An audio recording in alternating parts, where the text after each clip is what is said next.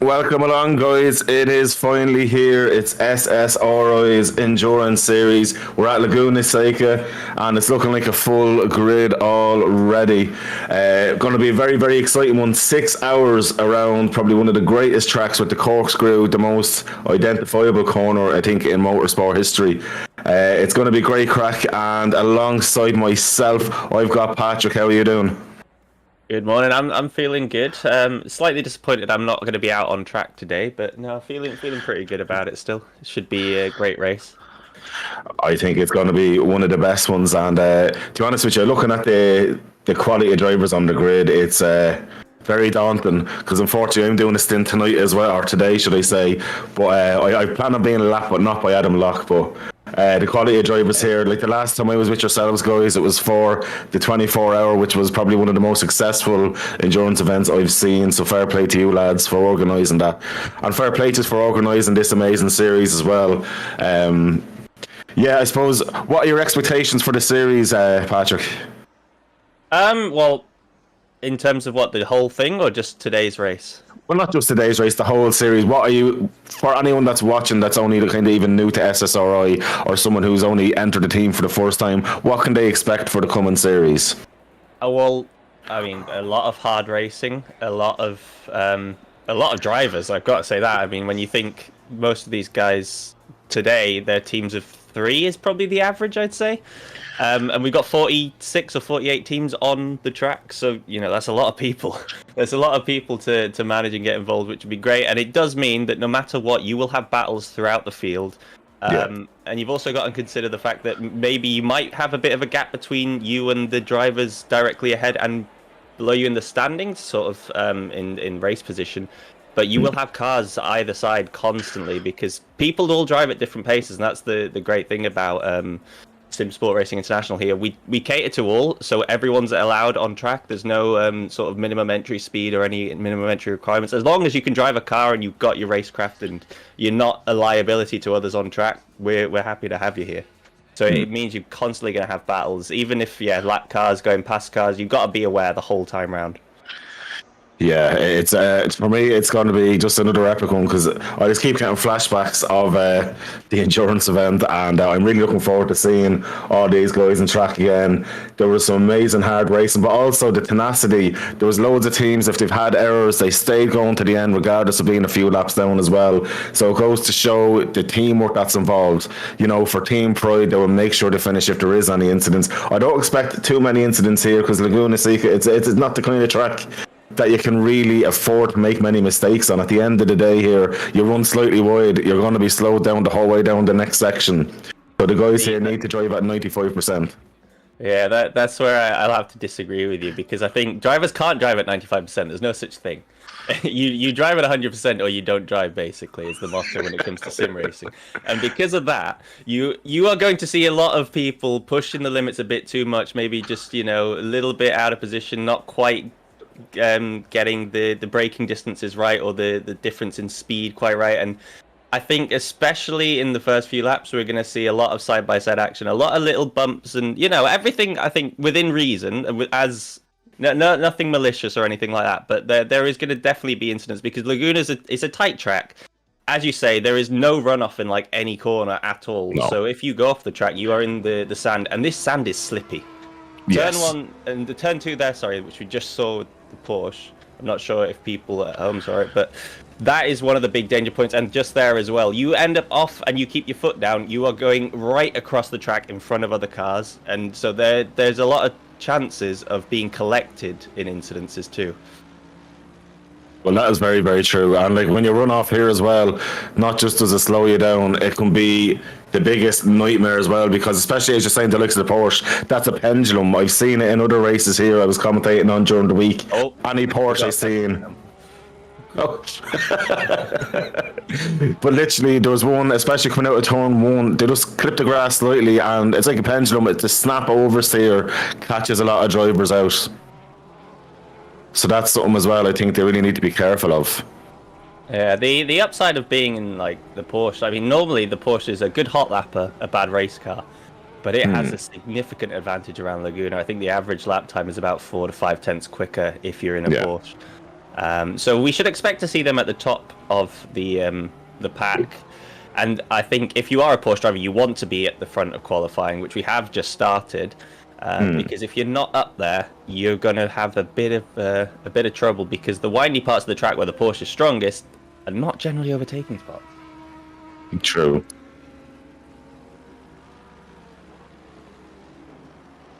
So, well, just regarding qualifying here, then, the Porsche has a little snap. We've had to, because of sort of how endurance racing works, and because of the amount of cars we've had to split qualifying into 2 sessions of 10. As we just got on board with my teammate actually currently in second. That's nice to see. The even cars are out first, so that's anyone driving with an even number. So in this case, 990 for Matt Tubby. He's out in the first 10 minutes, and they have 10 minutes to do their best lap. Then after that, all the cars driving with odd numbers would be out for the next 10 minutes and have a chance to get their best lap. And then we also have an extra 10 minutes right at the end just for any possible driver swaps. Matt, that's not the track. Get back on. Come on. Perfect. I'm just looking there now. There's obviously... I pity anyone in that NSX. I think that's going to be a horrific car over a race distance. It's super fast, but it wants to kill you every corner. Yeah, you literally drive that thing on a knife edge. I'm not sure. I personally am not a fan of that. I like a car that I'm comfortable driving, because that then adds the confidence. To me, the Nissan is something that the Honda even, sorry, I don't know what I'm going there. Still on my first coffee, so bear with me. Yeah, the Honda's one that if you constantly having to fight the car to get around the corner, it doesn't give you much confidence. And for me, confidence is what lets me drive fast. Within reason, obviously. With everyone else, I'm not the fastest person here at all. But if you can master the Honda, you have a massive sort of extra that you can unlock in a car compared to others. It is the fastest car in ACC at the minute regarding most tracks. But as you say, it wants to kill you, and if you let it kill you, you are going to be way down the field. It doesn't matter that it's an endurance race and you've got 6 hours to get through. If the car kills you enough times, you're going to drop way back, and then, you'll be fighting scraps by the end of it. Very, very true. Well, that would be me all day long fighting for scraps, especially in that car. It's just so dodgy. I have to say, anyone in the M4, the Mercedes, the Aston, and even if the Audi's out there as well, I think they're going to have a tame race for me. I think that it's going to be the most comfortable drive, because the Porsche, while it's agile as can be and has probably the best brakes in the game, from any time I've comes on, it does seem to be able to brake just that little bit later. It's just, if you do pop a wheel onto the grass, it seems to be very uncontrollable. So for me, the guys in the front engine cars and the Audi, which is quite stable, I think will have the best fun tonight. Be less stressful. Well, so far we've got a minute left of this first set of qualifying, so everyone in these even cars that's still going around that pass the line before we hit the 20-minute marker will still have another chance to get one more lap in. Nice. And there's so far quite a split at the top. We just see DeSantis here pop into third with the Mercedes. A nice variation as well in the cars at the top right now. So we've got Porsche, Aston Martin, Mercedes, and then BMWs, Honda, Ferrari, Nissan, and then another Porsche, and then the Audi. Still a great split of manufacturers at the top there, but there is a bit of a difference between the top two and everyone else. I'll have to say, I do love seeing the Nissan out there. For me, my favourite thing is seeing guys running all the cars that no one normally does. So when you see the likes of the Nissan, the M6, I don't think anyone's brave enough to use a Jag anymore. But it's great to see all the manufacturers. When you get all of them into one race, it's great fun.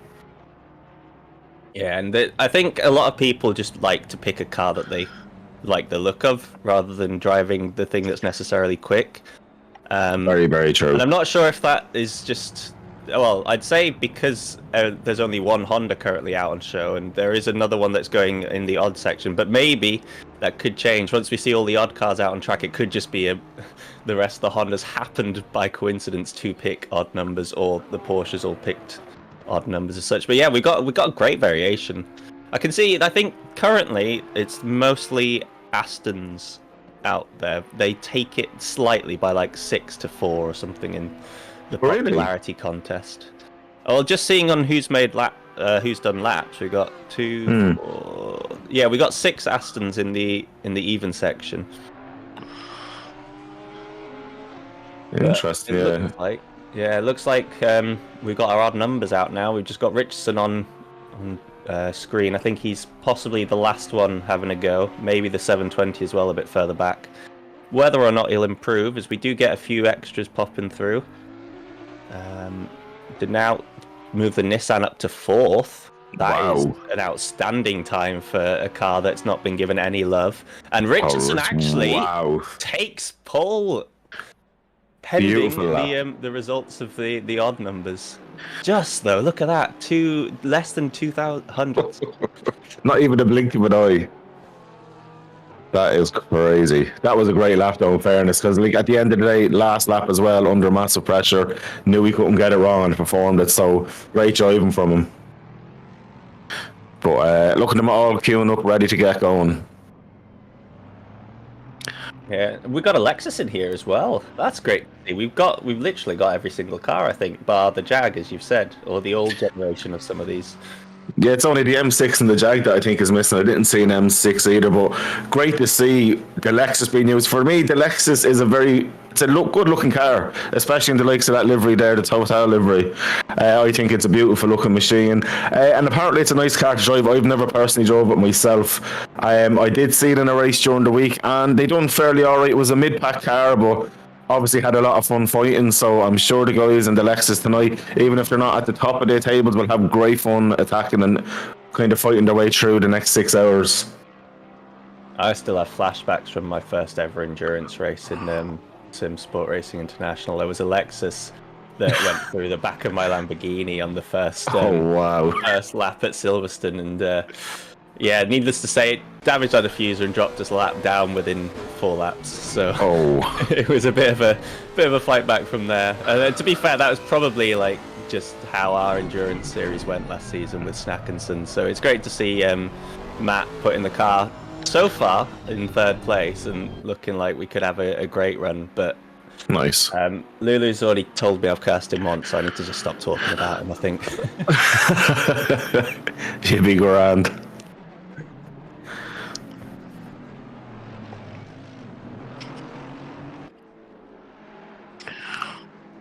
It's just a good point there. So Chris in the background there, who's doing an amazing job with the broadcast and has a long slog ahead of him, he was asking, is this Honda here? And I'm sure you guys in the YouTube comments as well can let us know. Do you reckon that's a tribute to the Mazda from the 1991 season, actually, wasn't it, when Johnny Herbert won Le Mans? My brain doesn't go back that far. I'm still a young boy, so I think it was.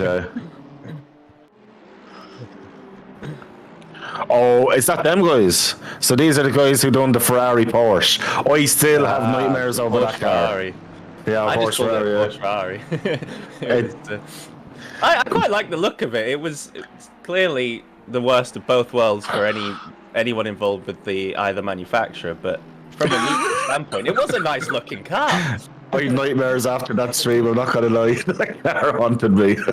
I loved it though. They were very unlucky in that race, if I remember as well, in the 24 hour. They had a bit of a moment late on. But that's what I love about ACC and the likes of SSRI and other communities. The liveries, the thought that goes behind them, and like the creativity of the artists doing them as well. You don't get it in any other game, I don't think, as well as you do in ACC, with the details that they put into it.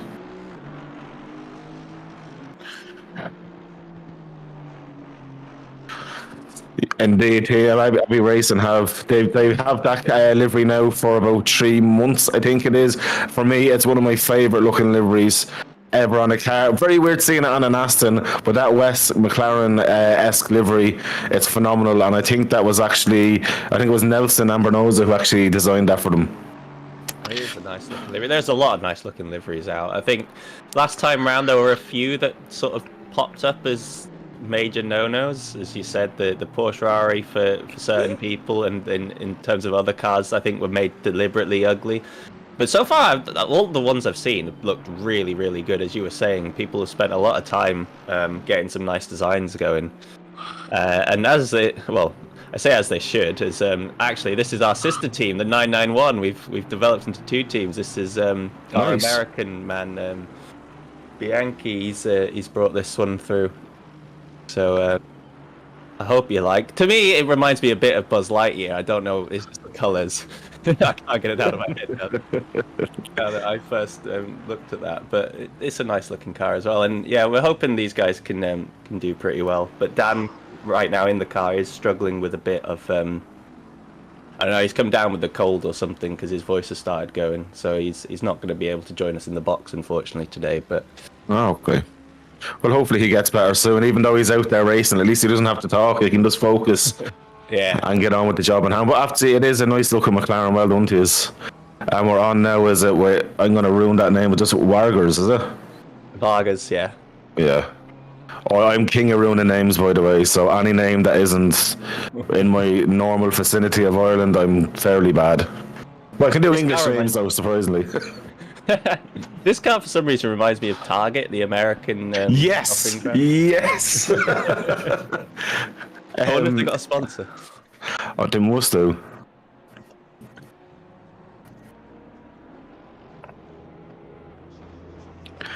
PASA from the DTM.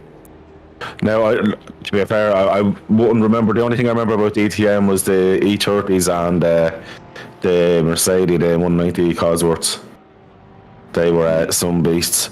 But this is looking... It actually is a nice looking car. See, I hate the BMW just for the book tee. Other than that, it's a lovely car. I like the look of the BMW. I like how angry it looks. I just hate the sound of it. The sound is what puts me off the car. I can live with the Otherwise, I'm sound if happy. they could change the front. But as much as we can give out about it, isn't it? It's such a stable and predictable car to drive. It's actually a joy to drive. It is very, very easy to pick up and go. That's for sure. Doesn't mean you're fast with it, but it's one that you can at least keep on track, which is a must around here. Absolutely, you can absolutely eat curbs with it as well for days. But those big buck teeth, you just pull it through.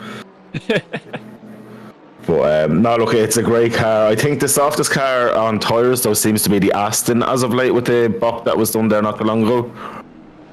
I found Mercedes. I pity the guys there because my experience with that, it loves to understeer.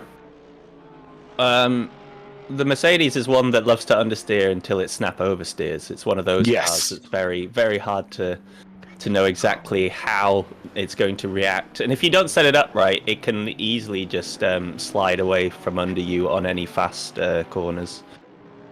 The default aggressive for around Spa, for example, if you try go down the back straight just through the kinks at the end before the bus stop chicane, if you don't quite get it right, the rear's going and off you go into a wall. So hopefully, I don't know if Steve Parker's driving tonight. He was our resident drifter from the first race of the GT3 series, and he hadn't quite set up the diffuser balance right, so he was doing a lot of drifts going through signals at Paul Ricard. So he knows exactly what I mean. He knows what I'm talking about. If he's here today, he's gonna hope he's got the balance a little bit better than that. Absolutely. My only experience with the Merc was in Spa, but Eau Rouge, I could not take it. I just had to drop down the gear and slow down. I couldn't take it flat out. Yeah.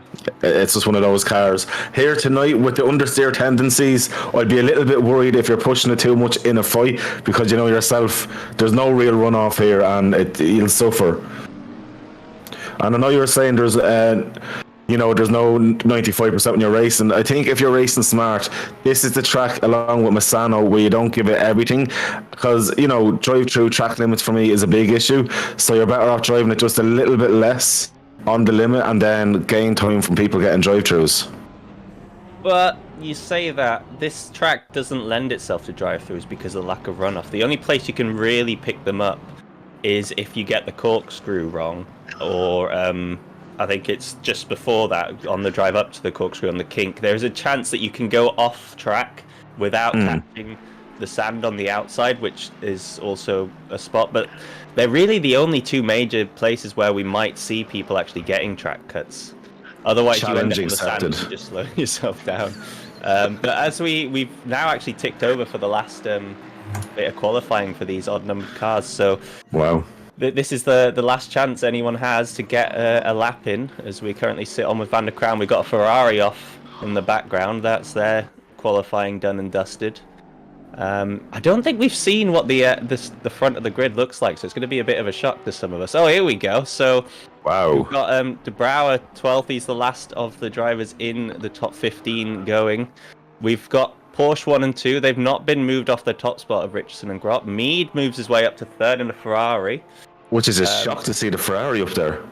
Yeah, it's jack of all trades, the Ferrari. Oh no, he's pushed it just a little bit too hard. We get a brilliant shot of the livery. I have to say that looked beautiful, but not quite going the way he wanted it to on track. And I think that is the end of qualifying. So now, last 10 minutes, just people getting their drivers in that they want to start the race, and getting everything prepped and making sure that they're all ready for the 6 hours of Laguna Seca.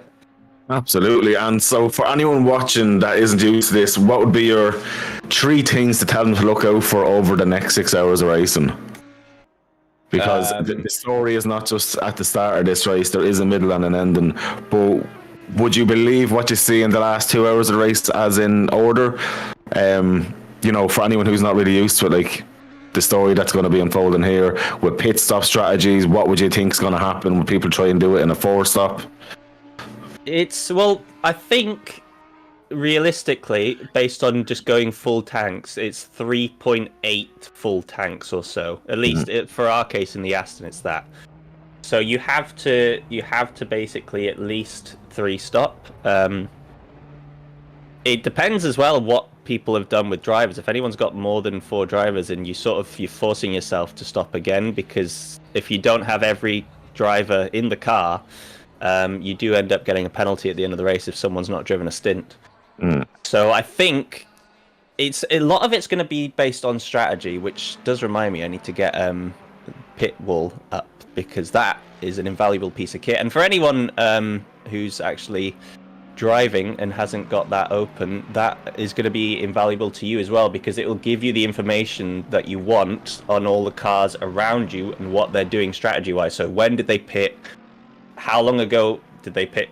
Like, it might tell you how much damage they had when they pit. I'm not sure it's quite that in depth. I haven't got the premium.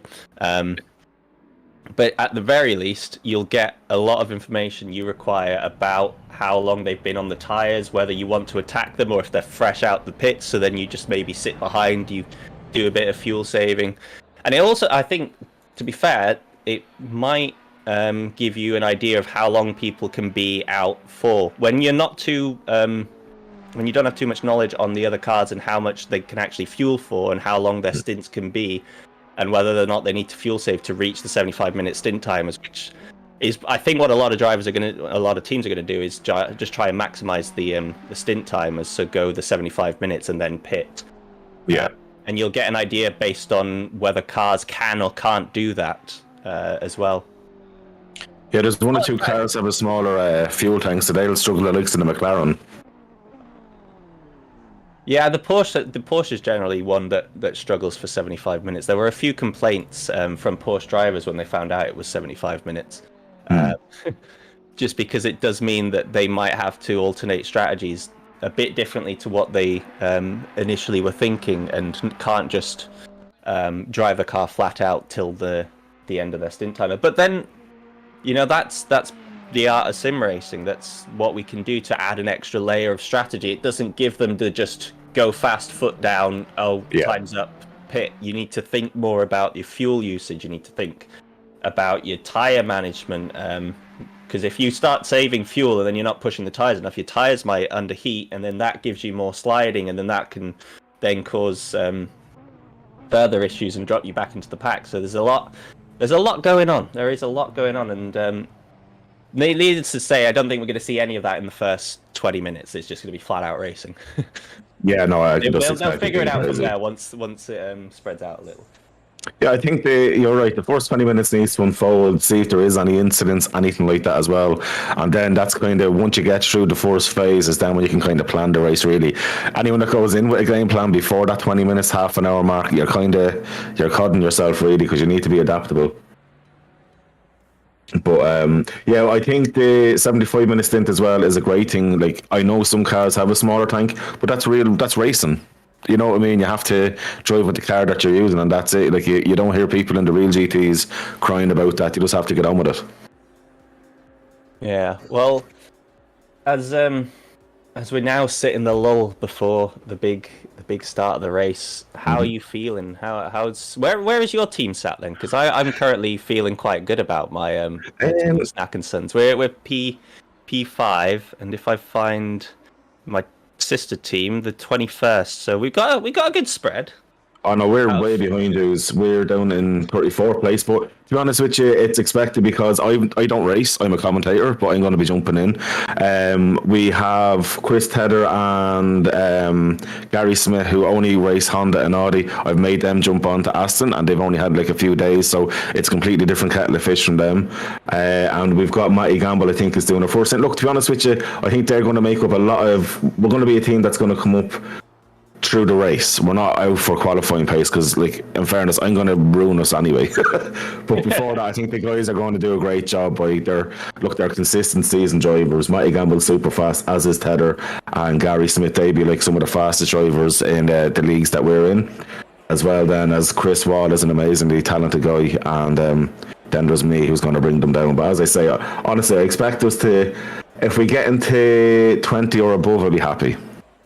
Well, yeah, I think you hit the nail on the head when you said consistency. That's what league racing's all about for endurance. That is the one sort of piece of the puzzle that if you don't have consistency, it doesn't matter how fast you are on a 1 lap pace, you won't win the race. You can easily be like 2-3 tenths faster than another driver, but if you're ending up losing 4 seconds for every 10 laps because you've ended up in the gravel, or you end up hitting another car, picking up some damage, you're going to cause yourself more issues than if you were just, say, that couple tenths, you're just a little bit more reserved, as you were mentioning earlier. Yeah, maybe actually they don't go that 100%. They just drop it back a little, 97, 96. Just stay in the comfort zone, drive the car to the ability that they know they can get it around the track without issues, and that will give them such a benefit than if they pushed it and smashed a curb and ended up facing backwards. Yeah, 100%. Like, look, from my experience of doing commentating, because look, I've got to watch some great races over, like, this span I've been commentating, and what I've always noticed is this: a lot of the faster drivers that aren't eSport drivers still drive the race 110% and do make those errors and cost themselves 5 to 10 seconds. Now, this track, as you say, mightn't be as susceptible, but other tracks, track limits, they're getting drive-throughs and silly things that shouldn't be happening, where you get the guys who are just maybe a few tenths behind them, but have that consistency. And for me, when it comes to racing, it's the consistent drivers make the biggest moves. Now, obviously, there's a few guys that are just naturally fast and consistent, and they're a pleasure to watch. Like, to be honest with you, I love watching the super fast guys that just, they have their head about them as well. But unfortunately, yeah, if you're super fast and you don't rein it back a bit and you still try to drive at that qualifying pace, especially over race distance with a full tank, you're asking for trouble.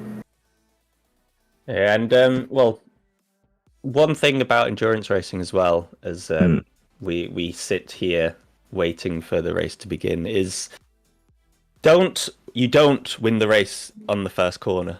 No matter, even with 30-minute races, even with like 20-minute sprint races, you don't win the race on the first corner. No matter how much you try and drill that into someone, that goes out the window. That always goes out the window as soon 100%. As you have the car and the lights go green. It's just bang, we're doing this.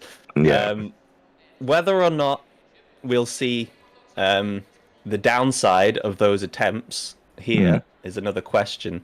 But you need to be aware enough that if someone does go for the lunge, they don't compromise your race. But at the same time, you can't give them too much space, because then you'll get swamped by the guys behind and end up losing a load of places and end up where you don't want to be. So it's about give and take when it comes to this first corner.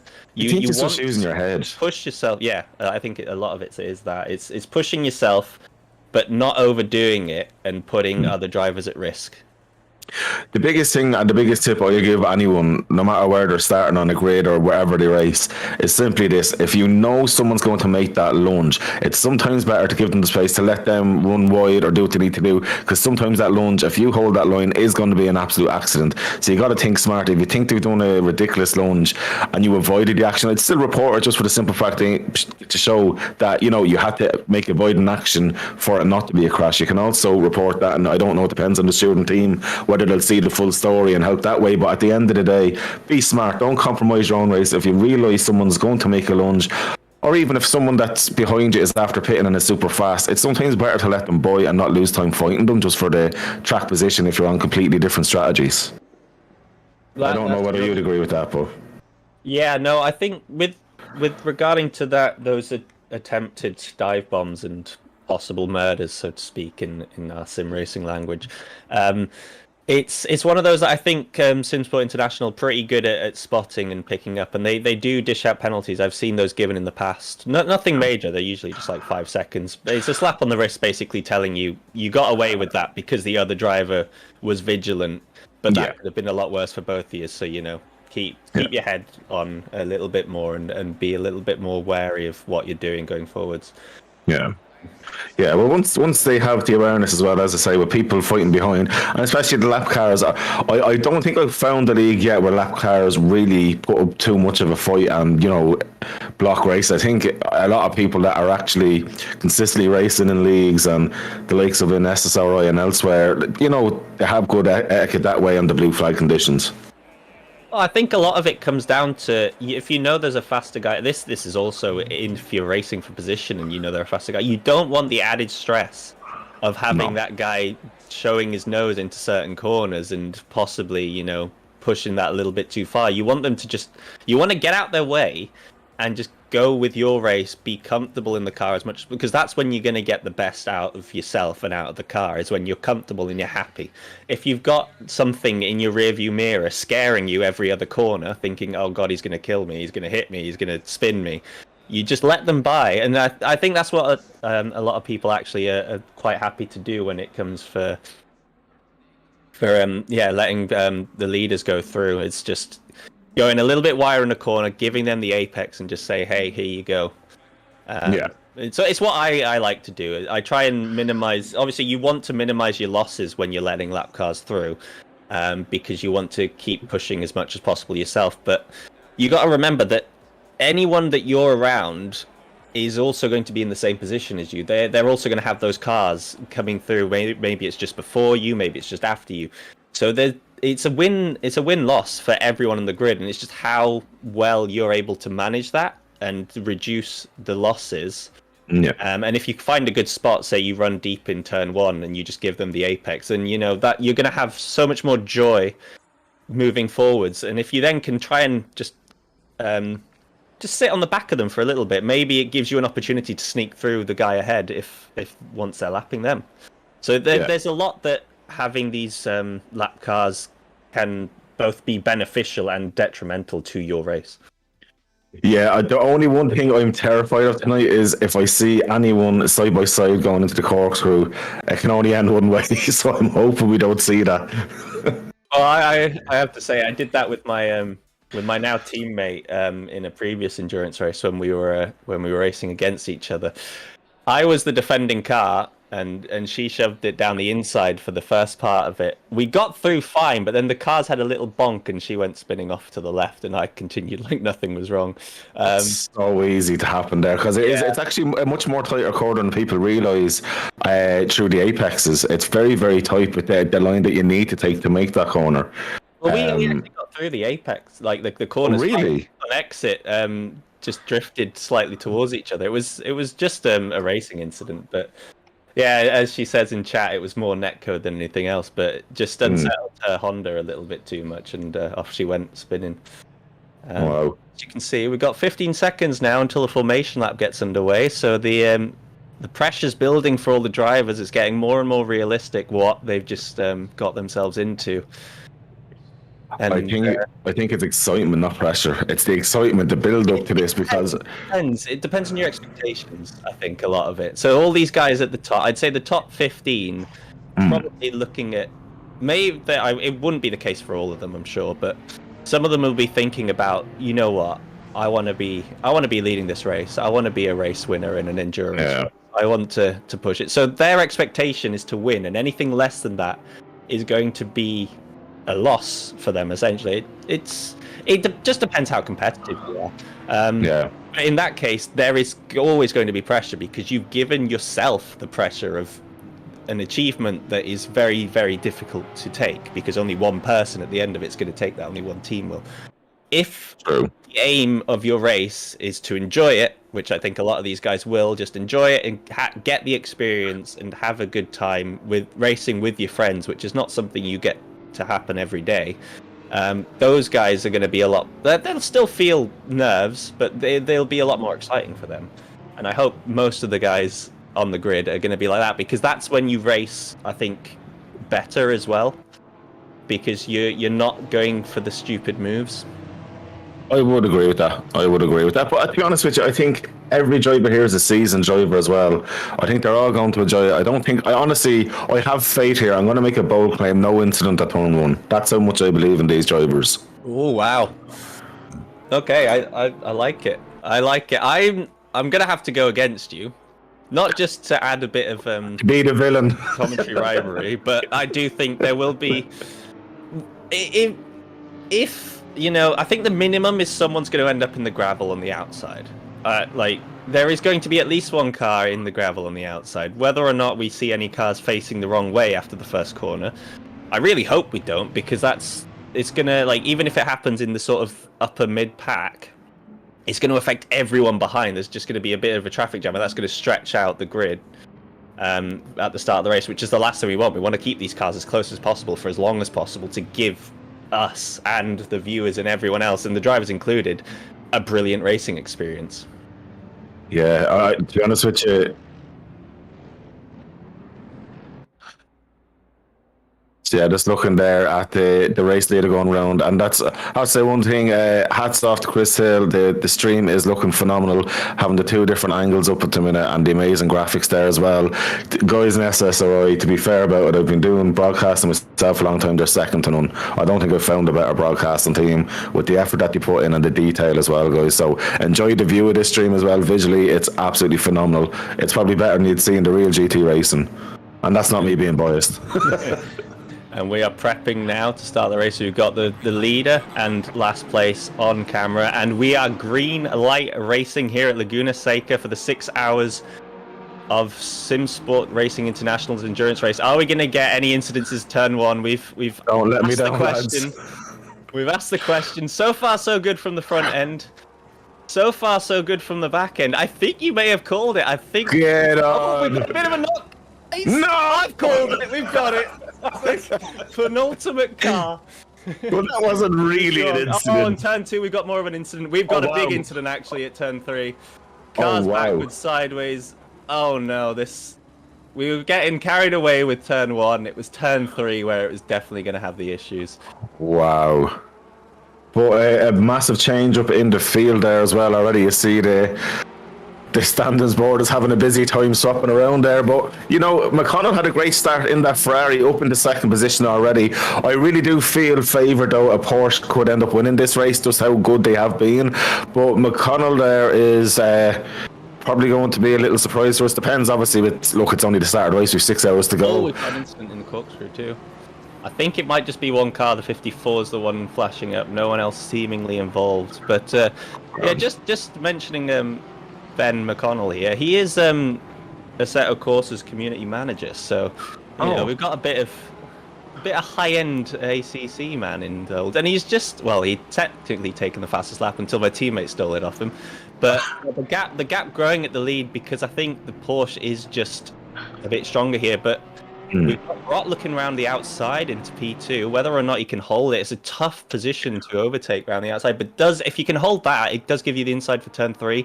Unfortunately for him, hasn't. But look at the gap that's just allowed to grow between. Unbelievable. Almost 2 seconds already. And I just want to give a shout out to my teammate from 34th into 22nd there on the stream, guys. That's a start and a half. I just have to do it. I'm biased. But honestly, looking there at the minute, Toby as well in the Aston is given Zagrotti quite a bit of pressure, which I wouldn't have expected this early on. Oh, and I'm so sad my livery isn't working. I'll have to get you to sort that for the next day, Chris. That's my own personal livery, but I will be putting on a different team livery for that. But fair play to Matty there. But guys, honestly, up at the front though, I'm very impressed so far with how close they're all racing, and the gaps are still super, super close. And even in the mid pack there, we're on with a Persoloni or Pelliloni. I'm not going to pronounce that name. Pelliccioni. Giovanni. There you go. How are you, Giovanni? You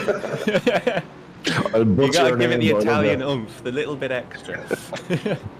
And the hand it's just natural to throw that out too. Well, I like pasta, so I like him. Yeah. Oh, the number two's just binned it in the second half of. Yeah, they've dropped down to last now.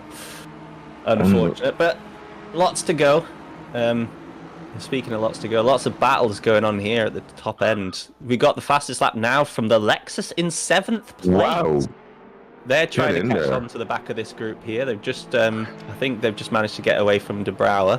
So Mackenberg really giving it some beans in this early stage. The Lexus is probably the fastest car in a straight line. At the moment. We're at the top end. The problem with Laguna is you only get to that top end really at the end of the start-finish line. But that's probably also your best overtaking spot. So for them, you'll probably be seeing the Lexus do most of its moves into the turn. Well, it's turn 1 or is it turn 2? Because there is that kink on the straight, and I'm not quite sure if that's classified as. I think it is classified. I think it is. I know, not the kink. Sorry, no, the tiny kink. I don't think is. Yeah, turn 1 and turn 2. I think it is. It would be down at the end of the hill. But just looking there as well, guys, I think you've hit the nail on the head though with the top end. So because it's not a top end track, that's why the likes of the Porsche, the Ferrari, and the Honda with acceleration are all up there. That mechanical grip coming out of a corner and just absolutely nailing it, as that's the reason why they'd be faster over one lap. But the Porsches though, way better on the tyres than the Honda as well, and that's why I do feel here genuinely the likes of even is it the Brouwer in 8th position, I think will end up a few positions higher up by the end of this race as well. Obviously incidents not making any kind of impact on their race, hopefully. Yeah, we've just had a third take on the corkscrew as we go back to see the initial corkscrew interaction, which unfortunately involved cars and was not just the drivers themselves. Bit messy, very messy. That Ferrari getting a little bit too eager on the rejoin. I'm not sure reversing onto the track was the best play. They thankfully realised that would have been a major mistake and jumped out of that because that would have just got a lot worse. But so far, I think we've only had 3 yellow flag incidences through the corkscrew. We did obviously have that larger one in turn 3, but so far the grid sort of it's spreading out nicely. I'd say we've got a good old snake going round. But speaking of 43 now, having a moment, not sure where exactly that is. Coming down off the corkscrew. Yeah, and 54 again in the corkscrew. They've just gone straight on. Well, Chris Hill's going to be busy with replays. If he wants to show them us all. But because right now we've still got a lot of battles going on. Pelliccioni was the man you were trying to attempt, and he's dropped a good few spots. Wow. Whether or not that was assisted or just a loss of grip going through the left-hander after the corkscrew is something we might be able to find out thanks to Chris's replay ability. But they've lost another spot to Van Drunen now, down 31st after being, I think it was like 17th or 18th. So that's a tough fight, but definitely long race to go. And if they've got the speed, they can easily start making their way back up through the grid, and it might just give them a bit more out of it because you've got to do a lot of overtakes now, and that's always fun. As we get a yellow flag from the 27 off facing the wrong way, might have had a knock. My teammate, oh no. But I have to say there's been I think it's been very clean racing all in all so far for such a size of grid. Your teammate just went into the ground. Oh, interesting. We get a replay of going up incident, the hairpin again. So I think this might have been what caused incident. Just Ooh. squeezed the Aston a little bit on the outside. Unfortunately, I have to put that on the Ferrari as well. Just didn't give the Aston enough racing room. Agreed. Obviously, it's for the stewards to decide, but I probably more still so of a racing incident. Just a little bit too much of a squeeze, trying to open up the corner. But hey ho, we've got a lot of the race to go. We'll probably see a few more incidences like that. Just not quite leaving the room, maybe not realizing just how wide their opponent's car was. Yeah, I think that's going to be probably the biggest issue when guys are going side by side, especially up to the corkscrew. It's very, very hard with the kink on the hill because you naturally want to go around to the right to open up the corner. But if there's someone there, you really need to be absolutely on it with spatial awareness. And unfortunately, that time round, they didn't realise how big the Aston is, I suppose. But look, they learned from that. Luckily enough, it didn't cost a massive amount of time for either car. But it's a learning curve. Porsche's gone. The Porsche's gone. We're just seeing it behind here, watching Van der Linden. Karna's just had a little bit of a moment and gone nose first into the tyre barrier. The pendulum. Yeah, one of those that you catch the outside sand. It's so easy to do, just trying to push the line, carry a bit too much speed. Car's looking a little bit battered, unfortunately for them. So we might... I don't think we've seen any pits yet. I think everyone's still trying to hang it out because obviously we've not even done 10 minutes yet. And, I don't know if I'd hang it out with that amount of front damage because it's aero dependent as well. Well, it depends how the car feels and how badly it affects a lap time. Whether or not... Because if it's still drivable and only like half a second down a lap, well, half a second is a good amount still. We got a double yellow just flash up on the car, I'm not sure. The 720 having a moment into the final corner. Okay. It's one of them that I think it's down to the drivers. That'll be internal discussions to see, will it cost us more to go in now, mess up our initial strategy? Because pitting now will definitely still have 3 more stops to go at the end of the race. You've barely covered any ground at this point. But will that be more beneficial in the long run? Or will just hanging it out and losing, say, 3-4 tenths a lap still save you more time than if you were to pit? Now that's where the maths comes in.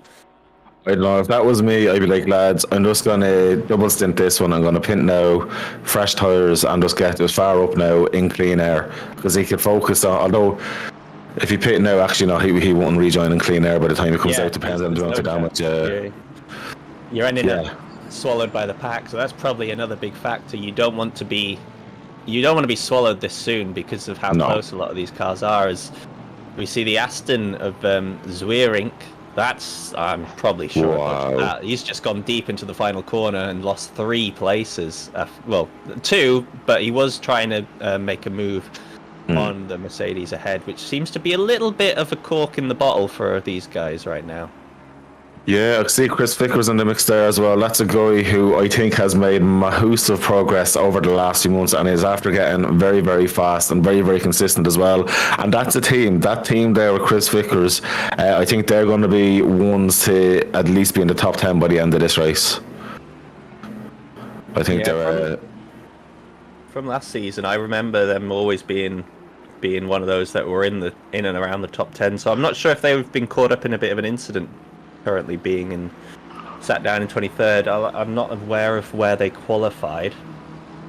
But they do seem, at least at the moment, a little bit out of place. As the corkscrew claims its 4th victim. Oh, wow. That's one where you've just put the power down too early. That's the only way you end up out there, and it's... Divorce. Oh, it's the 93 that we saw having its sideways moment in qualifying as well. Down 17... It was in 17th on the back of my sister car. Whether or not they will be now. Yeah, I think it's one of those that it's the only thing that you get damaged there is your own sort of mental stupidity. Yeah, it's embarrassment that you get from that because it's one that you literally just slide out and you end up facing the wrong way, and you need to do like a 3-point turn and then you got to be aware are there cars coming or they're not. It'll cost you about 25-26 seconds, but at least it's just that and no extra on the car itself. Yeah, and even looking at Locke versus Giovanni behind, I'm not going to attempt a second name again. That's looking like that's going to be an interesting battle. Ferrari versus McLaren, along with the Porsche there. Now, I do feel the Porsche, if they can get their head down again and get their composure, should pull away again. But I think these three might have a good fun battle for at least another 5-10 laps. We've had a moment just ahead. The 89's gone a bit slow. They've dropped. So DeVos ended up dropping 13 places. And then this Ferrari ahead, the 89's gone from 21st now down into 29th as well from an incident. So as you can see, anything affecting these drivers right now is we've got a massive bundle of cars getting their way through the corkscrew. A few two wides as well. Somehow all of them still going straight. Your teammate's involved in there. He's back into it, thankfully, but it's great to see all the battles still, no matter where you are, the front or the back. You can see the spread out into groups now, looking on the track map there, but some great battle. Go on, Matty, keep it clean. Good man. I'm not sure if that's making a move or not, because it was hard to judge exactly where these cars were at this. I think that was defending. Actually, that was a move. That was a move. Now we have a quick look at the replay of the Porsche just to see exactly what happens. Looks like there's no issues, yeah, so just too early. Too early on the power, and he gets a bit of modesty hiding behind the trees, so. The walk of shame. They can make a hacking back in Monza back in the day when he dropped it there and he sat at the trees crying, unfortunately, and in endurance you can't cry, you get back on with it. Oh, we've got a first pit stop actually as well. The number 2 car is in. So he's the first one into the pits. Guessing it must be carrying too much damage. That's brave, because you're going to be blue There is flag. the chance that they. Well, I was going to say there is the chance that they've, I don't know, not fueled properly, but that could have been an RTG because they're technically already 2 laps down. It says so. I'm not quite sure how long they've been sat in the pits. Oh. But that is not good, whether it's mechanical issues or not. If anyone is aware of their situation in the chat and can let us know, it'd be greatly appreciated. But that's the last thing you want to see only 15 minutes into the first endurance race of the season. 100%, but 2 laps. That's so true. Poor old Chris there with so much action is under pressure. But to be fair, they're only 2 laps down in a 6-hour endurance. That can still be a few places gained by the end of the race, so it's obviously still worth fighting their way through if they are able to get back out if there's no major issues. And that doesn't look possible right now, though, because there's been no movement in there at all. That's worrying. So, unfortunately, Car 2 looks to be experiencing some form of technical issue. And you said you were defending against Van Drunen here, but the Ferrari of Sennen seems to be applying a bit more pressure, which is allowing you just to escape a little right now. Yeah, well, look, Matty Campbell, he's out of position. He was up further as he's after going to go around. Yeah, he's in Northern Ireland. He's not looking brilliant right now. His hamster mustn't be working that internet just right. But applied a lot of pressure onto the BMW, maybe trying to force him to brake a little bit deep. Have we got a McLaren possibly going around ahead? It's had a moment and somehow it looks like he got it. He got it avoided through. incident, but 3 cars have snuck through now. The BMW forced him to check up, and now you're going around the outside. Gamble. This McLaren having a lot of issues, and whoa! Oh god, what just happened then? I'm not sure. That probably spooked everyone else in the cars as well. Oh my god! But so far, so good, I think. That was a squeaky bum moment for anyone on that track. Yeah, I don't know what's going on with the connection there. Hopefully it sorts itself out, but good racing from everyone else all around as well. And that BMW, it's a bit of a trippy looking livery, but I do like it. The Target BMW I'm calling it. I know there was another name for it. Yeah, it is a nice one. And actually, you've got a green lookalike just ahead in the Porsche levels. So there's the sister team. Oh. Mode 11. As we've got 34s down behind, yellow flag for them. I'm not sure. Again, He's that's after I think attempting around the outside. Oh, that's not a pretty looking Aston on the front anymore. That's the that's the Simsport car, I think. One of them. Sim wow. Racing Holland. So I think there's a few of those on track. So this one, the 34 of Eric de Jong, not having a great time, unfortunately. Wow. And I suppose with the Aston, there's going to feel that hopefully it's not too bad. Once it's, as you say, within a few tenths to maybe half a second max, you should be able to, like, to be honest, looking at the track, the way it's spread out, it's not really worth it to be blue flagged. I think you're better off just kind of driving out to the end of your stint and work around whatever damage is there or whatever aero inconsistency there is down with the front of the car. Yeah, you want to try and just keep going to your strategy as much as possible. I think if you do mess up, and as long as you have limited damage and can carry on, I think it is the best play to carry on. As oh no, we've just hopped on board with Van Drunen just as he goes drifting off.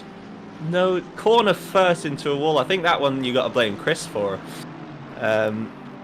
Jumps on just at the moment where that front right goes slamming into a tyre barrier. It didn't look like he got major damage from it, yeah. No, it doesn't look too bad, but the car clearly is not handling well because they almost had another moment, and now they've got the 54 Ferrari to deal with. So we're looking at the steering wheel now, and this is a straight line driving Van Drunen right now.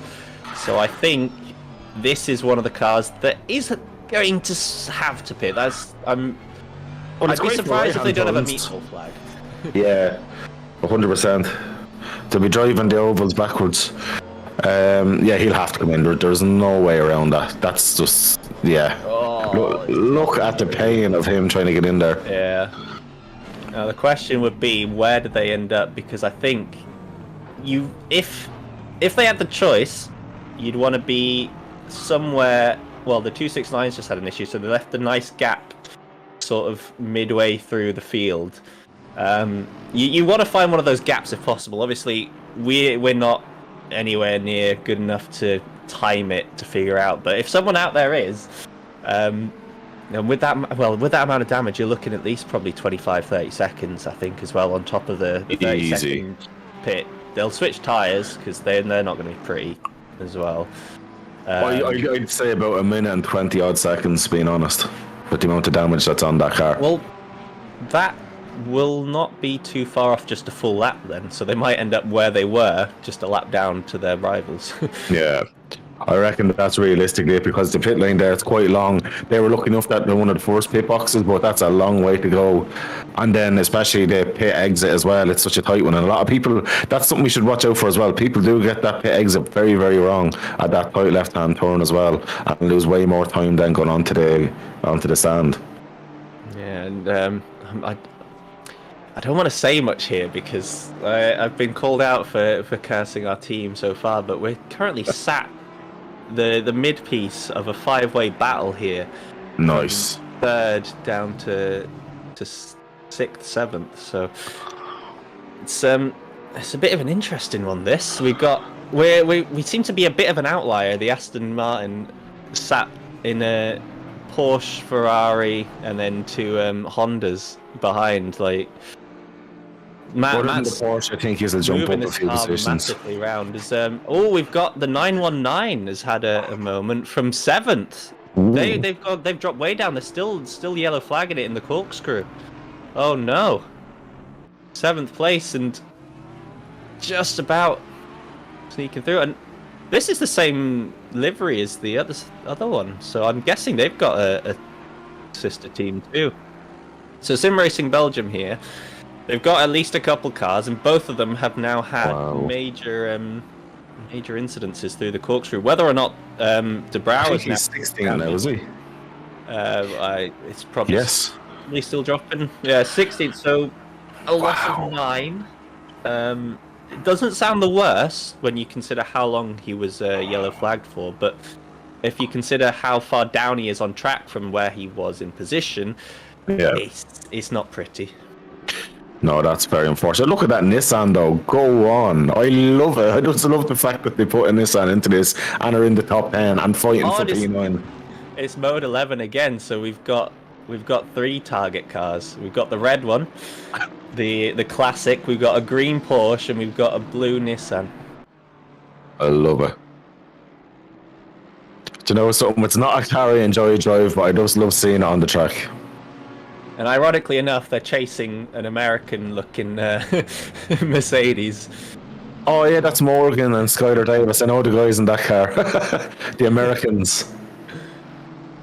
Yeah, them guys are very, very fast in that Merc as well, so that'll be interesting to see how the battle goes, because in fairness, that GTR, the driver must be absolutely on top of it, because that Skyline wouldn't be, if about a second and a half slower a lap, I would assume, like under a normal driver compared to these faster cars of the newer Evos. Well, regarding that, I believe the GT3 race on Tuesday is also here. And my teammate Alex Crawford, who will probably be in the car after us, the Nissan goes a bit cheeky, looks for a move up the inside of the hairpin there, but actually seems to have compromised his exit for the next corner. Yeah, he does not like the feel of the Nissan on this track at all. He drives the Nissan in the GT3 for a bit of fun, because he does like the look of the car, but yeah, he's not a fan of the Nissan around Laguna, so I think, Alex, if you're watching, this is how you drive the Nissan around here. It does seem to be quite competitive if you're in the right hands. Very impressive. Very, very impressive.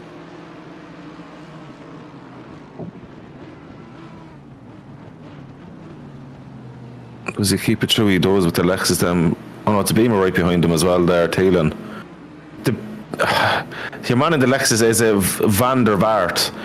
He is doing quite an impressive job. He's only 0.7 of a second off there in 12th position. And I reckon he could be one that's probably waiting his time, maybe let the boys fight ahead, cause a bit of an incident, and then go. Yeah, well, this is the bit where they're strongest. So that Audi closed in a little, but as soon as they get onto the straight, it's going to be a bit iffy. And moving back up to the front end of the grid, we've got Matt Tubby on board with, still trying to hunt down the P3 of Grot, who was actually someone I was racing last night in the 2.4 hour around Bathurst in the GT4s. He won that, and I finished second. So it seems like we're holding station again as to how it happened yesterday, ironically enough. But the Honda's behind for having a little bit of a battle, and I think just given Matt the chance maybe to try and line up a move without the risk of putting himself offline and having a dive from the cars behind. Yeah, it's unreal. I'm looking here though as well with Grotti is, I think he's looking to try and find a way up. But it just doesn't seem like. Trying to think of the time of popping up there. So he's 6/10 off. Do you reckon he's able to make the move happen? As there is a back marker there, I suppose, assisting him. Well, this will be the thing. It's how Ben's able to maneuver past the back marker, which is actually, I think that's the car too that we saw in the pits for a while. So they've clearly got a good bit of pace about them, because they're not exactly holding these guys up right now. So whatever issues that they had, it's rather unfortunate. But yeah, right now they're showing a good bit of pace, but it doesn't seem to be doing the Ferrari any favors driving around in the dirty air of the Audi, because as you were mentioning, Grot is suddenly all over the back of him. He's gonna go for an attempt here through the corkscrew, backs out of it. I think that was a better option. Ferrari's line a little, not quite, but now the Aston's getting very eager to have a look, because made that push a little bit slower. You can see the different lines that they take as well through the downhill left-hander, and I'm sure without a doubt these two Hondas will be right back up on this tail before the end of the lap. Yeah, there you go. Yeah. Oh, this is making it quite spicy, but the thing about it is as well, Richardson's probably loving this because he's just able to pull away. Like, these guys are fighting hard with a back marker ahead of them, and the race leader now is nearly close enough to 5 seconds clear, which is amazing. Yeah, and as long as the the Audi doesn't defend when it comes to Ben making a move. It should be fine. The problem that the Ferrari has is he's got less straight line speed than the Audi. We saw that quite evidently through the start finish line because the Audi was able to gap him a little even with the Ferrari in tow. So it's one of those that, just saying that, we do see him start the maneuver. So now, can he use this back marker for a bit of leverage and just get a bit of a gap? Finally able to make the gap. What's the Porsche going to do behind? We saw him make an attempt on the Ferrari into... Great shot from the back marker. Yeah, it does sneak through, but... it's now holding up my teammate. And he's got the... What you want to see. That's the last thing I want to see.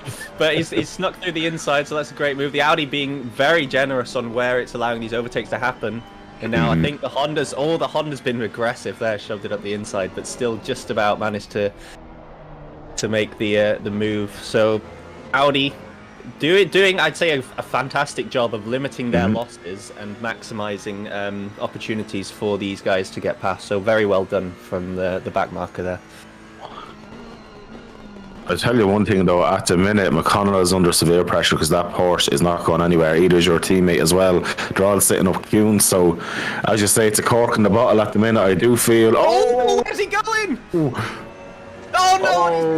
behind. And there's the breathing room. There it is. And actually, we've just seen another position lost from the Honda. The Honda's now sneaking through. I'm not sure how much damage the Aston's picked up, the 990 Snackinsons, but the Porsche losing it all on his own just caused a catastrophe of issues. And suddenly, the Ferrari of Ben McConnell is a very happy man. Out of nowhere, just gets given the biggest gift. Take the bit of pressure off, and I'd say he can look after his tyres a bit more. He's not having to over pushing out the whole position. He can kind of take a small breather. I know it's only 2 seconds or so, or 3 seconds, but it's enough. Your poor teammate, though, hopefully does not major damage there. The fact that the car was already mainly around, I hope not. I'd hope it's nothing serious, but he's clearly not too happy because he's pushing the limits right now. The Honda of Dan Lenson took full advantage of the fact that Matt had to just lift up slightly to try and avoid the spinning Porsche. Unfortunately, it wasn't quite enough to fully get out of the way and allowed the Honda to slip through. And I think since then, it's just got a bit spicier. The tensions just heated up a little bit in the rigs for these drivers, but so far so good. It stayed clean. I'd like to see Matt just relax a little bit. He looks a little bit on edge right now. I think that's just natural after something like that, and you're kind of having to compose yourself, get the adrenaline out of that moment, and kind of get your head back into the game. It only just take a lap or two for that to happen. But a great gift there for Lenson in third position, gets 2 positions, and essentially when you're sitting in that podium position, you do seem to relax a bit more. I know I personally find that once you're kind of up in the top kind of 3 positions and there's a little bit of a gap, and now that he knows there would be a tiny bit of damage on the Aston as well, I'm sure he's relaxing a little bit there now. Car thankfully looks pretty good still on the front right, which is where the contact happens, so it's minimal if anything. It's just a bit of just a bit more on the... As actually, we've got a multiple car incident on the 3rd or 4th corner there. That's the 33, and there's another one still off track, moving around slowly. Yeah. I'm not quite sure what's gone on there, but there were definitely multiple cars involved. The same corner as where we saw the Porsche go around. Grot did only end up losing... Well, he lost about 5 spots and a bit of pride, I think.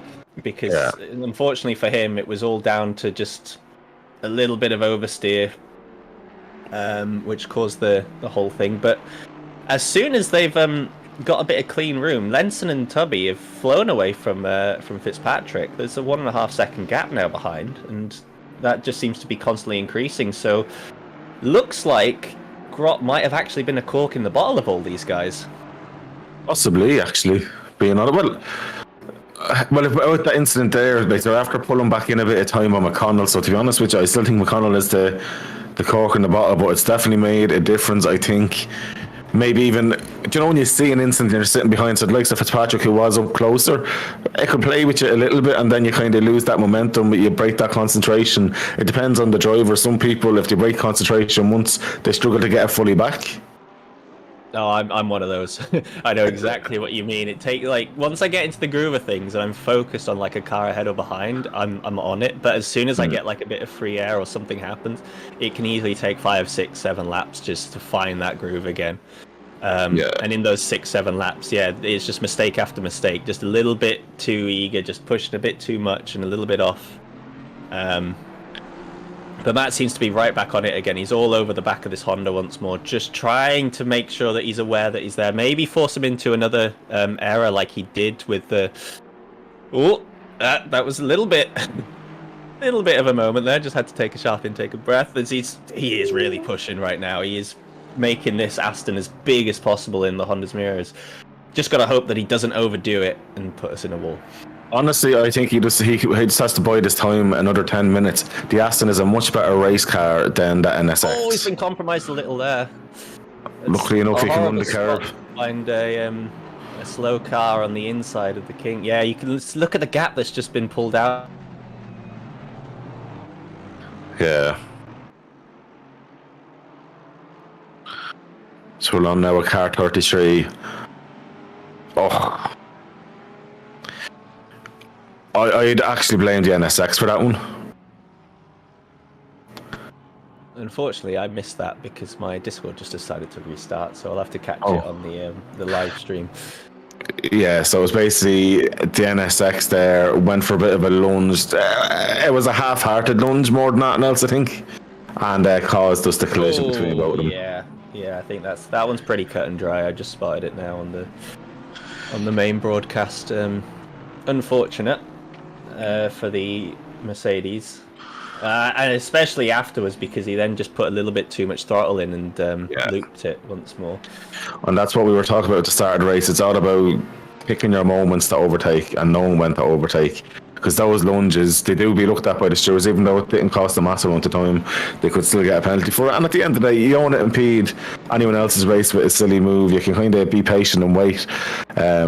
You know, there's plenty of overtaking opportunities over the next 5 hours and 25 minutes.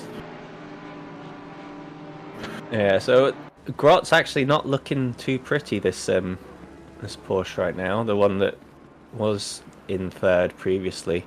Now at the back of a bit of a group here, you've got the Lexus of Van der Vaart, which I'm fairly sure that those guys know each other, so whether or not they'll be working together is another question. But so far they've got the Audi of Hartwich to deal with in the middle, and the Lexus has still not been able to get past Morgan there in the 76.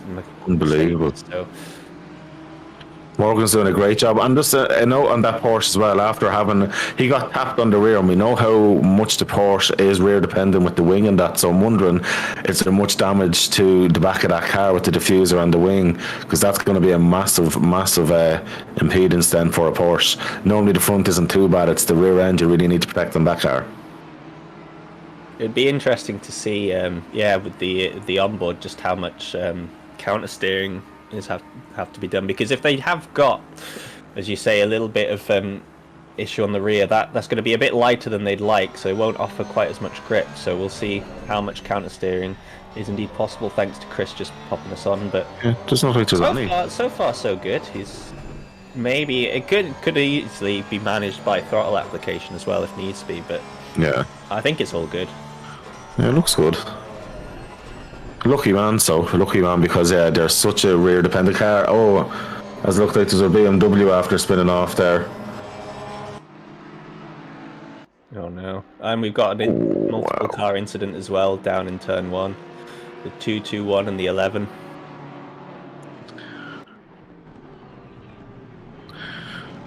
This is a battle and a half going on with the guys. So we're on here now with 221 in the Mercedes. That was Anderson.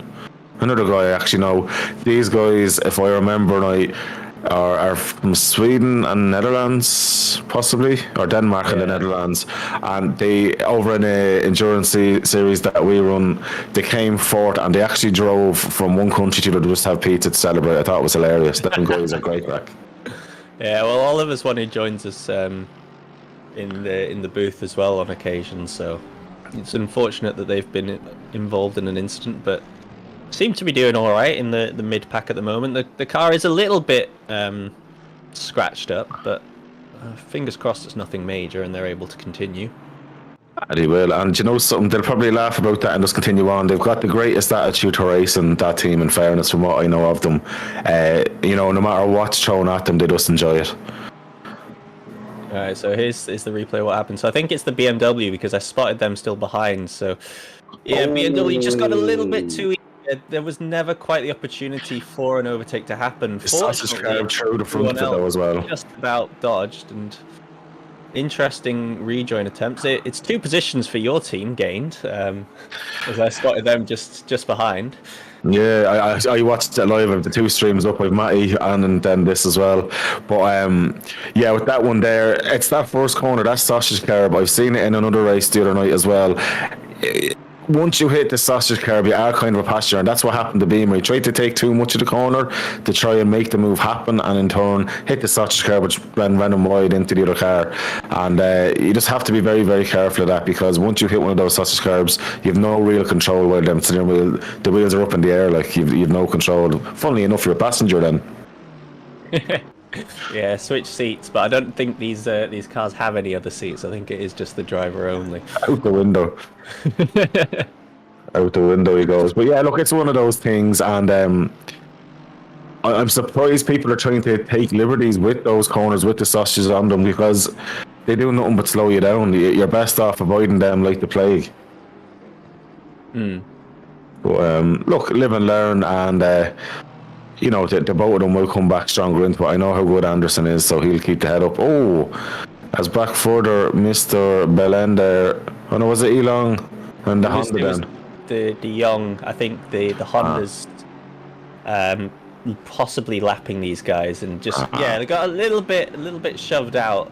I think it was a bit rude of the Honda to make sure they were pinned right on the outside. A bit disrespectful, but both cars made it through, so at the end of the day, a bit no harm really. Yeah, I don't mind a little bit of elbows out once it's not overly aggressive.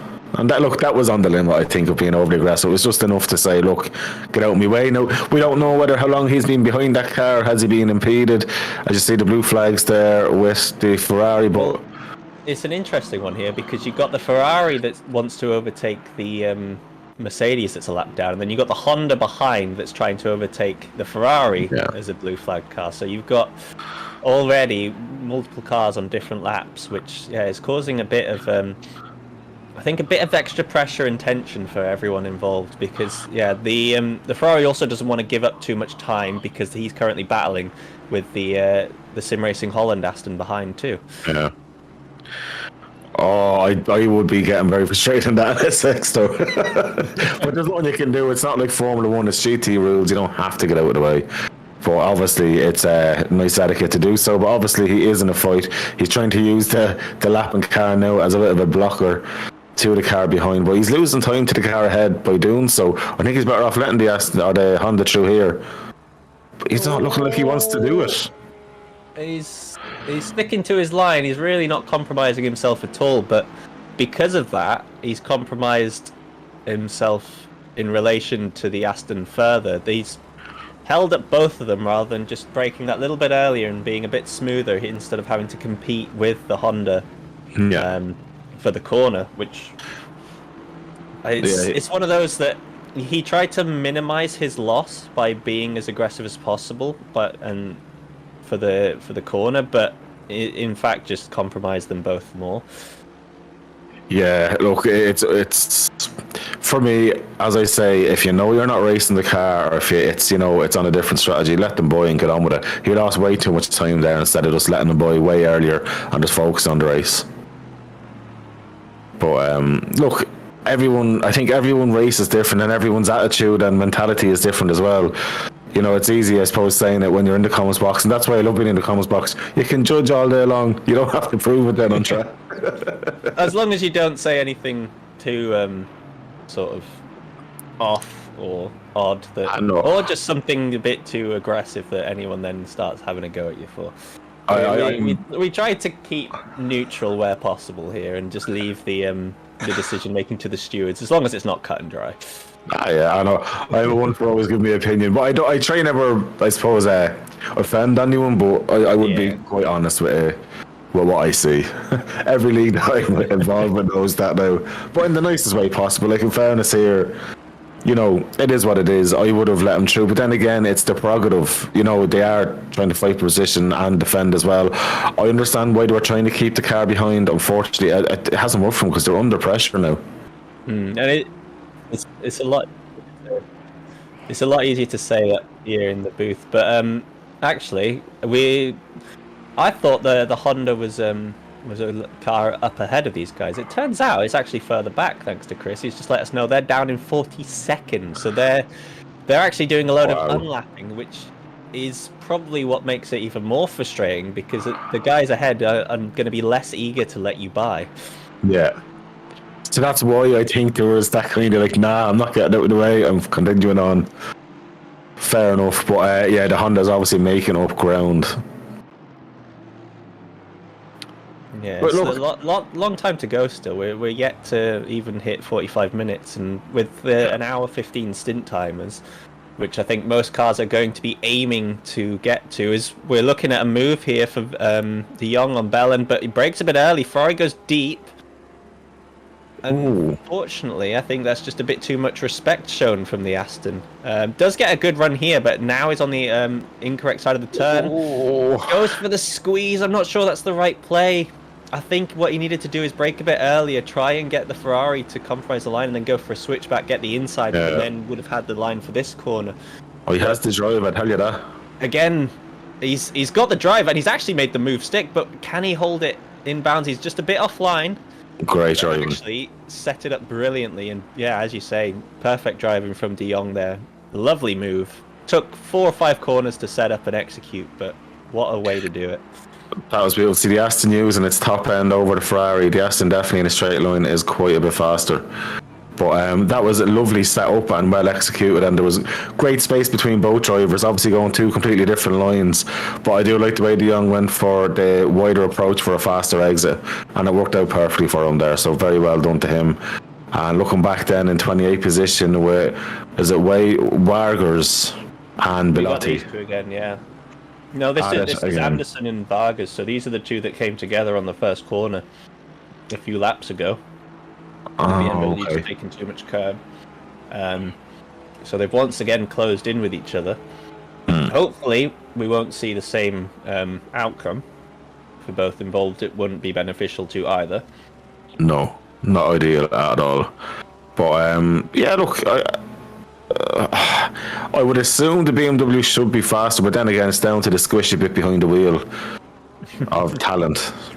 The meat in the seat. That sounds a little bit kinky, but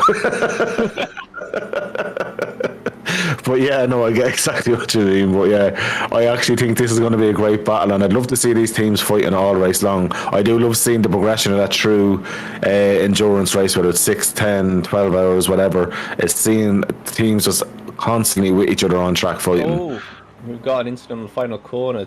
Car 12 and 88 kind of coming together. 88 still not moving. Finally getting moving now, and 12's actually just gone very slow on the start-finish line, so whether or not I have no idea what's going on, because they were up to speed and then slowed down again, so it's a confusing one, as we actually have a brilliant 3-way battle going on track right now, so maybe I should be paying more attention to that than just looking at the track map. Well, in the he's after getting up into 19th position now through all of that. Go on, Matthew. But yeah, this battle on track here, Van der Vaart, is it? And then he is under a bit of pressure now from Maffei and Levels. Yeah, so these were the guys we will... Wait, who was it? So... Oh, it's the... It's the Lexus from that was fighting earlier on. The Mercedes has disappeared in front, though. Or was that Morgan, who's up now in 12th? Actually, yeah, no, he's been going forwards. Actually, I thought because they were quite close together at one point. Well, they were at 8th and 9th, so Actually, I think they've lost a bit of position. The last time I was looking up, they were about 8th and 9th on the grid. Racing away. I have no idea. There's clearly been incidences. I think that we can say for sure. The Aston those had a poor exit, and now the Porsche's all over him, going for the inside of the corner. Can't quite see it on your screen because it's happening just behind. Has the Porsche still got overlap? No, unfortunately, with the lack of top end speed, just doesn't get the drive. That's the Achilles heel of the Porsche, is that top end. It really is. This is the bit where it's best, but the problem is when you got a car in front of you, you're compromised not just in terms of where you want to put the car, but also in terms of the dirty air. It really does make a difference. Oh, 100%, 100%. Like the Porsche around the lower to mid-speed corners will outdo the Aston all day long with the agility of that car, just how responsive it is with the steering, and then obviously the mechanical traction. But yeah, the top end, it does, as you see there, it doesn't have an answer. You can get as close as you want. The minute you get out of that corner, then you're a sitting duck. So it's very easy. It does seem to have a good bit of straight line speed in the toe, but as soon as you break that, you're losing a lot. They do have a back marker to deal with and ahead, but I think the Lexus is probably going to be okay because of the fact that Levels and Maffei have been battling. It has closed them up, but we do have a replay now to see what happened on that first corner, and it's another Simsport Holland, just a little love tap. So I think I can understand now why they were going slow on the straights. They feel bad because they put a car in a horrible spot facing the wrong way on the final corner with other cars coming. So I think it's one of them that they're going to try and redress the position where possible. And as you say, there's you going through. There's another couple of Ferrari. Wait, where's the Ferrari going? Oh, that Ferrari gave me a scare. That's your Italian mate that you can't pronounce, isn't it? Giovanni.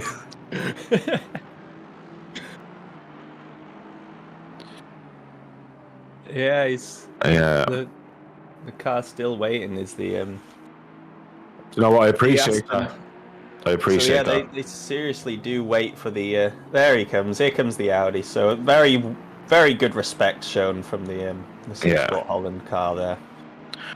That's what I'd love to see. Hopefully the stewards put that into consideration as well, because he's after beating himself for at least 30 seconds or more. That was a little wave from the Audi ahead as well, just saying thank you. Yeah. So that's brilliant. Great respect shown as we get back on, and there's a yellow flag for car 93 on the track now. The Voss having another incident. Just to give you an update as well, car 990 has 10 seconds worth of penalties added on. I've seen 2 5 seconds popping up, just so you are aware, and he's in third position. Wait. My teammate's got 10 seconds of penalty. What's he done? Matt, yes, what have you 5 done? seconds. I know you needed to know, but it didn't show up on the stream there, so I had to tell you just so at least you knew. Yeah. So, what's that going to be in regards to then, I wonder? Because I didn't... R990 causing collision with 416. Wait, so the car's been penalised for the Porsche. I didn't think there was contact. Well, not in the initial stage. I'm quite surprised at that, because the Porsche lost it on his own. I didn't... That's rather unfortunate. I'm not sure I agree with that one personally, but we didn't get a great view of it. We only saw it front on, so I'll have to pass judgment. Maybe I'm a bit biased because it's my team as well. But am I allowed to give my opinion? Go on then. Lulu's just jumped in chat saying that they're appealing it. So I would appeal that because the car had already lost control, and unfortunately the Aston was impeded. From the camera view we had, so not saying the stewards are wrong, but from the view we had, it just looked like the Porsche dropped it, and then if there's a view that shows that there was contact prior, then I fully understand it. But if the Porsche just lost it on its own, I don't see why the car behind should be penalised for not having anywhere to go. Mm-hmm. Well, because Lulu jumped into DMs with me, said that we did brake and to try and avoid the collision. So, there's not much more you can do really when you're that close. I don't know. It's one of them. I need to see it again. Really, I need to actually fully see it and understand. It's a different camera view is what you need for that one there. But look, yeah. It is what it is. Can you remember what lap it is? I'll try and get the replay up. I'm mad to see that now myself. Oh, deadly. Chris is going to find the replay, Deadly. so Because we'll get an idea. even though it has nothing to do with me, it's your team. Yeah. I want to see, because I've often looked at an incident from the broadcast camera and thought, oh, it should have been another one. But then when you look at it from the other side of the story, we might see something that we missed. But from that original view, I 100% agree that it was. I think it was just a racing incident, because it actually impeded the Aston instead of helping it. Because he actually lost a position to the Honda on the exit of that corner as well. That's one thing we'd see. And, well, I might not be impartial, but at least I'm not going to be kicked off like if it's been on BBC. Well, I don't know, Chris might just boot me out of the Discord chat. Trust me. Alright, so here's the penalty. So, I guess maybe they're saying the Aston still tried to take the racing line, but I don't know why that's 10 seconds worth. I don't think that's a penalty at all, because he lost on his own and at racing speed. If you turn left there, you end up going way off the track as well as the car behind. Well, mind the Aston, as you're seeing on there, then lost the position to the Honda. For me, it's one I don't agree with, but at the same time, I'm not a steward, and the guys have it tough to be doing live students. That's one thing I will say as well. They mightn't always get it exactly as we agree with, but at the end of the day, it's so hard to get a live student to be accurate all the time, so they can only go off what they had at the time, and maybe as levels gets through. That was a back marker, but where are they going? They went sideways. Yeah, they're still going slow. So is that the 20, or is there a number in front? It's hard to tell because the 36 has just gone past. I think that's the 220. Bit wide, a 720. Sorry, yeah, a bit wide, and just the usual there. You end up on the sand. One wheel then starts spinning faster than the rest, and little bit of a loop for Russo here, Davide. Still great to see 43 cars, guys. Sorry. yeah. I think technically we've lost one, but one of them didn't do qualifying, so I don't know if there was an issue there. But yeah, it's great to see so many cars going, and we've got a few down the bottom here, a bit down in laps, but whether or not they there's still 5 hours to go, 5 hours and 5 minutes, plenty of time to still have other cars ahead have issues, or you just start pumping out the laps and try and regain as much as possible. Because as I was saying last year, I mentioned this earlier with my team, we were involved in an incident on the first lap, dropped a lap down afterwards, attempted to keep driving, but the damage was too much, so couldn't take any of the fast corners through Silverstone, which is quite important. So yeah, had to pit, ended up a lap down. I think we fought back to 17th or 18th or so from dead last in like 38th. So there is a lot you can still do regarding just giving it a go. There's so much that you can still get out of it. 100%. And you learn more from your mistakes than you do having a perfect race. Yeah. No, I think the guys, they're doing as good as they can do. I think the mistakes in an endurance is better for the drivers. I know it sounds silly, even for the guys leading. It is nice, as you say, to make the mistakes and learn from it.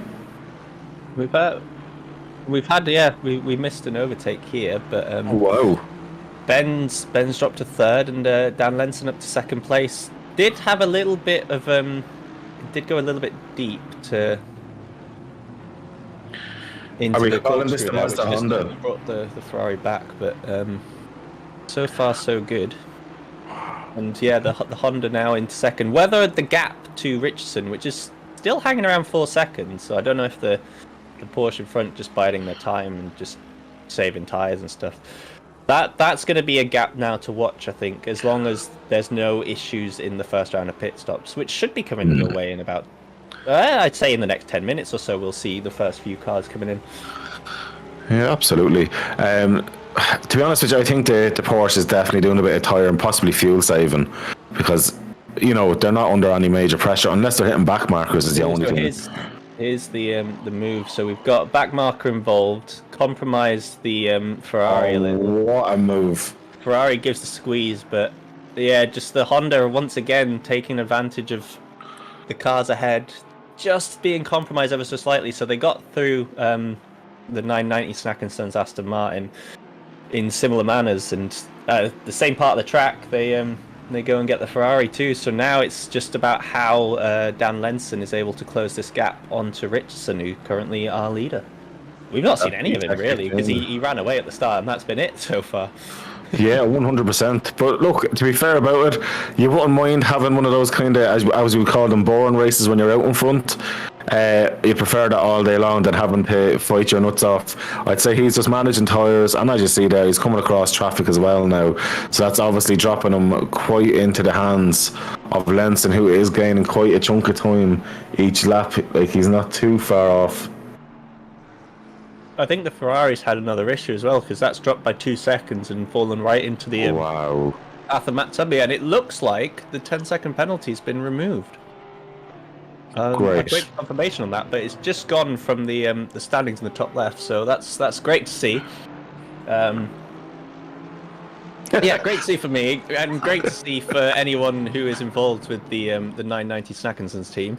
Not great if you are Ben McConnell, Fitzpatrick, Mackenberg, or anyone else around the leaders right now. I think they've done the right thing for that one. As much as I want to say, give them a drive through a stop go Tory. Wow, I'll remember this. What number's your team again? I'm just going to jinx someone else. 89. Richardson's having a pretty awful time here, currently trying to get through back markers. Had to sneak past the 7-up Aston Martin, and then has had a few lines compromised with this Mercedes here.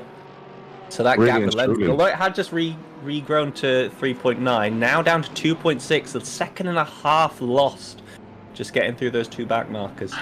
And can we also just welcome in Sam Pearce is in the comms booth as well. How are you doing, Sam? I'm doing not too bad. How is everyone doing? Enjoying this race so far, and I suppose celebrating 990 getting their 10-second penalty removed. Us investigators here, thanks to Chris Hill, have figured out the 10-second penalty shenanigans. Yeah, I've been watching for sort of the past 20-30 minutes or so, and yeah, kind of an interesting incident, and as you said, I would not have wanted to be a live steward trying to judge that on the fly. So yeah. Yeah, it's tough doing the live shooting because like you get it right most of the time, but the choice about live shooting is they can also remove that penalty. So even if they've made an error, they can also then fix that as well. So fair play to them. But yeah, look, it was a tough one for them to judge from the camera angle that was on the broadcast. Anyway, yeah, it was way hard. It was too hard to know what happened. But yeah, good for them, and it's good for the racing as well because it means that fight then for third and fourth is genuine on track again. And that third doesn't have that kind of comfortable feeling of knowing there's a 10-second penalty there. For sure. Yeah, definitely. But of course, I'm wishing that we get ahead of you, but I don't think it's going to happen realistically. I haven't actually. We haven't looked at the sister team at all. They're currently sat very nicely in 14th. Dan Higgins doing a brilliant job. Has got the Porsche, I think, right on his tail right now. But yeah, here comes Buzz Lightyear. Oh, the front's not looking too pretty though. That's yeah, I'm not. Something must have gone on there, but. They're carrying a bit of damage, so I think so far 14th is quite good, but whether or not they decide to pit a little bit earlier to just try and repair that damage is another question, because as we mentioned earlier, I think realistically, at least for the Aston, other cars will be slightly different depending on what the maximum fuel is allowed per car, but it's about 3.8 full stints, so whether or not they elect to go just a bit earlier and then just do the final stint is something that they may be looking into, especially with the front bonnet not looking too pretty.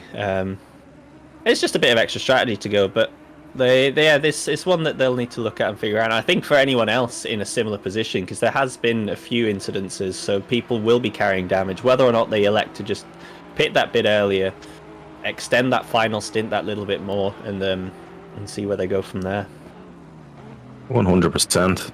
But look, guys, I am going to love you and leave you for a while. I'll try and join back in later on. I'm going to have to jump in my team now and give them a little bit of a pep talk and give them a bit of a push up now as Chris Tedder's in the car. They've been doing well. No, I'll always treat them bad, treat them mean to make them do better, you know. It's a secret. But come here, guys, enjoy the rest of the race. I'm actually going to stay in here to watch the broadcast as well, but I'm just going to go on mute, guys, okay? All right. Good luck. Excellent. Thanks very much, guys. Yeah, Talk to you in a bit. Something we actually missed during this time as well is Matt now up to P3. The Ferrari seems to have dropped a lot of pace in a short amount of time. Whether or not they've got their pit strategy wrong and have been a bit more of a fuel guzzler than they expected is something else. But they've suddenly started falling quite massively. Yeah, now down into 5th. The Honda Fitzpatrick's just shot right past them. They're 2.5 seconds down again. So I'm not sure if they're just actually realised if we want to avoid an extra stop, we need to fuel save like crazy. But we'll see. It's one of them. You know, possibly picked up a little bit of damage, or tires potentially have dropped off a cliff. You know, they have been on these tires for you know, well over an hour now. McConnell has been, you know, battling a lot. He's been in traffic, been in, you know, all kinds of dirty air. So it's quite possible that you know, his tires have just fallen off. And you know, he's just trying to keep it on the straight and narrow until he does come into the pits, which I would assume is going to be fairly soon. Yeah, well, we just saw his lap deltas compared to his best, and he was 4 seconds down off his best lap with a 1:27. So it's a bit of a loss on the last lap, as you say. Whether or not that's because he's had a moment or two with a back marker is another question. But that gap, it's stabilised a little now with 4th. I think it's still around the 2.5 second mark. So it might well have just been a few back markers getting in the way and a bit of an issue here or there for the car. We'll get a good sense now as soon as they cross the start finish line just what this last lap's been. But the tyres may well have dropped off the Ferrari. I know for a fact it was one car we were considering, as he's back into the 23.3, so just a few poor laps for the Ferrari, and they had some incidences. Yeah, it's thankfully everything's back on track for them. That's an interesting line. That's a very damaged Audi as well right ahead there. What's going on here?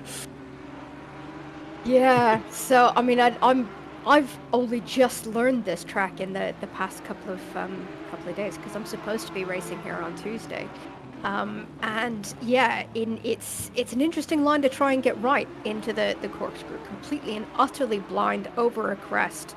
You get, you know, lots of weird compression on the car. Back end wants to spin round on you, and yeah, every time I've taken that sort of a line, it's always end badly. So good on for keeping it in a straight line, but yeah, no, not quite the line that you would expect going into that corner. Yeah, well, I think it was possibly enforced because of Ugard here going for the move, caused Van Schaik to go very defensive. We've just seen him drop a position now to Dan Higgins. Clearly the Audi just a little bit more damaged on the rear than the front of the Aston Martin, and now having to try and hold off the Porsche of Wesley Levels. And once again, just not quite getting the exits required, the car being a bit too slippery with all that damage. Loses another spot. Might just be a time to call it quits here for this first stint for Thomas Van Schaik. 3 seconds off their best lap. You obviously get a drop-off regarding the tyres coming to the end of their lives after, I think it's about an hour, you get a proper considerable drop-off generally. Whether or not that'll change in the future updates, we'll see, but I think with carrying this much damage, it's probably not worth extending this stint any more than required, unless well, that's obviously if they have the leeway to be able to do that. If they haven't got that in their strategy plan, if the maths doesn't work out that way for them, they're just going to have to, unfortunately, deal with a bit of pain here and then try and regain some of these positions later on in the race.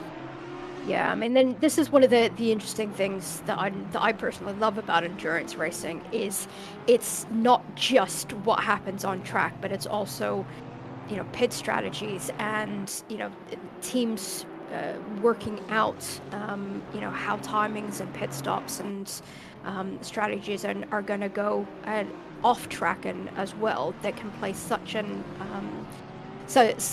important factor in successful endurance racing, but also having the leeway to be able to build flexibility into your schedules, because, you know, let's face it, anything can happen over the course of 6 hours.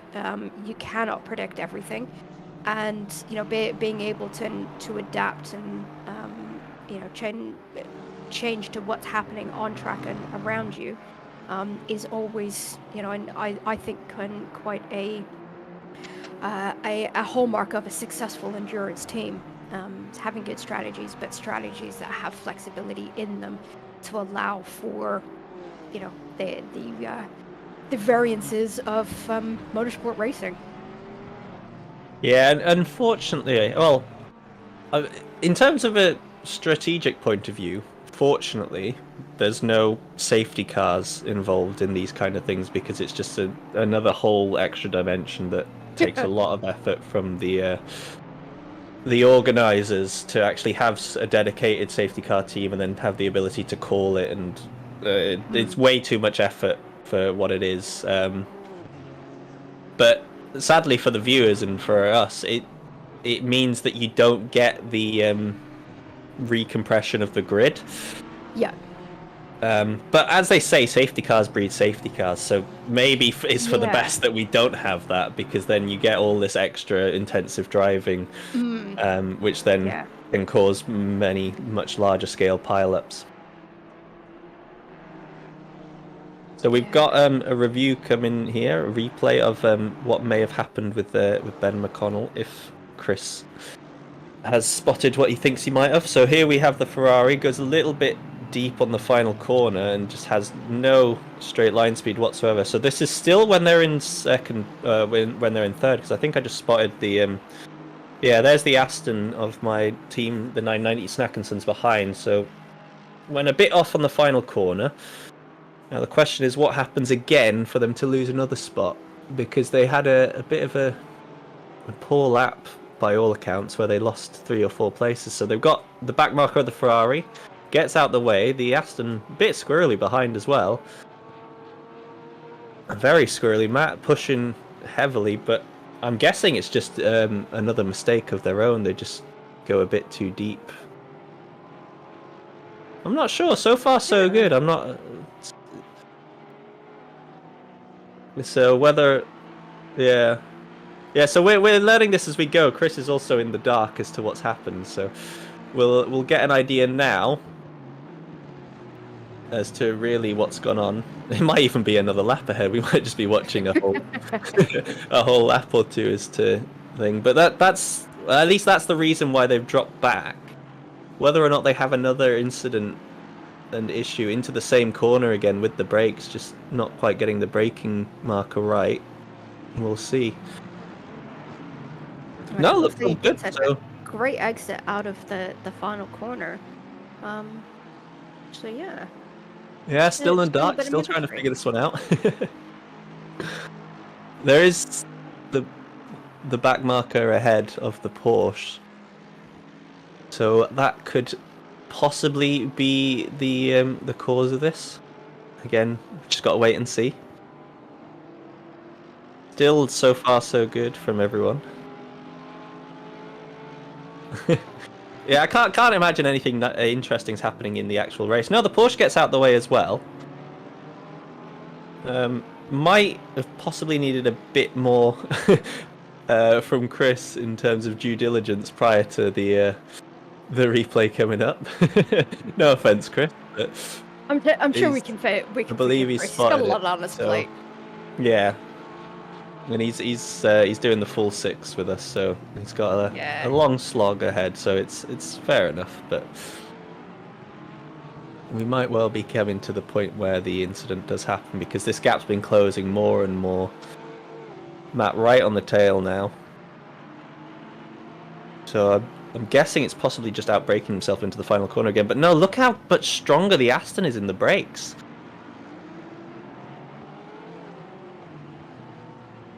Okay, so is it... I hope it doesn't involve my teammate. Yeah, I don't want that 10-second back, as Chris just mentioned. We got rid of that once already, so we don't need to look again. We got a car coming out the pits as well, an Aston. So there is stuff going on ahead.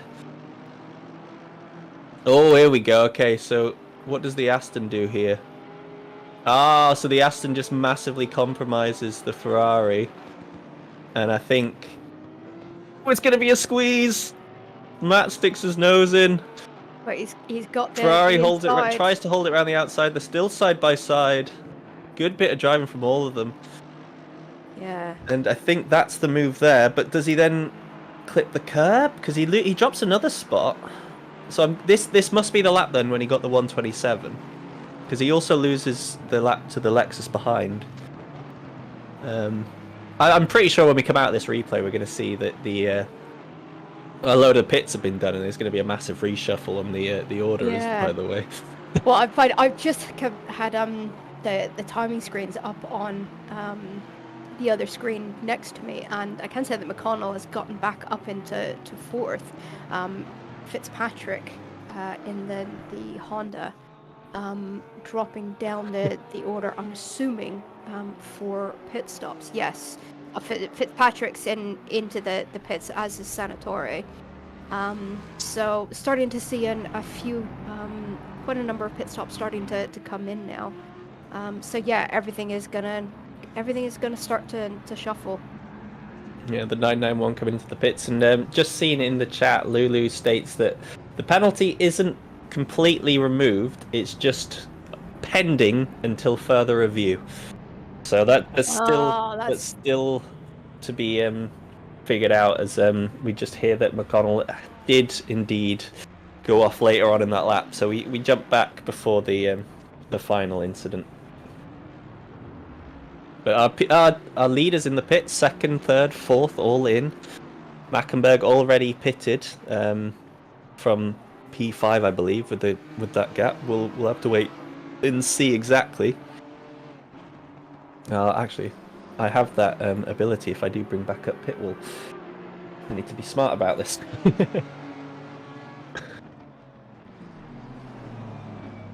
And almost too mmany tools at our disposal.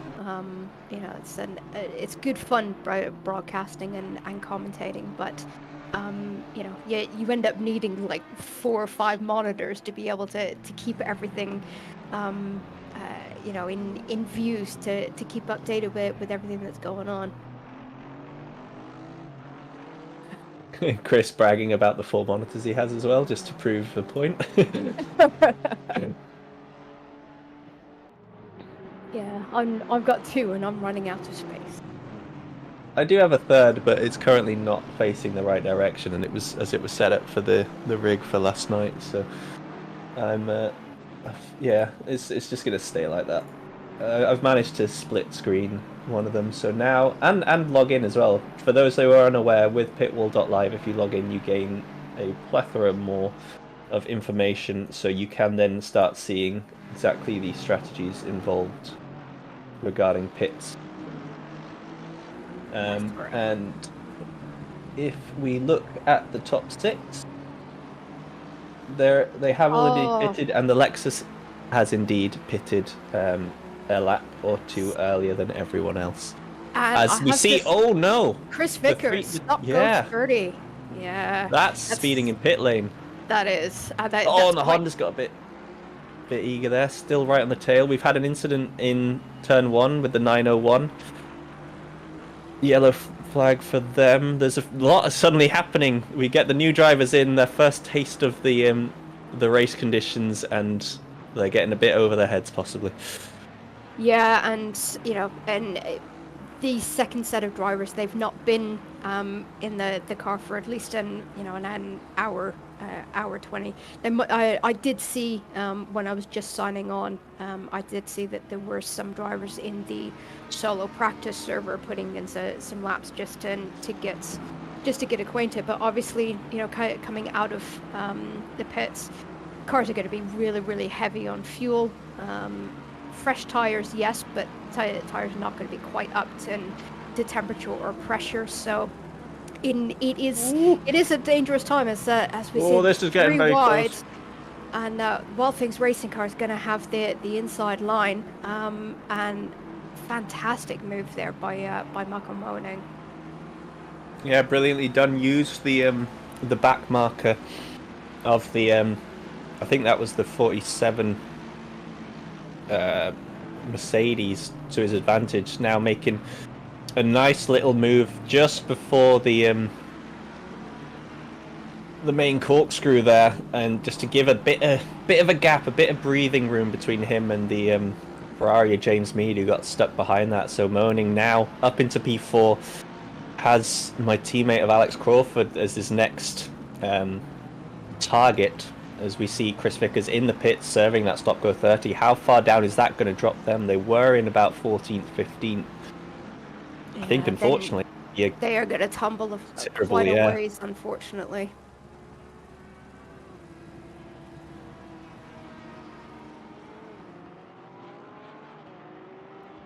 So we've got car 901. This is the incident with them. So there's a belief that there might be an incident report. Oh.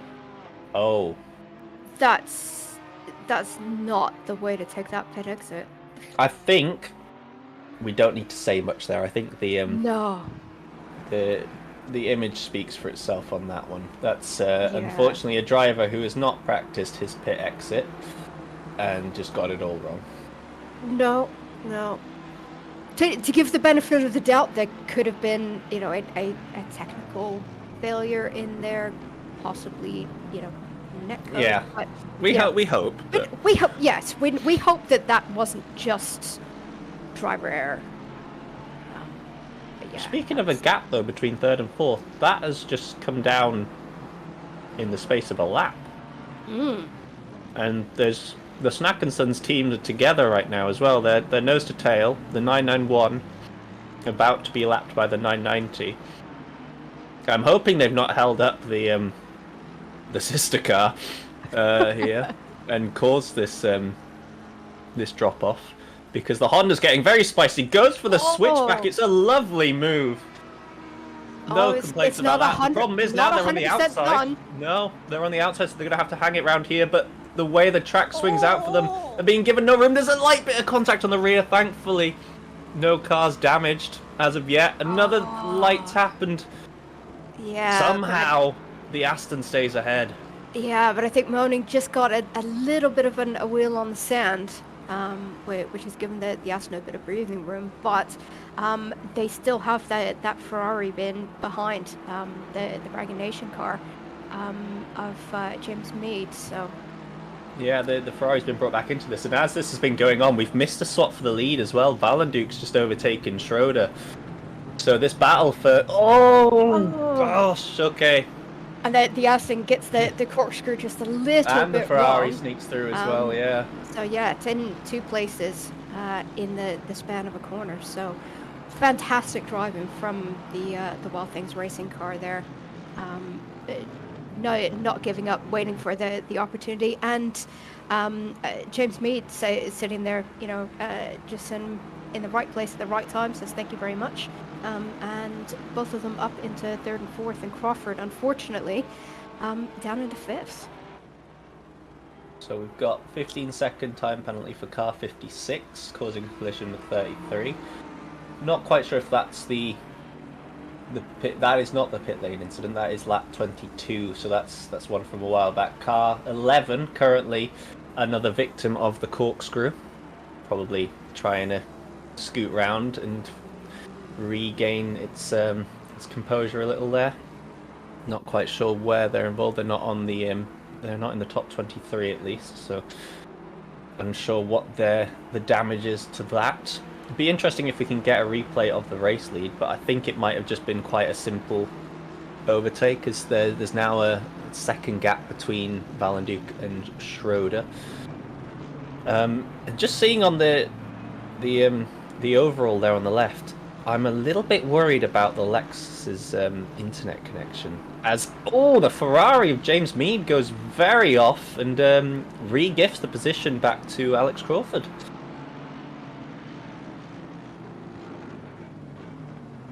Yeah, so for the 415, it keeps flashing red.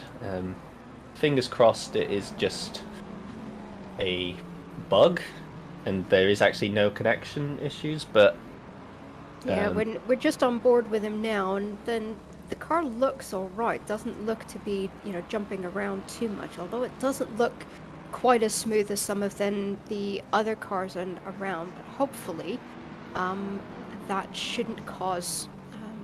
It doesn't look like it's bad enough to cause any serious issues, and it looks like it's stabilizing a little bit now. So hopefully it was just temporary.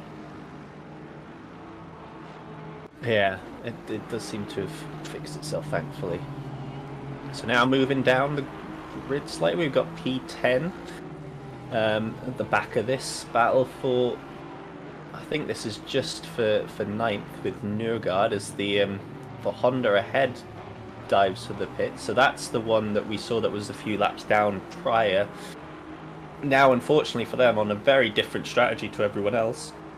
We'll have to keep an eye on that and see if it helps them or hinders them by the end of the race.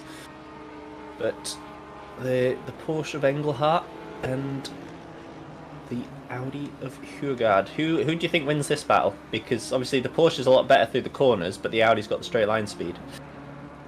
Yeah, I think it's going to take a couple of laps for Engelhardt to just get in the right place, because unfortunately, there are a couple of straights here that and are going to be at a disadvantage to the Porsche. So he's going to have to get himself into a really good position and possibly force Hogart into a mistake. I think for this to be done on track. Otherwise, I do anticipate this battle to take quite a while to shake out. This is the replay of the change for the lead. This is Schroeder and Valenduc. So this is final corner, probably just as simple as difference in car speed. Schroeder does go for a bit of a defense, but then elects out of it. Gives up the first corner and gives so much respect. Didn't even try and think about hanging it around the outside like we saw the Aston do. Also, unfortunately, that ends up just a bit too eager on throttle, going off the track, and as simple as that, the change for the lead was done. So Richardson held it from start to finish of his stint, but unfortunately Schroeder does end up giving that one up. Thankfully, though, it's still fairly close, and it looks like Moning's also catching up a little in the Honda in third. So there's a good chance that there could be a few more battles going on at the pointy end of the field in a few laps' time. And that just illustrates what I was saying about the straight line speed of the Porsche being a little bit low. Coming off of that final corner. Unfortunately, Schroeder was a little bit of a sitting duck. Valenduc was close enough coming out of the final corner that it was just able to get it done all on power, even before the braking zone. So, but the Porsche is much better in the twisties than it is on the straights. So and I think as long as Schroeder doesn't drop too far back, and he'll be able to keep in touching distance from Valenduc. Yeah, the car still holding the fastest lap as we get a 5-second time penalty for car 33, causing a collision with 18. None of these guys, again, in the top 23, so I think most of these instances...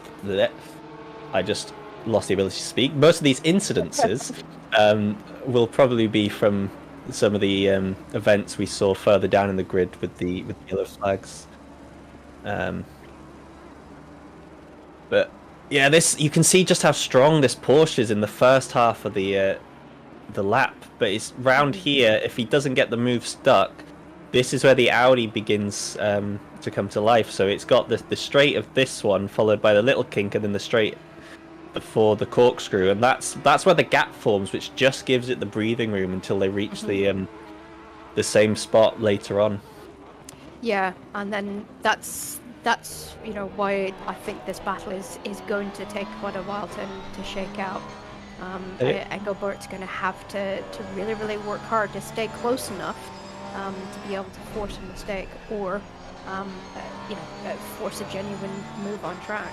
You say that, but we've got some a big battle going on between the back markers just ahead, an Audi and a BMW, and these guys are closing in on it at a rate of knots. So there is a good chance that those two might well affect the outcome of these two. Yeah, being a back marker and being. Oh, I think has there been a bit of contact there? I think BMW looked like it might have been tapped, but still going the right way. Yeah, but and as I was saying, as a back marker, being involved in your own battle, it's very easy to lose sight of cars coming up and behind you, and it not being intentional in the slightest, but ending up compromising the race of battles of cars behind, simply because you're involved in a battle yourself. Oh, the Porsche! Porsche just squiggles and a little bit wide, ends up on the and then there's contact as well further ahead. The Audis come together. Not sure why or how. Was that the Audi overtaking the back marker causing the collision? Yeah, so he tapped the rear just before the kink and upset both of them. Unfortunately for the Porsche, they just had their own mistake, and so all it's done is just bring them back into contact with the rear of the Audi rather than actually a possible chance for a move. But something I just want to bring our attention to, thanks to Desmond Fitzpatrick in chat, the Car 127 P3 of Moaning now has the fastest lap and has halved the gap in just as a couple laps to Schroeder, the 212. So that is going to quickly become a battle for P2. Yeah, and also just noting that Schroeder is starting to lose touch with Valenduck. That gap now over 3.5 seconds. So Valenduck not hanging around, taking an advantage and just pulling away into the lead. So, yeah. I think we've also missed a move back for the Ferrari ahead of Crawford, the 990. James Mead, after his mistake earlier, did get that back. The Porsche now, though, of Engelhardt right on the tail once again of Hurgard. The problem is he only seems to be right on the tail whenever he gets to the straights, and that's the point where he doesn't want to be on him. Although he is close now into the hairpin, although then into the corkscrew. Although he takes a little bit too much curb on the inside and ends up unsettling the car. But if he manages to get a good run out of here, he might have a chance into the final corner under braking. But yeah, it just doesn't quite get the run. So unfortunately, I think this is going to be yet another lap that Engelhardt's going to be looking at the rear end of that Audi. I think the aim here is just to stay as close as possible as we just flick to a replay, actually, just to see exactly, because we're all our eyes were on the Porsche behind. But if you look here, unfortunately, it looks like just a bit of miscommunication between the two Audis. So the 42 of Hurgard made a move, had a little look, thinking I might try and put this up the inside.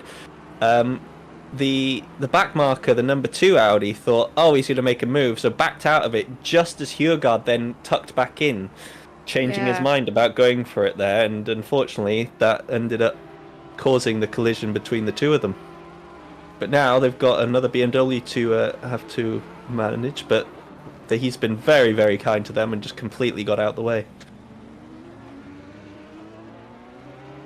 Yeah, it's unfortunate, but it does happen quite often in endurance racing that back markers can end up being, quite influential factors on the overall race position, especially of the leaders. Obviously, not intentional and at all,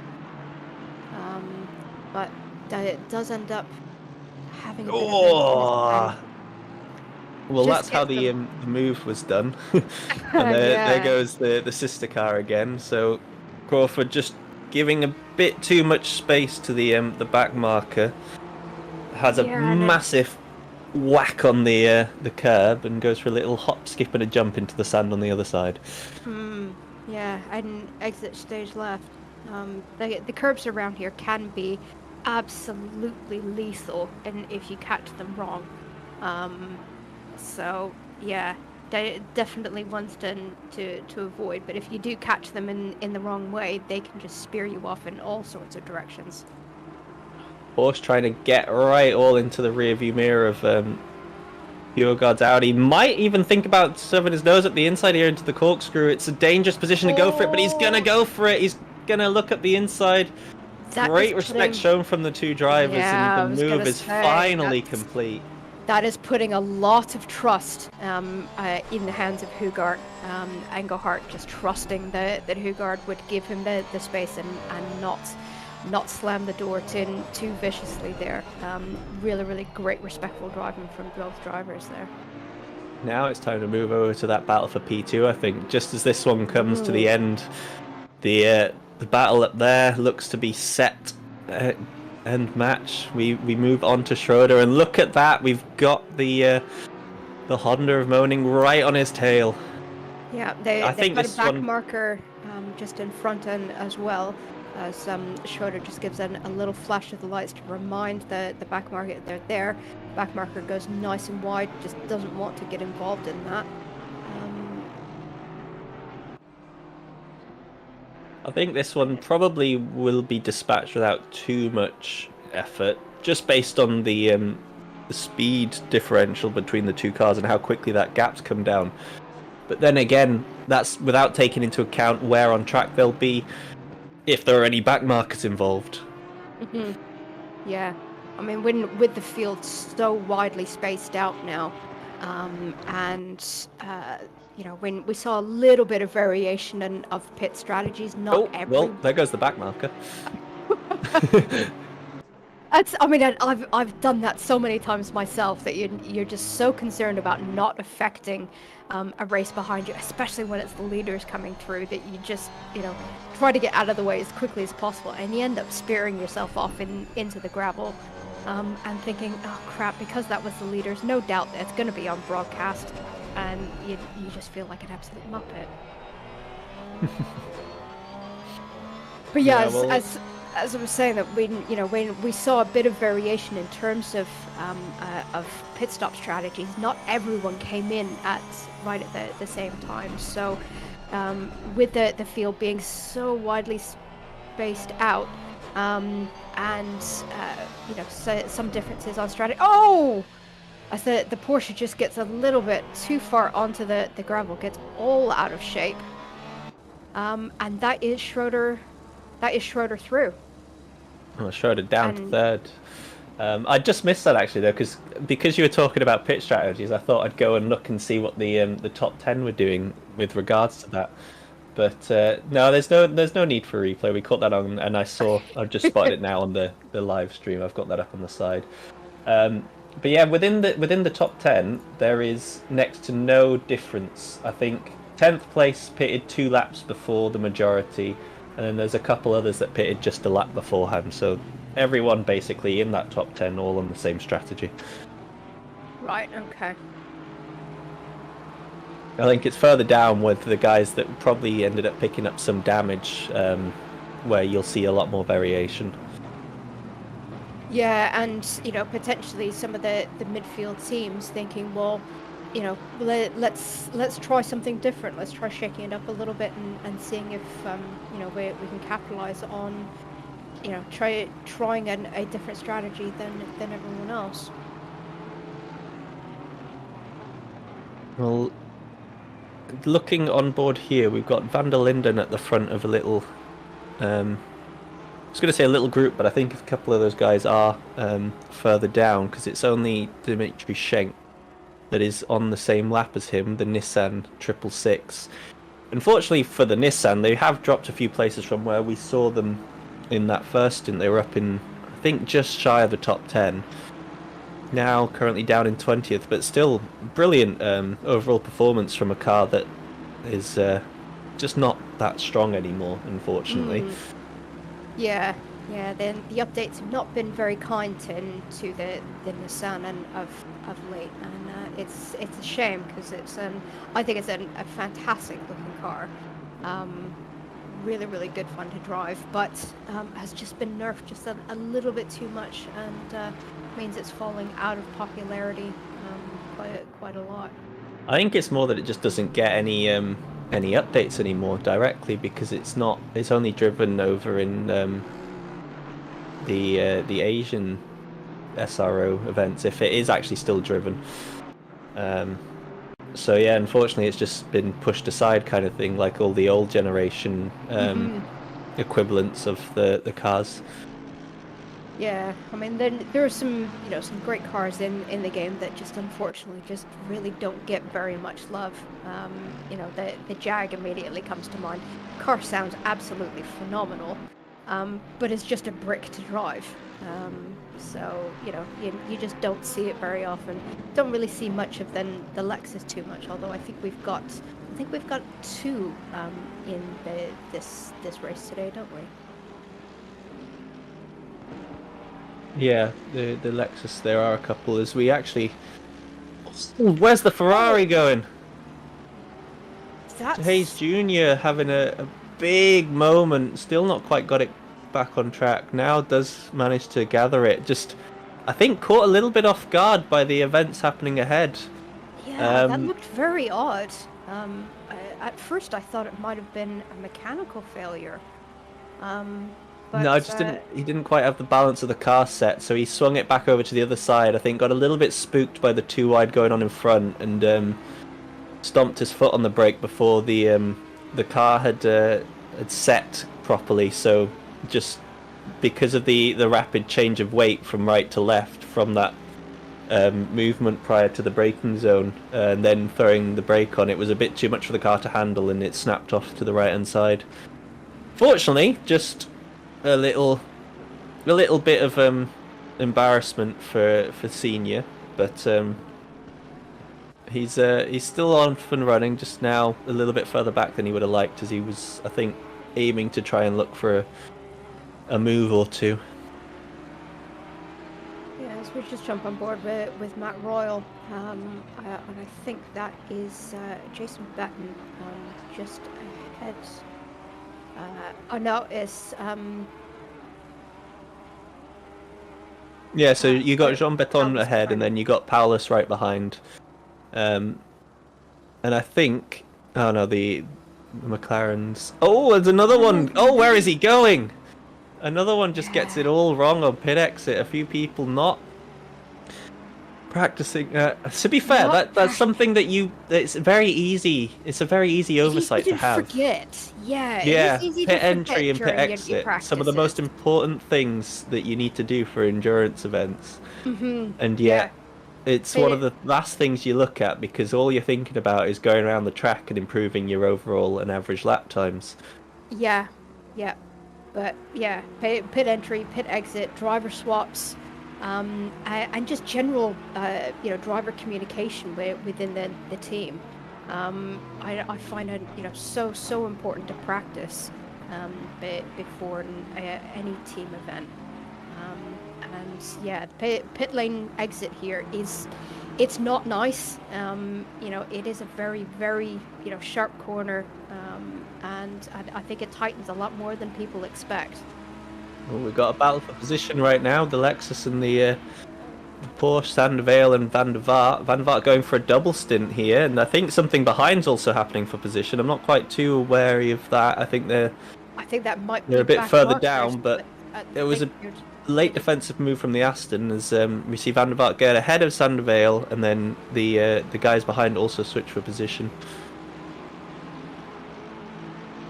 Just seeing Dan saying afternoon in the chat. If you want to hop in and let us know how your first stint went. I know you're struggling with a bit of a loss of voice and cold or whatever you've got. So you might not be the first person. But if anyone else wants to hop in, the waiting room is open and we can drag you through if you want to have a discussion about how your team's going, how the race is panning out for you so far, or just any other chit chat. But we are in the main Simsport Racing International Discord, so hop over to there if you do want to come and say hi, just a general chit chat, just hop in and help out with the comms, or give us an update on your team, the expectations of your performance. You are more than welcome to. Yeah, it's always nice to get inside feel from other drivers within the team. We give a bit of colour to what's happening to the race on track. Quite often we find out situations of things that are going on in the team that just makes the racing a little bit more interesting because we know more background. So yeah, it's always great to hear from the teams that we're watching. You will also get a bit of live time on the screen, because when we talk about your car ends up on the screen to show how they're doing, who they are, and what's going on. So, as right now though, we've got a good battle going on here between Dimitri Schenk and Chris Vickers. They were right on the back of Tedder, just ahead, but Schenk went for a move, didn't quite work out, opened the door to Vickers, and right through he went. And now I think he's got Beton right on the back of him now to deal with instead. So the Nissan unfortunately still dropping right down, but saying about the Aston behind, he's just gone and proven that it's not quite stable through the corkscrew, as I think most cars have already figured out today. Yeah. It wasn't Beton, sorry, that was just a back marker. Apologies, Beton. It was not you, it was whoever this Aston is right behind.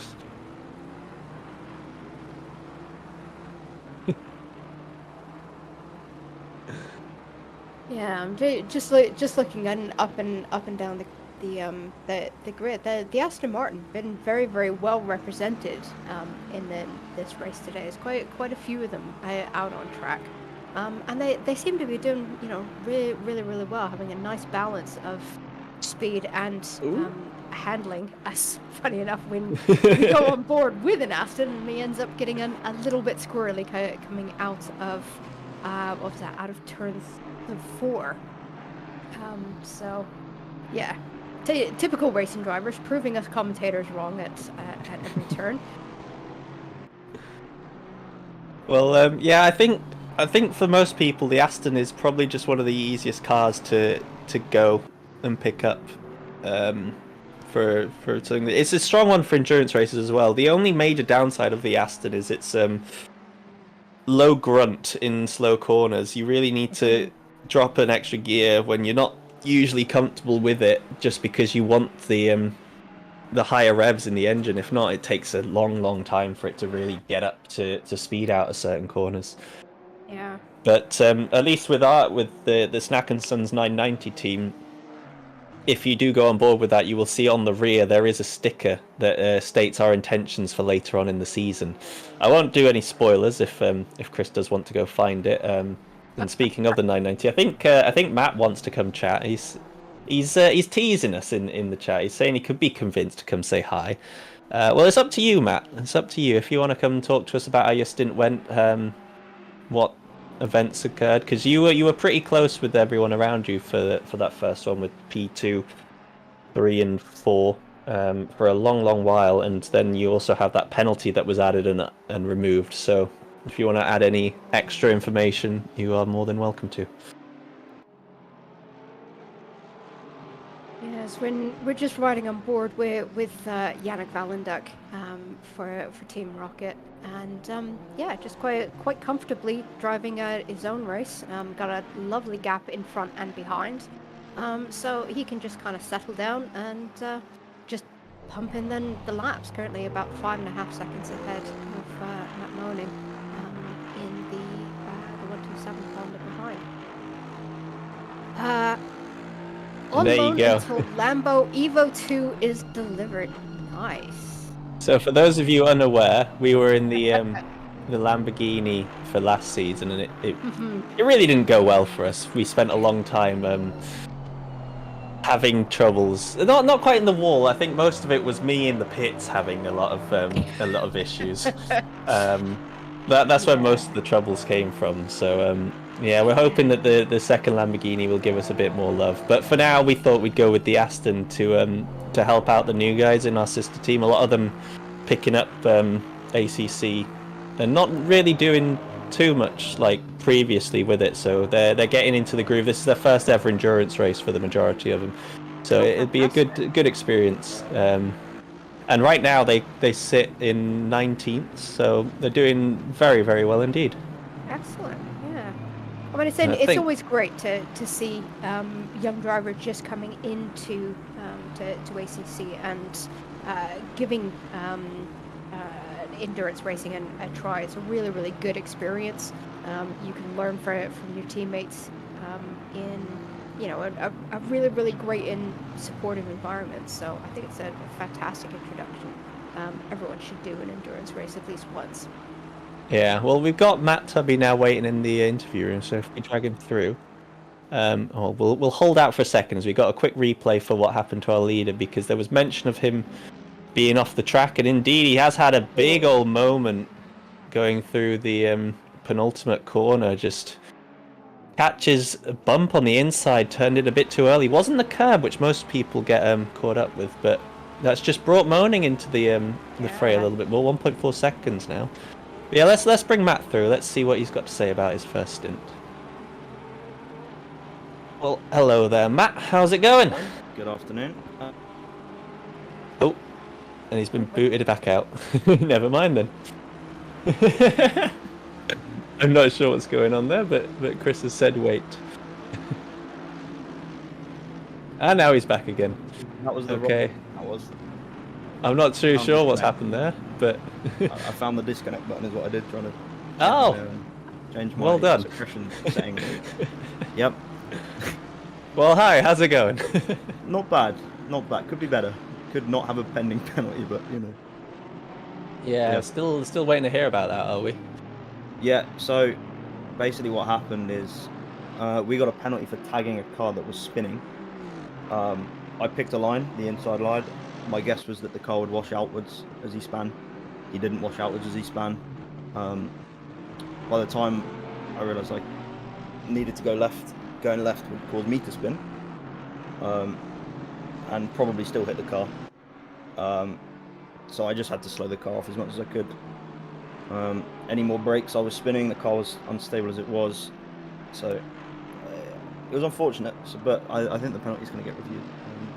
So we still don't know how it's going to go. Still don't know. But aside from that, I was actually really happy with the stint.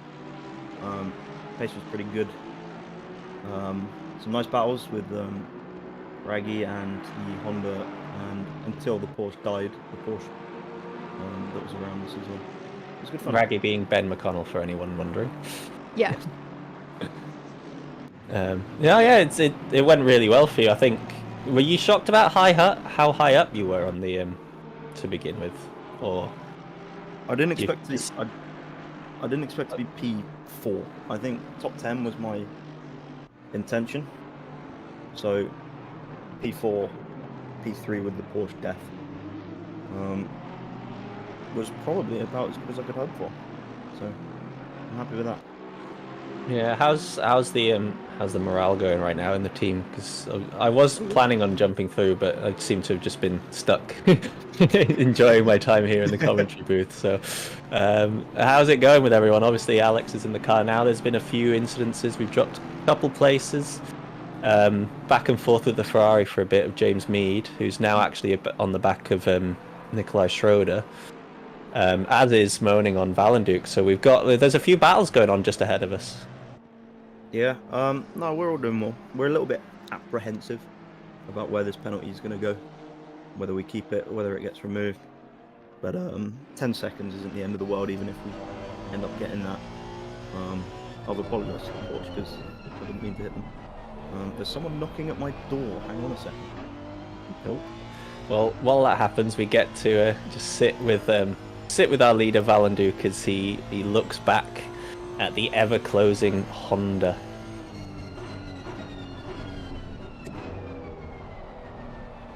And we've got a quick replay that, yeah, we can go to the replay now of car 2. I think we did spot that while Matt was just chatting to us the first time around. That was the Audi that had a few moments that they probably want to forget in this race. And here's another one coming through, probably just a bit too far out.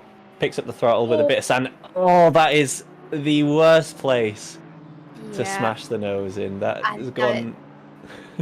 That is a heavy hit. I would suspect that they are probably going to have to pit now, because I highly doubt that steering is going to be still facing the right way. Yeah, well, speaking of, they are currently sat in the pits, so you are very much correct on that one. That was a proper hefty impact for the bit of tire wall that just sticks right out. They went head first into it. Not good at all. But this Honda battle now at the front is heating up a little. You were involved with both of these cars. You were ahead of them for a bit, and then between them for a bit, Matt. After the incident, how did you feel regarding where they were stronger than you, where they were weaker than you? The Porsche in the last two corners, I couldn't touch it. I could not touch it out of the final corner. The Honda, similar thing. Just the acceleration in the Aston really struggles. So out of the final corner, I could never get close enough to go for a move. My only chances were when the Porsche got held up behind Mr. McConnell. I had a couple of goes down the outside, but they never quite worked. I think I'm quicker than them in the left-hander after the corkscrew. I think that's a strong point, but I could never make anything of it because they were so strong in the last two corners, both those cars. I'd say that's where I was strong, but they're strong immediately after. Yeah, we've actually missed the overtake for third right now because James Mead has got past Nikolai Schroeder. So while we were sat on board looking at this this lead battle, there has been a switch of positions for third. So that's yeah. There's a few little battles going on. I don't know what the gap is to the guys behind the 990 team. Is it the Lexus in 6th? It is currently then Lexus in 6th, yes, but Mead hasn't overtaken Moaning. Looking on my Pitwall live stream, Mead is now suddenly 15 seconds back. So I think Mead's had a bit of an incident somewhere. But battle for P1, P2 is still between Valenduck and Moen. They're being about 0.7 of a gap there. Yeah, this McLaren back marker just got very much in the way and given Valenduck a bit of breathing room. I don't think it's anything against the McLaren. Obviously, still need to be able to take the corner themselves. Just unfortunate for Moaning that he ended up catching him at the wrong spot on the track for them. But yeah, actually P8 Porsche of Engelhardt, they've been moving up a bit through the grid. I think is that Grott's teammate? Is that the car that was up there with you before, Matt? Do you recall the 416? Yeah, I believe so. They currently have the fastest lap and are making moves back through the field, so I would not be surprised if by the end of the race they are right back up at the pointy end again. Yeah, they had good pace. And that Porsche, so strong in the last two corners, I found that couldn't get near him. Yeah, it's unfortunate contact with them. I think they could have certainly been P2, P3, maybe even first, because the Honda in the lead was behind them at the time of the contact with them. What about the sister team, the 991? Obviously, this is the first endurance race for a couple of them. I don't think those two are, well, no, is it the first endurance race for Dan, who started it? I think so. Besides last night's antics in the 2.4 hour? I'm pretty sure it's Dan's first endurance. And he's done really, really well. From what I've seen, he's made up a bunch of places. I obviously haven't seen any of his moves because I was driving, but yeah, he seems to be doing really well. Oh, sorry, we just had the replay on of the move for third place between Mead and Schroeder, and there was an Aston getting very squirrely in front of them. Proper snapping back and forth. Managed to hold it though, and I think thankfully for James Mead didn't send him out alongside, because that looked like it could have easily snapped in the way of the Ferrari. And we've just had confirmation in chat. Daniel has jumped in and said that this is indeed his very first enduro race, and he's quite happy that he's went from P21 to P14 on his stint. So very well done for him. Solid effort. Lawrence Bowman currently in the car in 19th. So dropping back slightly, but I think, well, it depends what your expectations were, I guess, at the start of the race. And speaking of expectations, Matt, you were saying top 10 was the hope for quali, wasn't it? Yeah. How do you feel now with the race developing, sitting fairly comfortably in 5th place? Is that sort of, I mean, obviously you don't want to go further down later on. It'd be a bit unfortunate, but where would you still be happy with finishing? Like, what's the lowest? Because obviously getting higher is always better, and it's always going to be improved. But where would you still be happy with finishing if you say drop to 8th or 9th? Still top 10. Still top 10. That was our targets coming in. Anything more than that's a bonus. We just need to keep it clean, and I think we could well have that in by the end of the race if we keep clean stints, no pit lane penalties, no spins, no crashes, anything like that. Just keep it clean. Yeah, so you have me out the car, so should avoid the pit lane issues. Yeah, unfortunately for me, my computer's been giving me some grief, and I had issues where all USB ports were flickering on and off just on Wednesday night as well, so I made the decision to avoid racing this weekend, just to not put my teammates and anyone else on track at risk in this endurance event if I did have some technical issues. Oh, that answers my question there, because I was just about to ask when you're due to be in the car, but yeah, no, not this time round. And then I'm also actually missing the second race of the season as well, because I'm going off to the British GT at Alton Park for that opening weekend. Oh, nice. So my timing's not been great, but I should be there for the third one as long as it doesn't clash with something, because I think it's actually on my birthday is the third race of the season, either on my birthday or the day after. Is Imola. So we'll figure that one out as we get closer. Maybe we could get Chris to, if I slide him a bit of money, give me a birthday win. We never know. We'll see. I don't think it's a large amount of money would be required, but yeah, I don't think it's Chris as with you all need the to drivers. pay off. It's the stewards you need to pay off. Yeah, we're working on that one without pending penalties as we speak. I'm waiting for a PayPal link to come through. Speaking of that pending penalty, and has Race Control given you any indication as to when they're going to make a final decision on that, or are they waiting to see how the rest of the race pans out?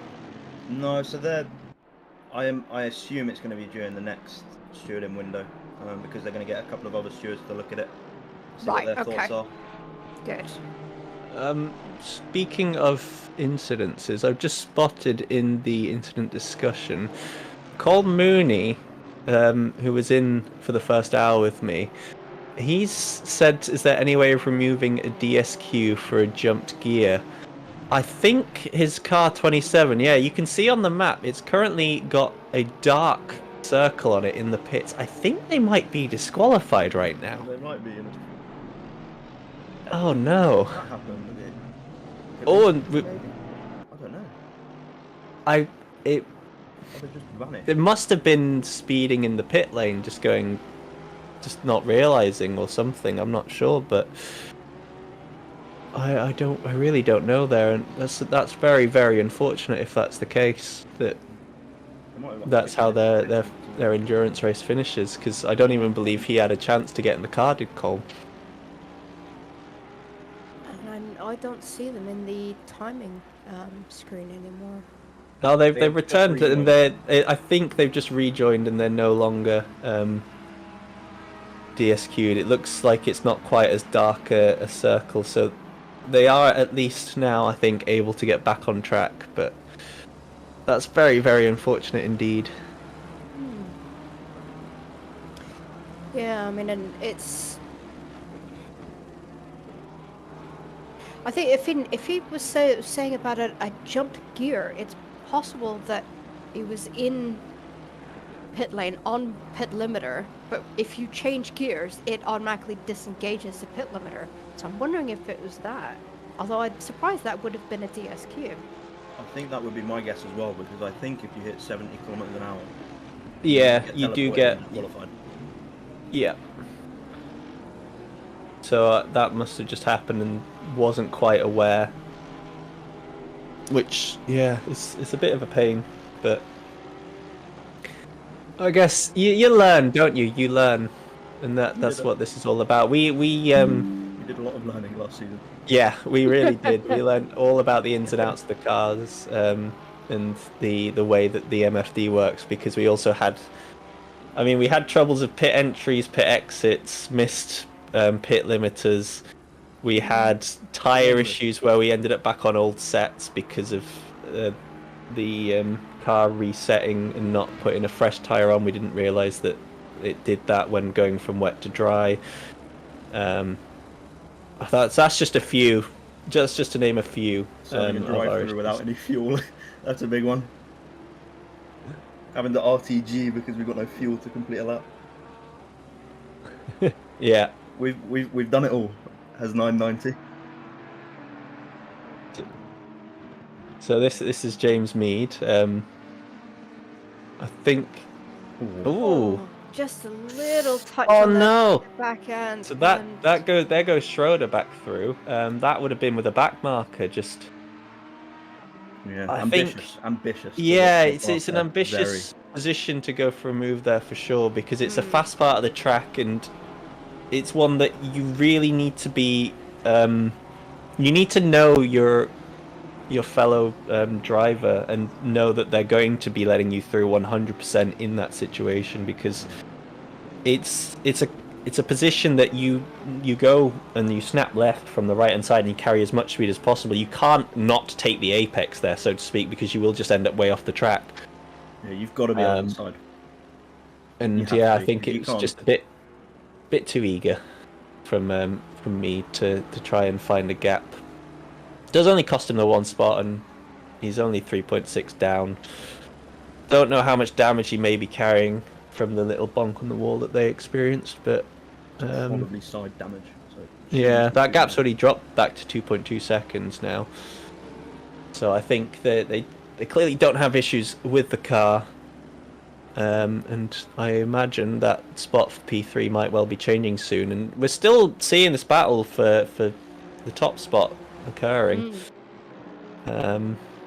Yeah, these two Hondas seem to be very, very evenly matched, and all credit to all of the back markers that they've been coming across the past few laps. All have been getting out of the way quickly and cleanly, so it's not really affecting this battle too much. So it does mean that Moaning is going to have to properly work to get this move done. Although just getting caught out and a little bit on the speed difference, almost causing a rear end collision, but fantastic reflexes there to avoid the accident. But yeah, it looks like the back markers have been. Although, as I say that, one. Oh, he's gone deep! Valenduke's gone deep. Giving away the position, then gets a little bit squeezed on exit. Still got the inside of the corner. They have to respect each other here, side by side.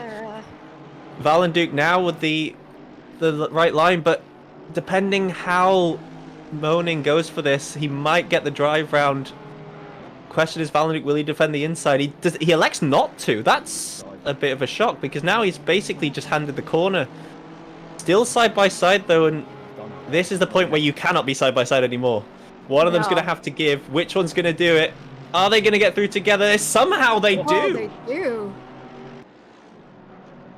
But I think it means that Moaning's going to have the now, inside. Yeah. An attempt to still be side by side, not quite going to work.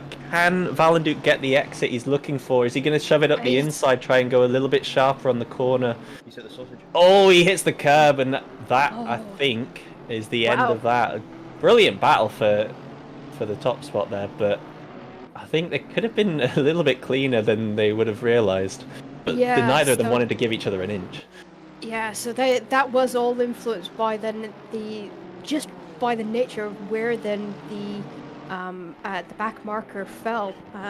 Valenduk was able to get past the back marker before turn 1, but unfortunately Moening came up to the back marker right at the braking zone for turn 1. I'm not too sure why Valenduk then ended up going wide. He had already had the move done, unless he was very, very late on the brakes in order to get that move done. But yeah, fantastic battle between these two cars for pretty much a good half a lap, trying to get that move completely shaken out. Great bit of racing from the two, and that's exactly what we want to see. A lot of respect shown, but at the same time, no edge given either way. They made sure to give a brilliant show for all us, the viewers. I was surprised they managed to get through the kink too wide. I've got to say that was one where I thought surely one of them was ending up off the track, but no, they managed it somehow. They managed it, and it also looked certainly from from our point of view that there wasn't any paint traded either. So they gave each other plenty of room, plenty of respect, and yeah, just absolutely fantastic racing. So now the question is, how much of a gap can Moening pull? Because we've passed the 4-hour mark. We're at 3 minutes 52 and counting. In terms of this stint, so the lap 1, most cars managed about 53 laps. We're currently 37, 38 laps into this stint. So I think we'd expect the cars to be coming in about 20 minutes time at the latest. So it's all about just how much of a gap now can Moening pull over the rest. Yeah, and he's already doing quite a fantastic job. That gap already up to 2.2 seconds. So Moening clearly was the quicker driver of the two at this stage of the race. And now that he's got some clean air in front of him, he's got quite a lot of clean track and ahead. Next car up the road is 416, which I believe is a back marker. So yeah, he's able to just concentrate, get some good clean laps in, and just try and build that gap just a little bit more. Yeah, well, I think for now the closest battle might be 6th and 7th, at least in the top 10. We've got a few more going down. Chris Vickers now, after his 30-second stop, go back up to 19th, overtaken Lawrence Bowman, the 991. We've got a battle for P13 with Van der Vaart and Lund. Van der Vaart on Vermeeren. Yeah, he's there's still, I think there's always going to be a few battles going on just because of the number of cars we've got going around here. Yeah, it's been a really great turnout. We've currently still got 42 cars out on track. No, 43, because it does look like the 27 has returned. DSQ is lapping again, so that's great. Unfortunately, they are 7 laps down from 42nd and 13 laps off the leader, but I think based on what Colin was saying at the start, he's out to have a good time and just enjoy it, and that's the mentality that him and his guys are out. So it's great to see them still willing to go around on track and just enjoy their time out with each other. Yeah, I mean, it's a mentality that I've always had with my sim racing, is that no matter how badly a race goes, it's still experience, it's still practice, it's still, getting, being out on track around other cars. It's always a learning experience, and you never know. There's still another 3 3/4 hours left in this race. You've got no idea what could happen in front, so, stay out, enjoy the racing, enjoy just being part of the community and part of the event. And you just never know what could potentially happen. So rage quitting is, I see, never ever the answer.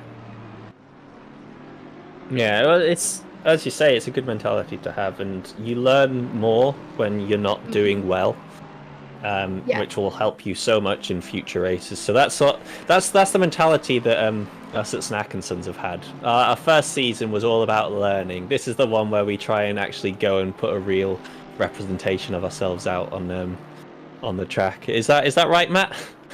Yeah, absolutely.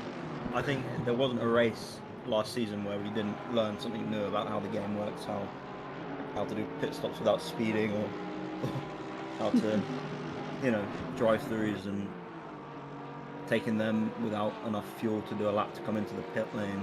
That was a big one. How to turn off drive-throughs as well and serve them at a different time, because that's what caught us out in Misano, because we picked it up on the in lap with no fuel to go. Well, I picked it up, I should say. And then didn't realise that you can just turn that off and serve it later. So I went through the pits, because I was going to pit anyway, got forced to do the drive-through, then had no fuel to go back round, so had to RTG.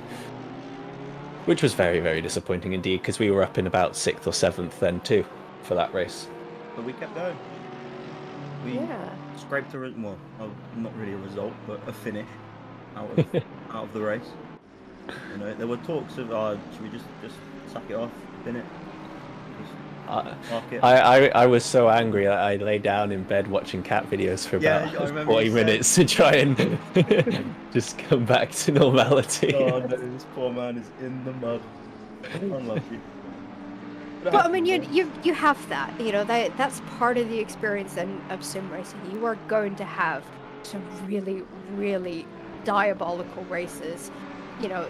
Events where you just mistake after mistake, and it's almost like mistakes breed more mistakes, because you're getting the red mist, you're getting angry, and it just makes matters worse. Everybody experiences them.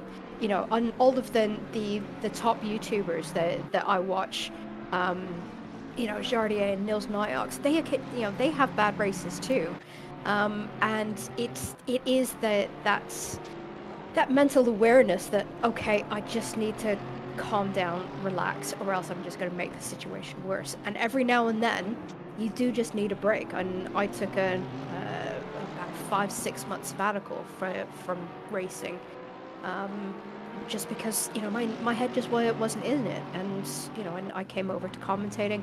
I've now started racing again this season, but with a completely fresh outlook.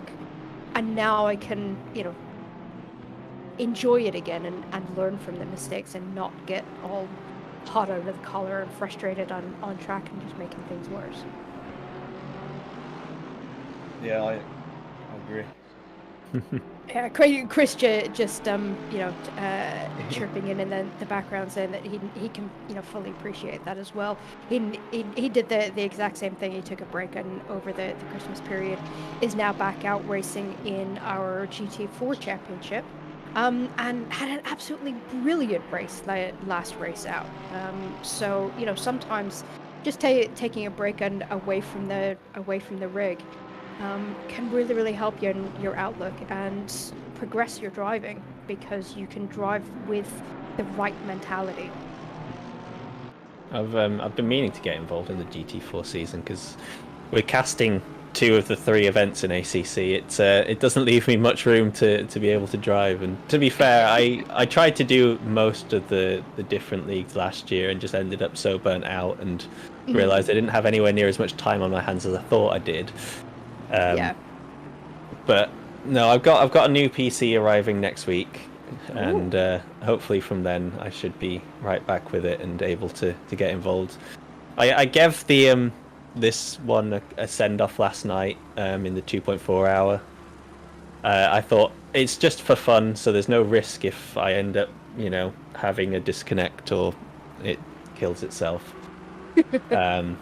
So it would just be a bit of fun, and I managed to finish second in the GT4s, which I was very shocked about. So Yeah, it'd be nice to get involved again. And it was very enjoyable actually driving the GT4.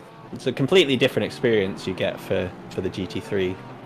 But It is, yeah, and one that I just cannot get to grips with. I did one season of GT4, and it was just an absolute nightmare. So I'm like, nope, I'm a GT3 driver. I'm going to stick to GT3s.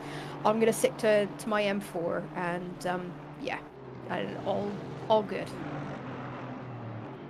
Gives me the opportunity to commentate on GT4, which I think is much more fun because, you know, the GT4 Championship this season is just absolutely fantastic. We've got such a tight battle, and up at the front, you've got no idea what's going to happen race to race. So it's just so exciting to call.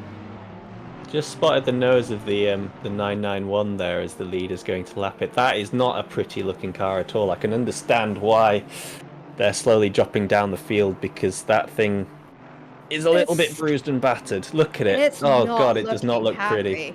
No, I mean I've seen worse, but let's face it, if you're going to bring that car into a body shop, there is going to be lots of yeah, that's expensive. Yeah, well, fortunately, it doesn't seem. Well, although they have been slowly dropping back, they're now in 22nd. I think they have got a decent gap to Geese behind in the 221, and as long as they can still get it round to the pits by the end of their stint for what they've set up mathematically, then it shouldn't. Well, I'd hope it's costing them less time staying out on track than it is if they were to pit. Yeah. Morgan's had a go round. Yeah, I was noticing that this livery a couple of laps ago. Very, very brilliant livery for this track. American flag on American track. Really, really distinctive. But yeah, unfortunately, that livery now not looking quite as pristine. But just before that incident came up, I've just noticed that Daniel Higgins has jumped into the chat on YouTube to say that yeah, we got a little murdered. So, Chris, if I could task you to go and find that murder, just so that we can see what's I think that was a while back, so I'm not sure if he has the okay. capability of going for that, because there was mention of it earlier on in chat. If we get an idea of the lap, Dan, we can go have a look if you know what lap it was. We can go see the incident that did cost the 991 its pristine front end. Say it's lap 42. That's for Morgan. Oh right, okay. So that's relating to Morgan from Nicholas DeSantis in chat. I'm guessing everyone's suddenly going to start jumping in saying, "Hey, look at this! Look at this! What about this one?" I apologise, Chris. It looks like I've opened Pandora's box. I am sorry. Anyway, I'm going to be jumping out, and now I'm going to regroup with the rest of my team. Sounds good. Best of luck. Might be back later for another race update, but yeah, I'll be catching you all later. Okay, good luck with your next stint, and thanks for joining us. Thank you. Bye-bye. Alright. So only Matt so far wanting to have a chat. Everyone else clearly too invested in their teams directly. Yeah, or not wanting to give secrets away. I know some teams don't like coming in to chat thinking, oh, we're going to give away, you know, strategy and secrets to our competitors. So yeah. It's not that in depth. It isn't. No. You may think it, but there's honestly not that much. At the end of the day, most of these guys are just go as fast as possible for as long as possible. Yeah. Switch. Without next car goes. Anything. Yeah. Unfortunately, as Jos Vermeuren, I think, has come out a cropper of the inside wall just before coming up to the third sector. Just came on board with him collecting the car and getting it back facing the right direction. Doesn't look to be too much damage that he's carrying, so hopefully it was just a bit of a wander off track and a graze. But yeah, getting the car back up and and running and still maintaining that P14 position. Oh, they did just drop a couple places because they were in 12th, so it's Right, cost them a couple spots. So London Van der Vaart have snuck through. But yeah, we're reaching, I think, a point where we're going to see cars now thinking about their next pit stops. We've got, I'd say, 4 to 5 laps for most of these cars before we do get the second round of pits in. I don't know if we'll see much in terms of change from the pits. It'll be more following on with the laps after, once the new guys in the cars do get accustomed to the driving conditions and their pace and their feeling in the car. But then saying that, as we spotted with the 991, those that have damage, and a lot of damage, will be needing to have an extended time in the pits for all that repair work, because that's not one you want to go back out with. No, Especially not for the guy in the car after. They don't want to be tasked with driving something that's a little bit mangled. Yeah, I mean, just looking down then the timing board, when we do have a couple of very close battles that you could end up with a change of position as a result of pit stops. Chris Vickers and Geese in the 211 Mercedes just coming in immediately to mind that, and all it takes is for somebody to miss their pit box, not get pit entry on all that clean, make a mistake on pit exit, and there's small enough gaps there, small enough margins that could end up being change of positions happening off track as well as on track, as we're just on board with James Mead, and he's having a go at Nikolai Schroeder in that Porsche, although there is a BMW that I'm guessing is a back marker just getting out of the way, and that's given the Porsche a little bit of breathing room. Yeah, well, we've got the first few people in the pits now. The 123, I think, has started the trend.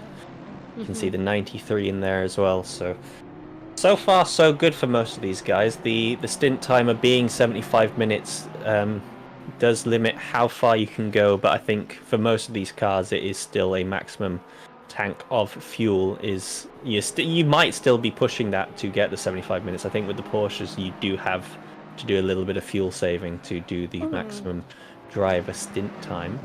Yeah, speaking of fuel tanks, I'm quite surprised that there aren't any Bentleys, because I believe the Bentley has a slightly bigger fuel tank than most of the other cars on track. Am I right in that?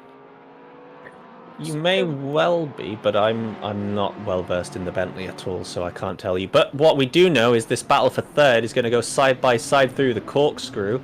Schroeder with a defensive line just shoves the Ferrari out a little bit wider.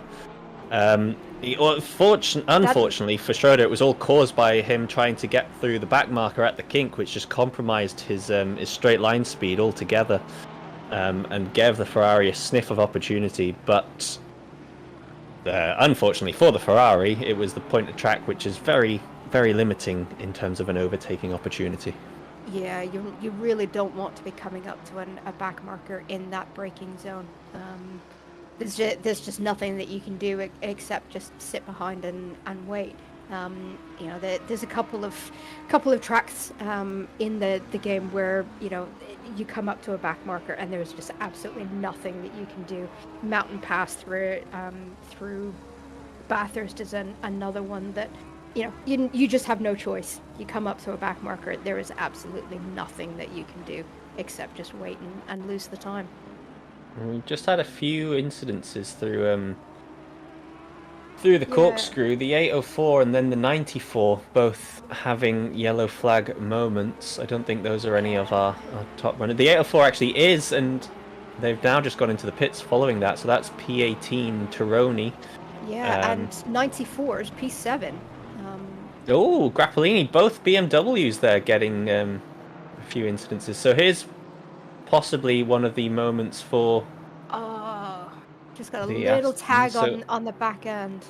Yeah, it didn't look like there was much contact, so that might have actually been a netcode problem. I don't know. It didn't to me look like there was a direct car-on-car impact, but might have just been the angle we were looking at. Yeah, that one's a bit unfortunate. I went for the switchback, and the gap wasn't quite there to execute it cleanly enough. But yeah, a few more cars now in the pits. So the two that we saw, Grappolini now in the pits as well. BMW, as I think we might just be getting. Oh, here's the second incident. So Chris actually did go out of his way to look at the two incidences for the 991, which is very, very kind of him indeed. Thank you very much, Chris. I'm sure he appreciates it. So that was them just sliding out, but there is one of the bonks, and there's the second one. So that's the one that gave them all the damage. Then they had to run the curb for good measure. That is very, very unfortunate indeed. So that's a 2 for 1, and we're still being properly squeezed on the inside. Yeah. And yeah, cost them about 3 positions in one, and a hell of a load of damage to accompany it. So yeah, it's I think that is an actual thank you for him. Although he did say he didn't want to look back to the pain, so yeah, maybe you're right there. Might be sarcastic. As we see Schroeder actually going to the pits, and Moaning also now in the pits. Jamie going for an extra lap or 2 here. So we'll get a good idea now exactly what's going on with the guys at the top, what their strategy is like, what their pit lengths are like, and just the gaps that we're going to see out of the pits afterwards. Yeah. So Moaning now already on his way out. Where is Valenduke in relation to him? Yeah, so there will probably be a driver change, so it's one of those that we'll have to come back and see once they leave the pits. And yes, Taylor now in the car. Valenduke being held up by the back markers a little bit through the corkscrew, not going to help them if they were hoping to try and jump back into P1 following the pits. I wasn't quite aware of what the gap was prior to them pitting, so No, he might decide to give it another lap, but he decides to come in and goes for his pit stop. no one pushing the limits of the pit entry line at all there. Everyone on the pit limiter, a good car's length prior to which I think. Sorry to cut in. Andrew Richardson, another stop go 30 penalty as Andrew Richardson takes over the car. So that's going to be painful. Yeah, the pole position and previous leader. Taking it back over from Schroeder. So Schroeder, I think, must have sped on entry then. Yeah. Because that's the only reason you get a stop go 30. Either that or you speed on exit. So it's one of those moments as we now have Lulu coming out of the car for the 990 Snack and Sons. So that penalty for Richardson's going to drop him probably right into the midst of the 990. I'm guessing, but I think the gap might have been a little bit greater than that, because it was about 20 odd seconds to P4. So yeah, Lenson back in the lead, Taylor back in the lead. Lenson I don't think has pitted yet, so yeah, he had just or he is coming out the pits. Apologies, the timing's a little bit off there, but yeah, there we go. So Taylor regains the lead for the Wild Things Racing team, looking very strong. Richardson's now into the pits to serve the penalty. He's in alongside P4 and P6, who are now doing their pits and driver swaps, possibly. Yeah, we'll have to wait and see on that. Just looking at the gaps, and I think this is going to bring him out right near Lulu. So this could be very, very close. Be interesting to keep an eye on him. Lulu, where is she on track? It's too many cars on track. I can't see where. Oh, the 990's just crossed then the start-finish line.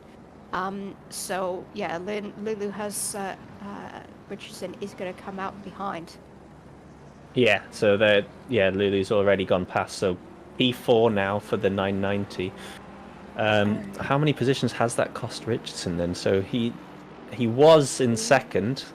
They've now dropped to 6th, I think. It does look to be that way. We'll have to just wait for the overall 2 update, but I believe that is indeed correct. That it is now 6th place for them and brought out the pits. But they're only about 2 seconds off the Lexus of Mackenberg, so they don't have too far to go till they're back in a battle for position. Yeah, and I Hulaman, don't think the Lexus has pitted yet either, so it might actually be double check that. Nets P5. So I don't remember I'm Lexus sure being the that Lexus high up might- the order. The Lexus was P6 for a while, so I think it has indeed. So I think that is net. Okay then. The 415. Yeah. So no, they've pitted now. So yeah, that is for position. Lexus went 53 laps, whereas the other cars around, most of them did 52. The top 3 all did 53 laps. But yeah, all the top 10 once again pitted. So we're all good. Yeah, no off strategies there. No one out of position because of lack of pits yet in the top 10. We do have this battle for 14th going on. Looked like the Porsche might have just helped the Audi through that turn. Got a little bit close for comfort. We've seen this a few times actually. A Porsche stuck behind an Audi. Yeah, and it's just then the balances of where each car is stronger on track seems to equal out between the Porsche and the Audi. Porsche being much quicker in the twisty sections of the track, with the Audi having a lot more straight line speed. This one very, very close to that rear bumper though. Levels right on the back of Verhoeven. Seems like it's only a matter of time till this move will be made. The problem with the Porsche though is he needs to make an unconventional move because it needs to be into one of these tighter corners. I don't know if going for one on the final corner is really the play because you don't quite have the straight line speed, but he goes for it anyway. Gets a lovely exit up the inside. Audi just goes a bit deep, but now it's a drag race. Does have the inside for this first corner though, and I think that might just give him the advantage. Audi doesn't elect to try go deep into the corner. Will they go for a switchback? Not quite. The opportunity doesn't arise, and the 808 actually gets through cleanly. Yeah, so prove me wrong there. I was saying maybe the final corner is not the way to go because of the straight, and the Porsche said, nope, look at this, I can do it. I can outdrag, well, not quite outdrag a car, but I can position myself to then get the corner. Yeah, and I think that was more than the Porsche being just a little bit better on the brakes, being able to go just a tiny bit deeper. I've not driven the Porsche very much. But from those that I watch online that drive the Porsche regularly, they do seem to be able to be very, very brave on the brakes compared to some of the other cars in the game. Well, now we move on to the Tech 1 Racing Lexus of Sven Mackenberg as he looks at that rear of the Aston of Papovich. Looks for the move up the inside, the Lexus with the extra legs at the end of the straight as we expected. Just so much extra top end speed at the end of it. And a very, very clean move indeed. Yeah, perfectly done. Just snaps to the inside right at the end before the braking zone. Uses that overspeed perfectly. And pulls out a very quick gap as well. Mm.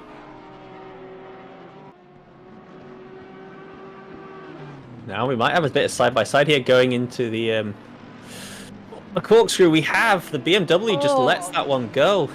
Yeah. Elects not to defend at all as Orgard I goes, think that's the smarter move. And I think if the BMW had defended that, I think it would have ended up in tears for both of them. So, and I think that the BMW playing the long game, realizing there's still 3.5 hours in this race, and electing not to fight it and to survive and fight it in another corner, I think. big gaggle of cars here now as we sit on board with Peter Vernier. Back marker was the one he just got past, so now, unfortunately for him, just dropped off the 76 a little. But we got Pelliccioni, who's had another bit of an incident. This 43 car, the white Ferrari, not having a great time on track at the moment. They do seem to have a bit of outright pace, but the consistency's not. And actually, just as we move away from Vernier, we find him facing the wrong way, going through corkscrew. Oh no. What has happened? We'd need to take a look at that to see if that was unaided or just the BMW getting himself a little bit out of shape going over the crest of corkscrew. Yeah, just as there seemed to be a bit of lull before the pits, everything's come out and gone wild. As I think Chris is having his work cut out for him right now. We've got Paulus looking at the inside. Oh, it's a huge snap! Just a little bit of side-by-side contact with Hajas, and off he goes. There's also a yellow flag on the other side of the track as the 212 is involved in some form of incident. Everything happening all of a sudden. Yeah, I mean, we saw this after the last round of pit stops, that, you know, drivers coming out, possibly being a little rusty, cars are in, you know, a little cold, tires not quite up to temperature or pressure. And it just seems to take a couple of laps for everybody to settle into a groove. And unfortunately, you know, with there still being, 43 cars out on track, this isn't a very long circuit either. So it's quite easy for cars to trip over each other when in these early laps of a stint, when they're just getting their eye in. So yeah, a repeat of the end of last stint session, getting a flurry of incidents and yellow flags. Now we move to a replay just to see exactly what happened to Peter Vernier. It seemed all fine when we left him just before this moment, so it's what happens into the corkscrew.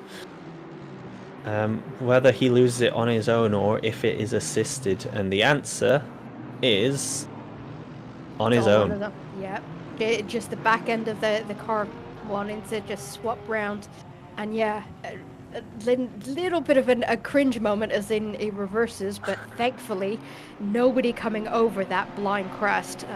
That would be absolute catastrophe because nobody would see it coming. The 212 was the other one involved in the incident, Chris. I'm not quite sure, but yeah, I'm not sure who that was, but that was the one that happened at the same time of the Benny Paulus incident, which we didn't see on stream, and that was just, I think, a little bit of side by side on a fully loaded corner. The car didn't like the extra contact. Now Paulus finds himself stuck behind the Audi of Hartwich, as we see, actually, yes, as you mentioned, it was Richardson. Oh, he just takes too much curve and off round he goes. Does he keep it out of the wall? Does he keep it out of damage? Well, that was a bit scary.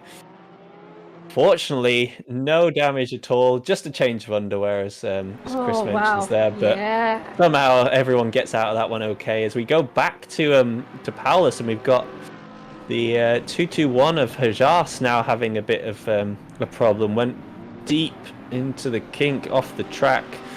Now back pressure. This is where the incident happened last time. They're going to recreate it, maybe? No, there's a lot more respect shown this time round. Almost a bit of contact on exit, though.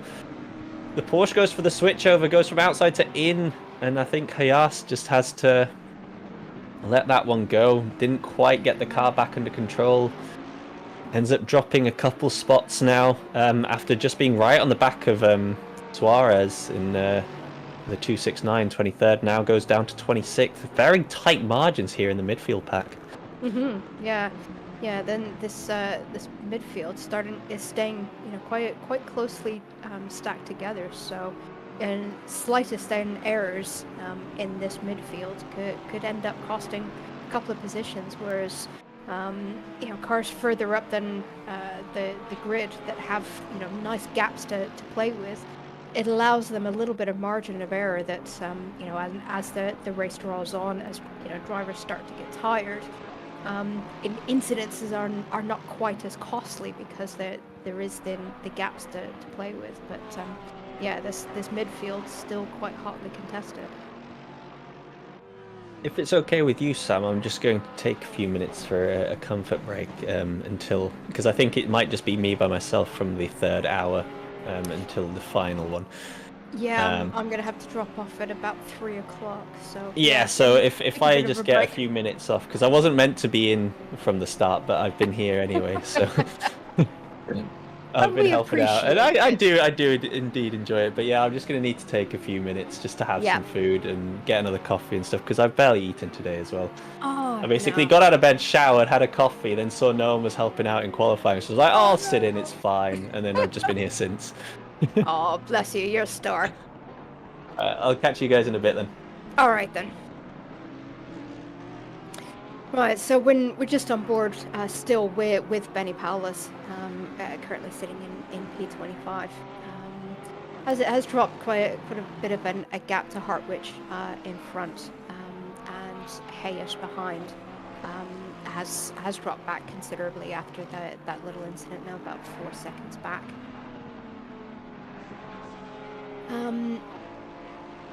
I'll say if we could jump on with P19, Chris, that would be great. I was seeing Dan Ambrosia just starting to pull down the gap to Davis in front in that Mercedes. Again, then this midfield still being, you know, quite close together, and any incidents here is definitely going to make a big difference. But of course, not wanting to give commentaries Kirsten to anyone, because I am quite notorious for that. So we've just got a replay of the incident with the 93 Porsche.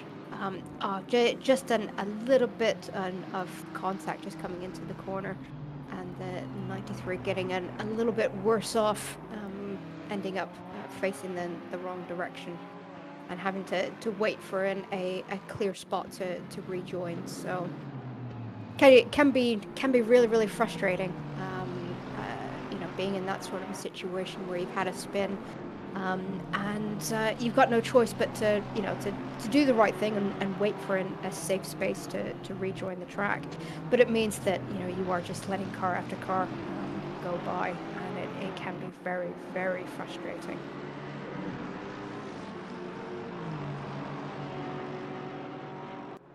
As we're still following along with Nelson Ambrosia up in currently in P19 for the team ABBY Racing in that 333 Aston Martin. Although it looks like he's gotten a bit of a slow exit there, and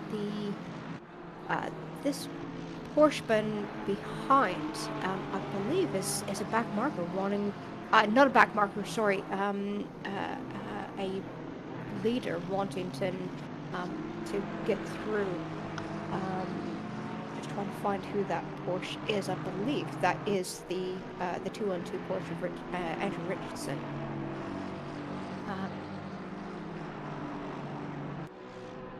Yes, please. Hi, Sam. Are you enjoying it? Chris. I am enjoying it, and very well done on keeping up with all of the replays and the incidents. They're definitely keeping you quite busy after the round of pit stops and in both pit stints. Keeps me off the streets, doesn't it, on a Saturday? Yeah, it gives you something to do. And I understand you're in for the full stint, aren't you, for the entire race? So That's true. Over halfway through now, so... And I unfortunately missed the actual start of the race. I switched on at about lap 5, lap 6. Wait, was it a clean start? Relatively clean. Certainly turn 1 was just a very minor incident, somebody went wide. But I think it was turn 2 and turn 3 where there was a big bunch up then. And there was quite a few cars off. Incidents reported, you know how it goes. But at least they made it past turn 1. That's good, yes, and everybody at least waited till turn 3. But and as you know, endurance races are won on the first lap, so Absolutely. you've got to give it everything. Without a shadow of a doubt. But if we've got to turn 3 this time, next time perhaps we'll get to turn 4. Yeah, maybe. Yeah, or you never know. Might even be turn 6. Don't push it. Yeah, gotta be brave. As I'm just seeing Mackenberg in the pits, and that's very out of sequence. So I'm wondering if that is for damage. Very it's early, dropping isn't it? down. It is very, very early. It's already down in P24. He's dropped several positions already since I've been watching. And I'm also noticing a number of penalties starting to flag up. Davis in the 76 Mercedes got 15 seconds, and Nick Vargas in the BMW car 11 has also got a 10-second penalty. I should go in. Oh, yeah, the stewards have been very busy. There's a load come through, so I'll start displaying them one at a time. Okay. And then, as we're speaking, we've also got the 43 Ferrari also coming into the pits as well. So both of these pit stops very, very out of sequence, and certainly for Mackenberg, he's been in the pits quite a long time. So I would guess that this is for repairing damage. I've just seen that Soen, the 888 BMW, currently sitting in P9, has a drive-through. Initially, I would think that was for track limits, but seeing as this is coming at a time when the stewards are handing out penalties that they've been reviewing for the past couple of things. So yeah, 888 getting a drive-through penalty for causing a collision with car 714.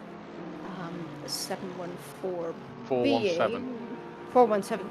God, I can't even read. Sorry for correcting you live, but you'll spend ages looking for that number. It's not even on the list. I will, yes, but at least now I have found him. It's the Lexus of Sven Mackenberg. Who is in the pits and has been stationary in the pits for quite some time. So, sounding like this was potentially quite a severe incident, and has caused quite a bit of damage.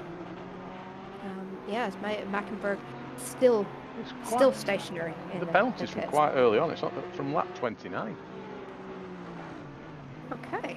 In that case, I'm not too sure why Mackenberg has been in the pits for such a long time. I mean, he's dropped a good 10, 11 places already. I'm not sure how the penalty is working for what I've just displayed there. Right. 15-second time penalty for car 76, causing a collision with car 76. So it's collided with itself. That takes some doing. It does. It's impressive. And I'm not going looking for that replay.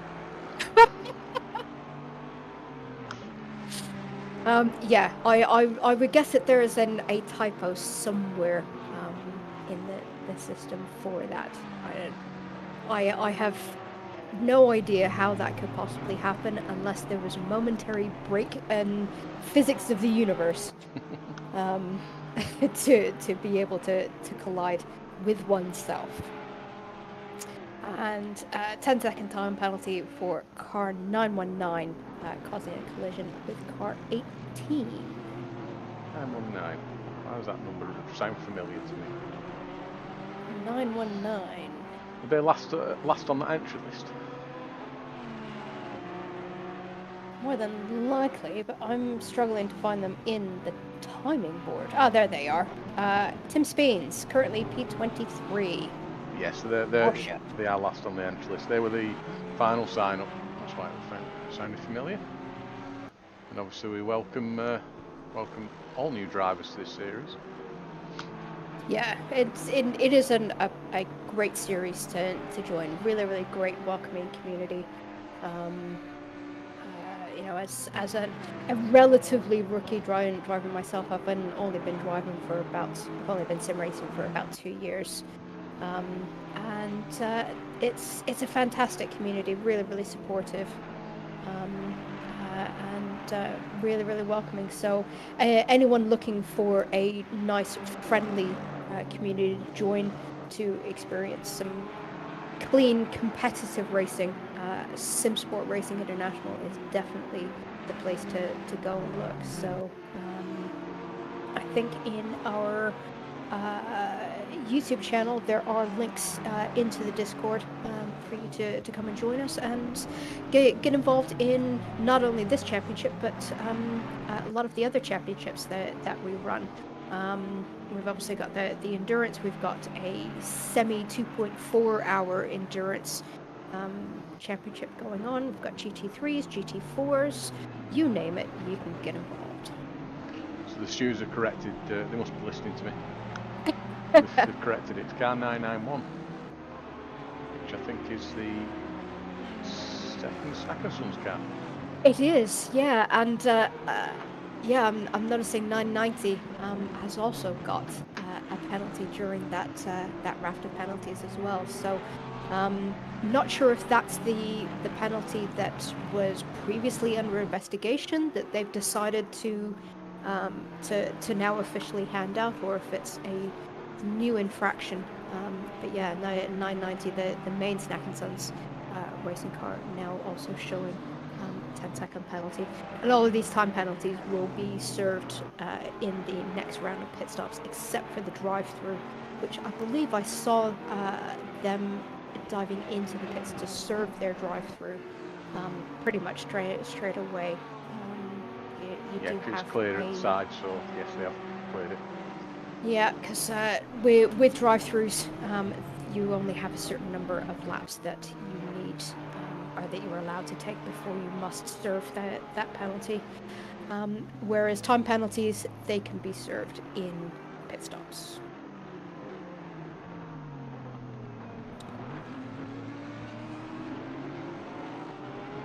So we're just on board with Eric de Jong and the SRH fake racing car, the 34 Aston Martin. About 0.7 of a second behind Verhoeven. Just in that yellow and black Audi that we've seen quite often getting involved in tight battles.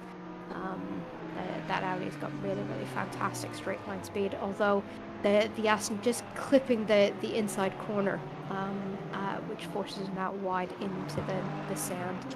And during my practices then this week, trying to get to grips with this, as I said, he gets then the wide left-hander a little bit wrong, and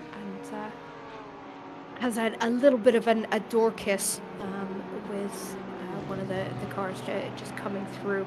I believe that was Porsche coming through. Was it Cleveland?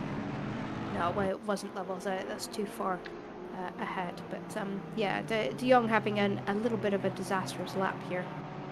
Just trying to get back into the swing of things. Possibly finding himself a bit overwhelmed with leaders coming up to lap him. Can be a little off-putting, being a driver further down than the order, and having a flurry of front runners coming up to lap you in all at once. Can quite easily push you off a bit.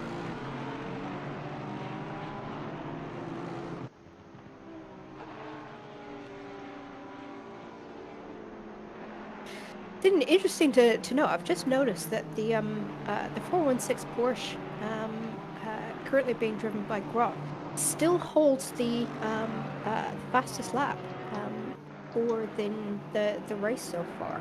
And I believe that team has had the fastest lap purple mark for quite a good portion of this race, certainly for the past sort of hour and a half that I've been in the comms box.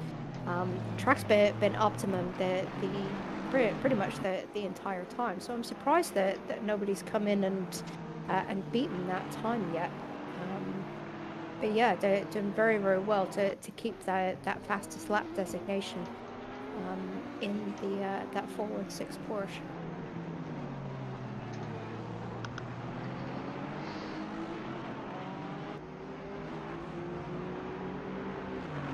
So what else is happening? There's not a great deal battles on track, is there? No, it's not many close battles, and a lot of the field is kind of spread out a little bit since the last round of pit stops. We've got this battle with Andrea Alfronzi for currently battling Popovich for P13. BMW not one of the stronger cars for endurance racing. There's not many of them in the grid. I think there's 5. I think in total in the grid, possibly 4. So yeah, no, not really a car known for endurance racing. I drive the BMW pretty much religiously for the past 2 seasons, and it does tend to eat tires, which is probably one of kind of a key factor for endurance racing. So might be one of the main reasons why we don't see too much of it in endurance championships like this. But if you can manage tires, it can be very, very quick, and is very, very easy to handle as long as you get the brake bias set up very well. I really enjoy driving it, but not very well suited to endurance racing because of that the impact on tire life that the car has.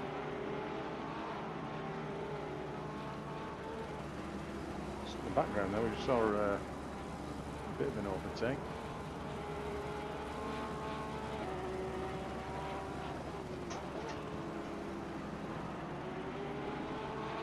Sure, it was position or for back marker. I think it was a back marker, wasn't it? Yeah, I think so. Looking at the gaps on the timing screen, those gaps are definitely a little bit wider than the spaces that we're seeing on track. So, but speaking of gaps, I've just had a look at the timing screens in Pit Wall Live, and our current leader, Zach Taylor, is just miles and miles and ahead. He's pulled out nearly an 18-second gap on Dan Lenson since the last round of pit stops. So Zach's sitting quite comfortably out in the lead, and can just happily lap away. He's currently sitting in quite comfortably and with some clear air. Just looking at the track map, has got quite a gap to back marker in front. I think the next car that he's going to come to lap is the 93.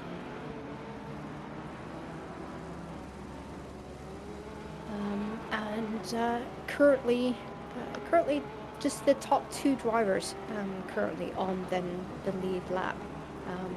Everybody else has been lapped to an extent, other than that's now starting to move its way down the board a bit.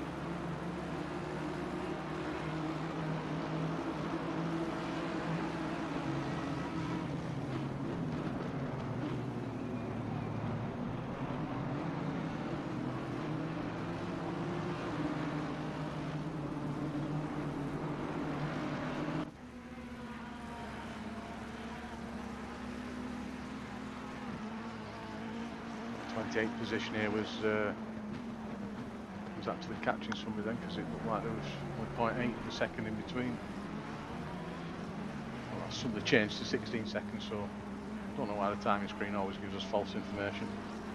Yeah, it's because I don't think the timing screen updates until cars pass a sector marker is where it updates. Without it, unfortunately, the timing screens aren't always live, which makes our job very, very difficult.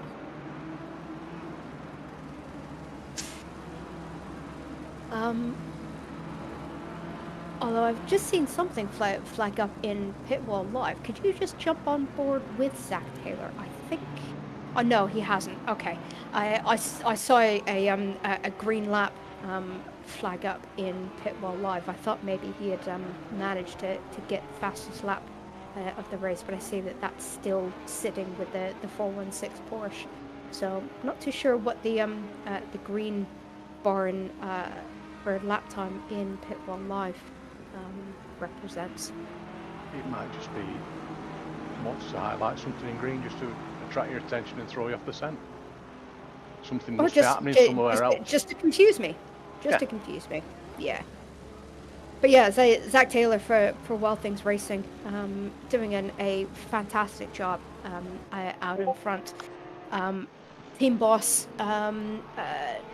Denise Pope, is currently going to be very happy bunny with sitting with Wild Things Racing, sitting quite comfortably in the lead, and with a very, very commanding margin. That gap now up to 20 seconds back to P2 Dan Lenson, also in the Honda. Very surprised to see Hondas out in front and at this track. I was always under the impression that this was a hunting ground for Porsches, and so wasn't too surprised when I came in to the stream a few hours ago and saw Andrew Richardson up at the top of the timing towers in that 212 Porsche. He's now currently down in P5, although Christian Grod is now closing the gap to Richardson. That gap now under a second. Looks like Richardson. No, it's lapped into it. I nearly fell for that then. Nearly fell for it. Nearly fell for it.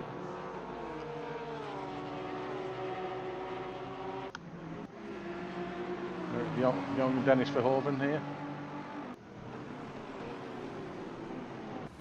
This is a battle for position. For 10th. And it is. Verhoeven looked like he got a little bit out of shape coming over the crest, but has managed to get the car back under control and not lose too much time. But that gap 0.2 of a second, so it's just coming up to a couple of the long straights.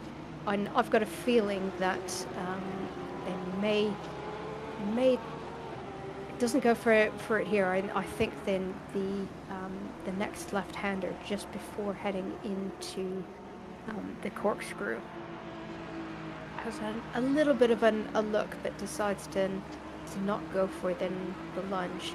He's going to be brave if he tries it through the corkscrew, but this could very well come down to just keeping the gap nice and close and potentially having a look coming into the final corner.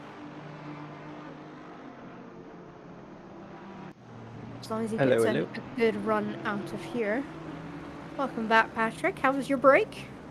It was very nice, thank you. It was needed. Good. Bit of food, another coffee. All good now. I seem to have missed a bit of action though. All the penalties seem to have been dished out while I was away, and there's a few that aren't too happy. I've noticed as well. Yes, little bits of arguing going on, but I see the 10 seconds returned for the 990 as well for my car.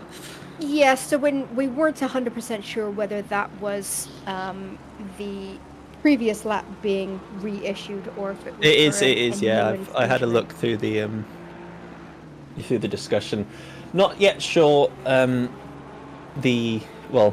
think in my eyes, I think I can understand why there's a penalty, because when we watched the replay, Matt didn't take any avoiding action from the spinning car, so I think that's what the penalty's for. I still feel though that 10 seconds is probably on the harsher side. I would personally have gone with a 5 second myself, but hey, not Stewart. But I'm not a steward, yeah, no, and it's Not a it's down steward. to the stewards to decide that. So we just have to stick with the decision. Whether or not we're happy with it, it's down to them. They've clearly had more angles, been able to see the inputs and everything like that, and that's the decision they've come to. So, Yeah. we just got to get on with it now, and still somehow we're in P4. I'm not quite sure why or how. It's great to that's- see, but with that penalty and with Richardson closing up, I think we will end up down in 5th, and then the car that the incident occurred with is actually right on the back of Richardson now as well. I think only 0.4 behind as we're on board with this battle too. Yeah, so just keeping an eye on that gap between Lulu and Richardson, and just seeing, if the penalty were to be served now, and it would end up possibly even dropping 2 positions. Yeah, down to to 6th because Grot's right on the back of Richardson. Yeah. Mancini not too far off either, about 16-15 seconds. So yeah, it's still quite close up in that sort of 4th to 7th place. Yeah. So if Lulu can get a bit of a wriggle on, and just try and maintain that gap, can hopefully minimize the impact that penalty has. I'm pleasantly surprised, Alex. It's it's a good thing. Obviously, it's just because taking into account everything that happened last season, it's nice to see us up at the pointy end. Yeah. Well, it's the different car from last season. Is your driver lineup the same this season as well? Or have Yes, for the 990 we are the exact same 4. So it's myself, Matt, Alex, and Lulu currently in the car. Then we've also got another 4 that have joined us in the 991, which I think also now has 15 seconds of penalties, and they're slowly dropping a bit further. But you can't say the car's easier. There was nothing wrong with the Lambo. It sounded great. That's all that mattered. Sounding good is not really the be-all and end-all of a quick car. It may sound quick, but if it's complicated to drive and wants to kill you at every corner, which I believe the Lambo does. It understeers a lot, the Lambo. It does. It's quite a safe Yeah. car, but if you want it to be fast, you need to put it on edge a little. Yeah. As we see the Audi just disappear off exit stage left. Yeah, I think that was Think- Verhoeven's. I'm not sure if that was assisted or not, because it looked like the Audi got the angle through the first half of the corkscrew all wrong. So I think they were going a little left already. I'm not sure if they were helped along the way though. That will be one we need to get another quick look in and see. But if Chris is okay with it. I am. Everybody can hear me in the world. I'm going to drop off for 5 minutes though, and while I find the replay. So Okay. speak to y'all soon. Yeah, I mean we've seen it countless times in this race. I've experienced it myself. With the change in altitude and in that corner, it drops off so steeply. I have watched live racing around the Laguna Seca, and just like Eau Rouge and at Spa, camera angles just don't do that drop any justice. It is proper steep. And gravity can do some interesting things to cars going over a crest like that. Back end just goes light, and it kind of just doesn't want to steer. And then the compression when it finally does, all 4 wheels end up due back on the ground. And yeah, it's just a difficult corner to get right. For sure. Well, this battle on for P5 is still hotting up, and they're still closing the gap to 4th as well. So we'll see exactly how this one plays out. I'm not sure if you've got whether you want to get the move done ASAP, or if you want to just wait till you close in, because he's been aiming to make some lunges and some attempts, but it's actually cost them a little bit right now. As I think Chris is indeed giving us the replay just to see if there was any contact. Will we get the angle we want? We will. No, it's all on its... Oh, right at the end. Right at the end, there's a little tap on his way, but I think the Audi had already gone by that point, so you can't blame... Yeah, the Audi was already, pointing stage left. The Porsche just kind of hadn't helped it around a little bit and just continued it on its way. I think there might have been some ladder contact with the wall as well, so that Audi is going to be a little bit of a handful to drive, I think, for the next few laps. And certainly until we come up to the next round of pit stops. So could be a little bit uncomfortable in that number 16 car for the next little while. Well, as you mentioned, Taylor's got the fastest lap. I spotted that he has a massive gap now, of 22 seconds, and didn't realise just how much that had grown. Cause I don't know what it was when I left, but in 20 minutes it seemed to have just spread. Yeah, and more and more. I think just before you went for your break, I think that gap was around 15 seconds. Now it's up to 22, and increasing lap after lap. Taylor's got some really nice clean air in front, so he can just sit comfortably and just lap after lap. Possibly just sit there and hot lap, as he's been doing. That's why he's been able to take that fastest lap away from Christian, who that 416 Porsche has held the fastest lap initially for good first half of this race. Well, I think is that Dan Lenson that they're catching up to possibly unlap themselves in the Honda. So it is. So it's confusing because I was sure that car was at the pointy end, and then he's in the middle of a pack, and there's a load of other back markers all around. And with Richardson stop go 30, that's a long. Well, I say it's a lot of time. It's a minute 20 something, isn't it? A minute 23 is probably the average lap time for the leaders around here. Yeah. So it's... Oh, God! Oh, ow. That's the 416 probably going to get a slap on the wrist for that. I don't think there's much to be said other than you understeered into his back left corner there. Unfortunate for the Aston, because they were trying to stay out the way, couldn't go any further right, and they got taken out for it, and the Porsche hasn't lost anything, as we've got a backwards 269. Was that the Ferrari of Suarez has dropped off? Now the Suarez, I believe, was... Oh, and he's doing it again! What's going on here? This Aston's scared. He's got nowhere to go, and there was almost another tap. The Grot seems very impatient at the minute with back markers. It's not the best way to treat them, because you're going to have to go past them a few more times if you consider the fact that there's still 2 hours 45 minutes to go. Yeah, and you need to respect everyone on track so they then respect you back. It's you do, yeah, and you've got to understand, especially if you're coming up to back markers who themselves are in their own battle for their own positions.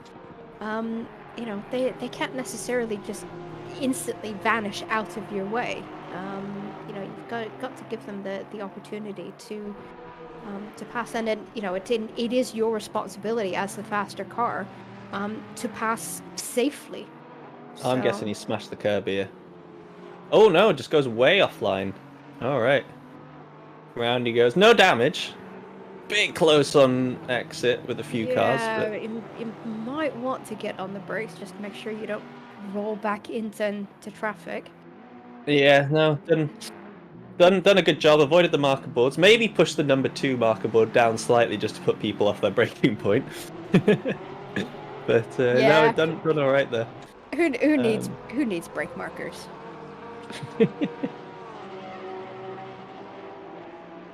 Braking is for wimps. Yes, it is, Chris. Right. I am gonna have to love you and leave you.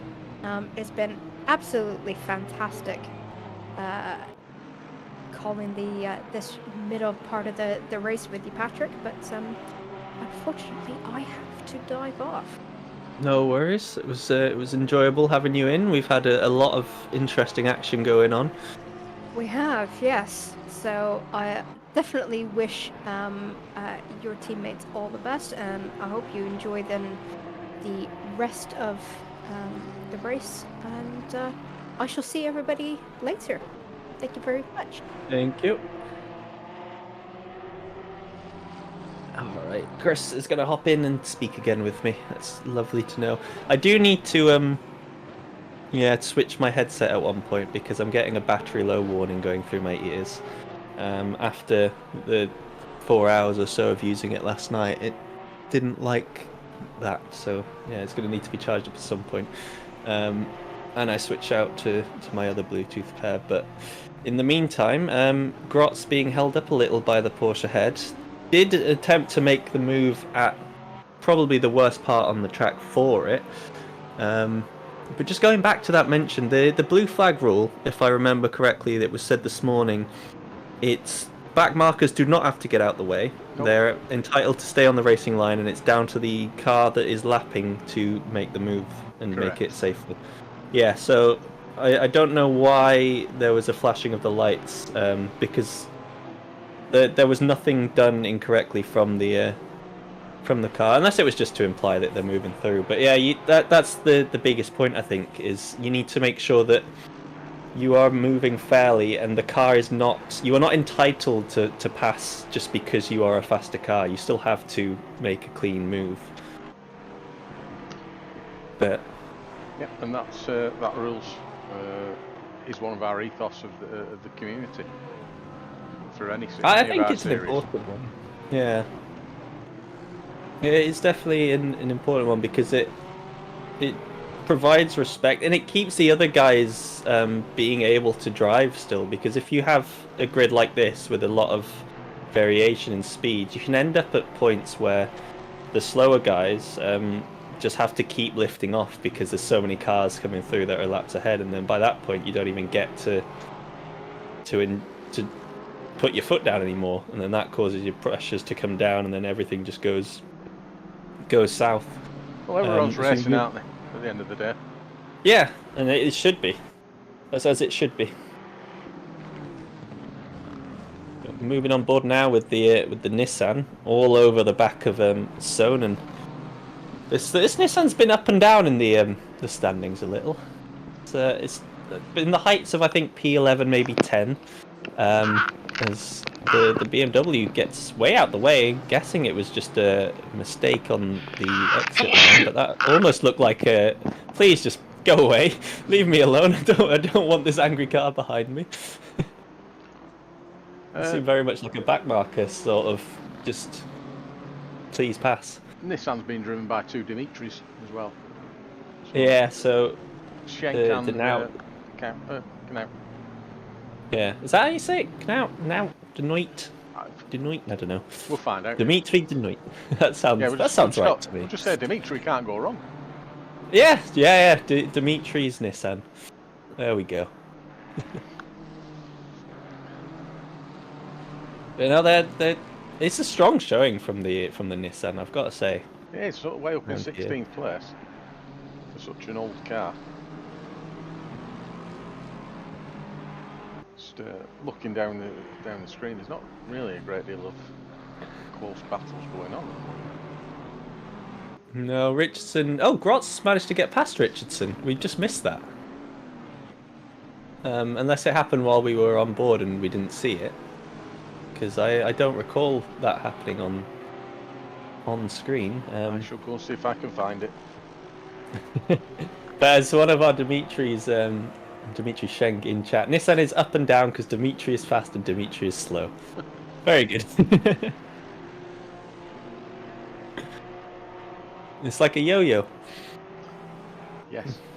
Nissan sponsored yo-yos. That might be what the round bit of the livery is. Ah, yeah. We might be onto something here.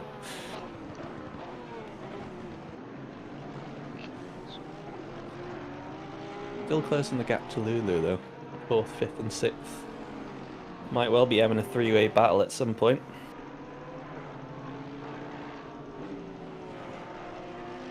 Go quiet while I'm concentrating. My man, I can't do 2 things at once.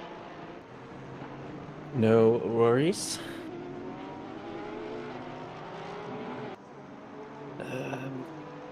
Right, what else are we looking at? So, I don't think...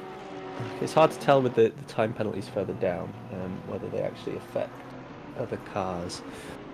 Whether Vargas will be losing some positions, but I think Lulu's definitely the one that will have position affected. Whether or not it's to Mancini, no, Mancini's now been lapped twice, so I think currently as it stands, the lowest we dropped to is 6th, which is brilliant. Where else are we looking at? Oh, we've got the replay. So here's the overtake. So we've got a little bit of back marker action, and the Porsches are not enjoying their time dealing with Aston Martins, it seems. Which I hope for Lulu's sake, it does not mean that there's going to be issues once these two arrive on the rear of the Aston Martin of the Snack & Sons 990, but we've seen both of these guys now remove an Aston Martin back marker from their path by excessive force, I'd say. I'm not sure if Richardson's got damage as well, because he... Yeah, the car looked very, very shaky, very swivelly. See if we can go on board with him. Hopefully, for his sake, it was just that after going offline, the tyres are a bit dirty. But It looks pretty strong. I'm getting... Dan's having a go at me. I've had this the whole time. So far, so good. Who was it I was trying to curse the other day that didn't manage to? I cursed oh, it was Alex Crawford when he was going around the Nissan at the Nürburgring.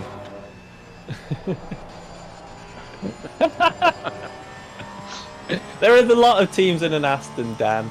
There are a lot of teams in an Aston, so it pretty much puts everyone in an Aston at risk. But the thing is, all I'm doing is saying what I'm seeing. I've no power over this.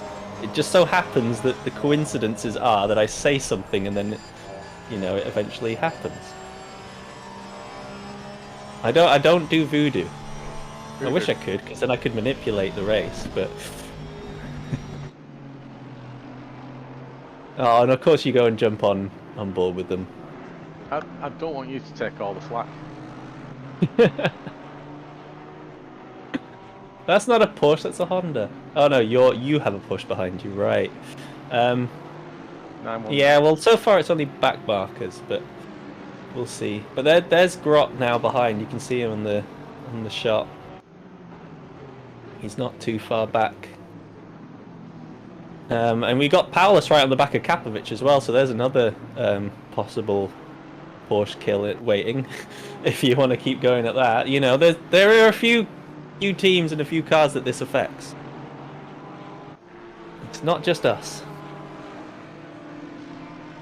I really hope this isn't a thing that's suddenly going to start happening now. It would be weird if it was. Yeah.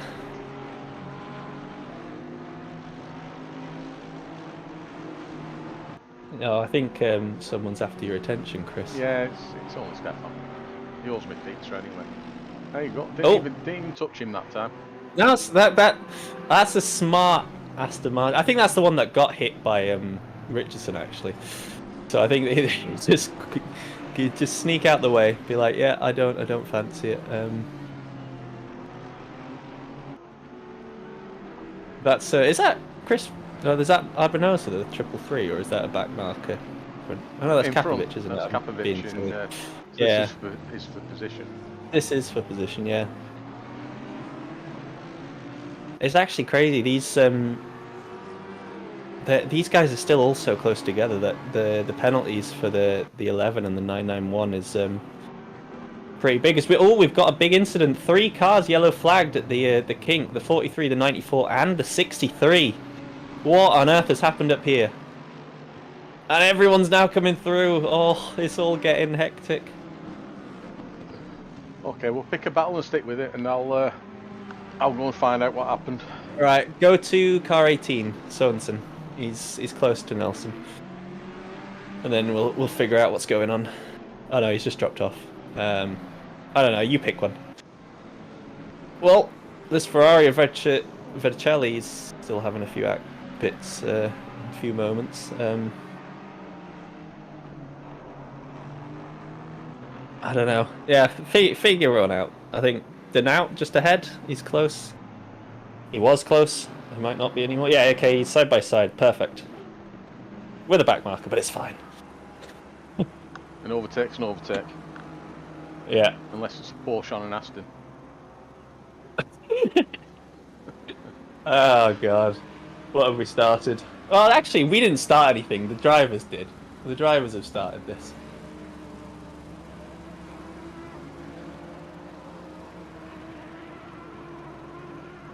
Oh, well. Oh, well. What is happening? Oh, Lulu's dropped to 5th now, so there's been a move with Grot for that 4th spot. So that's now happened. Whether or not that was a mistake from Lulu, because she's already 3 seconds off there, it's another question. But I am intrigued to see what happened up here that the 3 cars were involved. I've got something, but I've just got to find the start of it all. Oh, okay.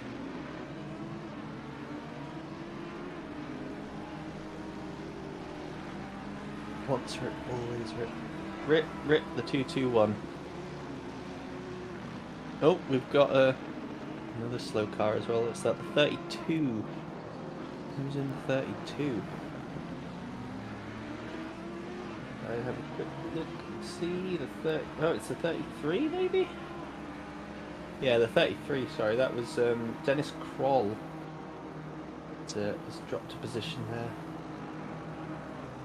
So I'm not too sure what's going on there either, but there's definitely certain parts of the track that seem consistent with bringing up yellow flags. This is interesting.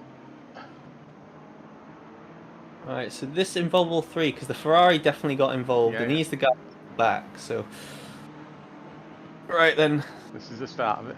Oh, okay. Big snap, and then the rejoin. Ouch. Ouch, ouch, ouch. It's all caused by someone putting the nose in on a back marker. The stewards are going to be very busy. Yeah, that's one that's going to be needing a bit of time to figure out, I think.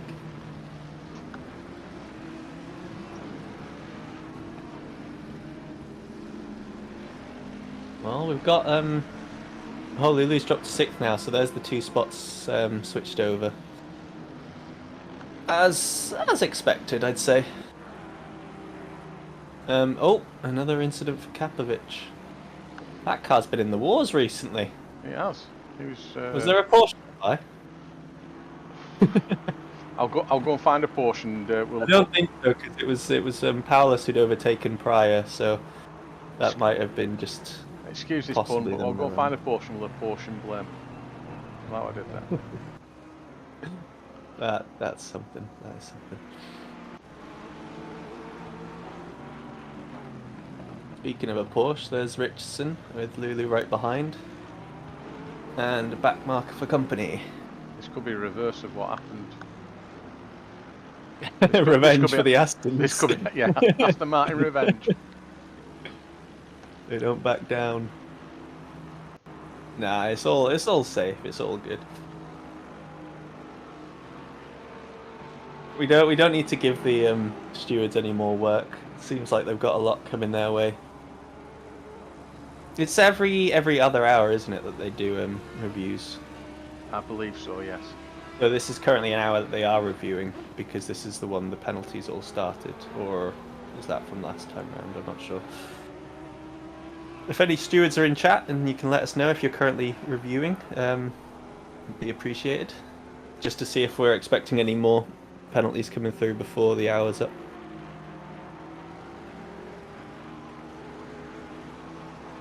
What car numbers? Kapovic, number 36. Yeah.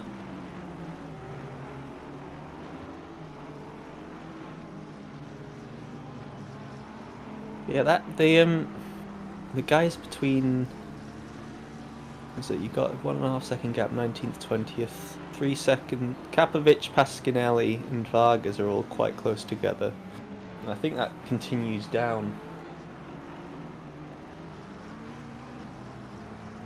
There's Vargas. Car number 23. No, he's got 15 seconds to the next car down from him. So he's not doing too bad there. I think there's a fairly close battle with Kieran Morfill. So far, one-time commentator. There you go, here's Kapovic. Oh. And there's a Porsche right behind him. Is this the... Oh, he got scared off the track because he did get hit by Richardson, I think, last time round. There's more coming. Uh-oh. Oh, the Mercedes dive! No! No! Oh, you're too far back. It's just a bit unnecessary there. It's the CBSR boys. Yeah. Are they the ones that normally drink a lot of alcohol while doing That's this? the ones, yes. Ah, right. Ah, they've just got their drunk goggles on. They normally drive better when they're drunk. Maybe they're actually trying on this time round and gone sober. I think Lulu's got him back in front of Christian Grott as well. Oh yeah, Grott's dropped 2 spots because he was ahead of Richardson also. He must have had a moment. There was certainly yellow flag waving under his name, so... 415. Who's that? What's the 415? Because they're 416. 415 just had a slow moment in sector 1. Yeah, that's their sister car maybe. Possibly. So both of them have had moments just now. Then.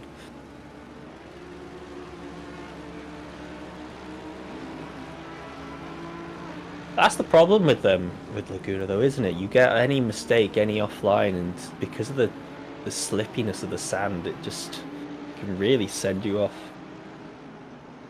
Here you go. This is what happened. Right, so he's got second place right ahead. He's got back markers battling, and he just didn't take into account. Fortunately for them, just a minor tap of the front left. But looks like they took a bit to get the engine going. Yeah, that's a lot of time spent in the sand there. Yeah. No sandcastles to show. Well, unfortunately, they don't have any water with them because it's a bit dry out there. They're in the middle of the desert. It's Laguna Seca for a reason.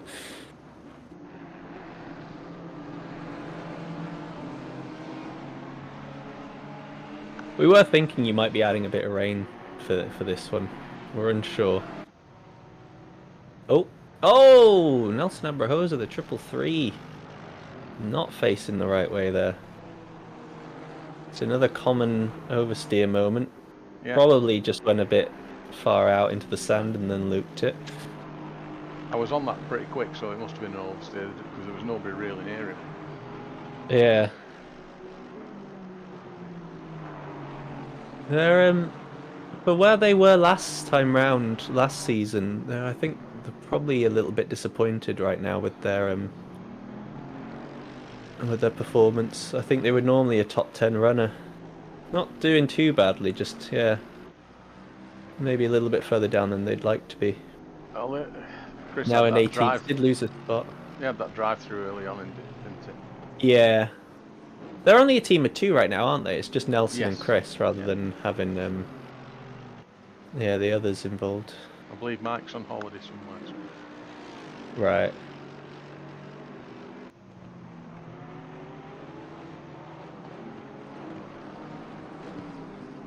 There's the 221. Yeah, I thought I'd better show this car just to keep Oliver and Stefan happy.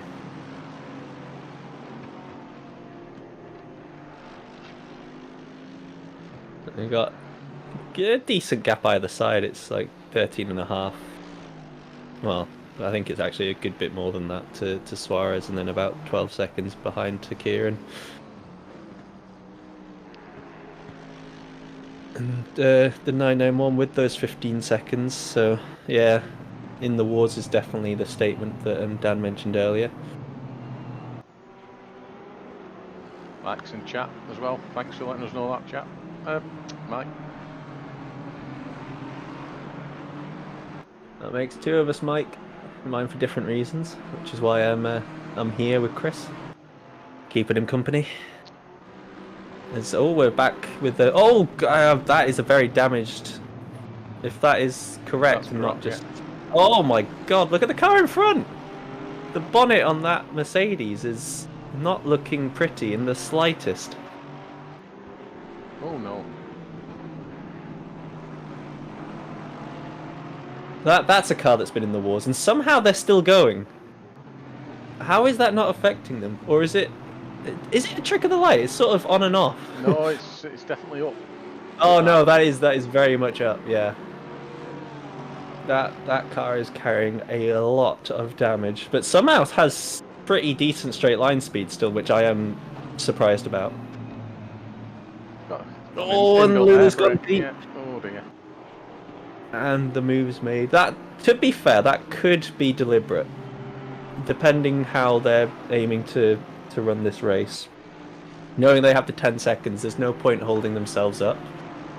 We do have the 991 right ahead. So this is now the sister team, and what's Grot going to do to get around the 991? We've seen him try and make an attempt, I think, on a back marker through here, which isn't really the way to do it. It is an Aston as well, isn't it? It is an Aston, yeah. So the 417 we got a yellow flag for further down. So as long as Kieran just keeps to his line, he's doing nothing wrong here. Just a reminder for everyone out there that the blue flag rules, you do not have to get out the way if you're a back marker.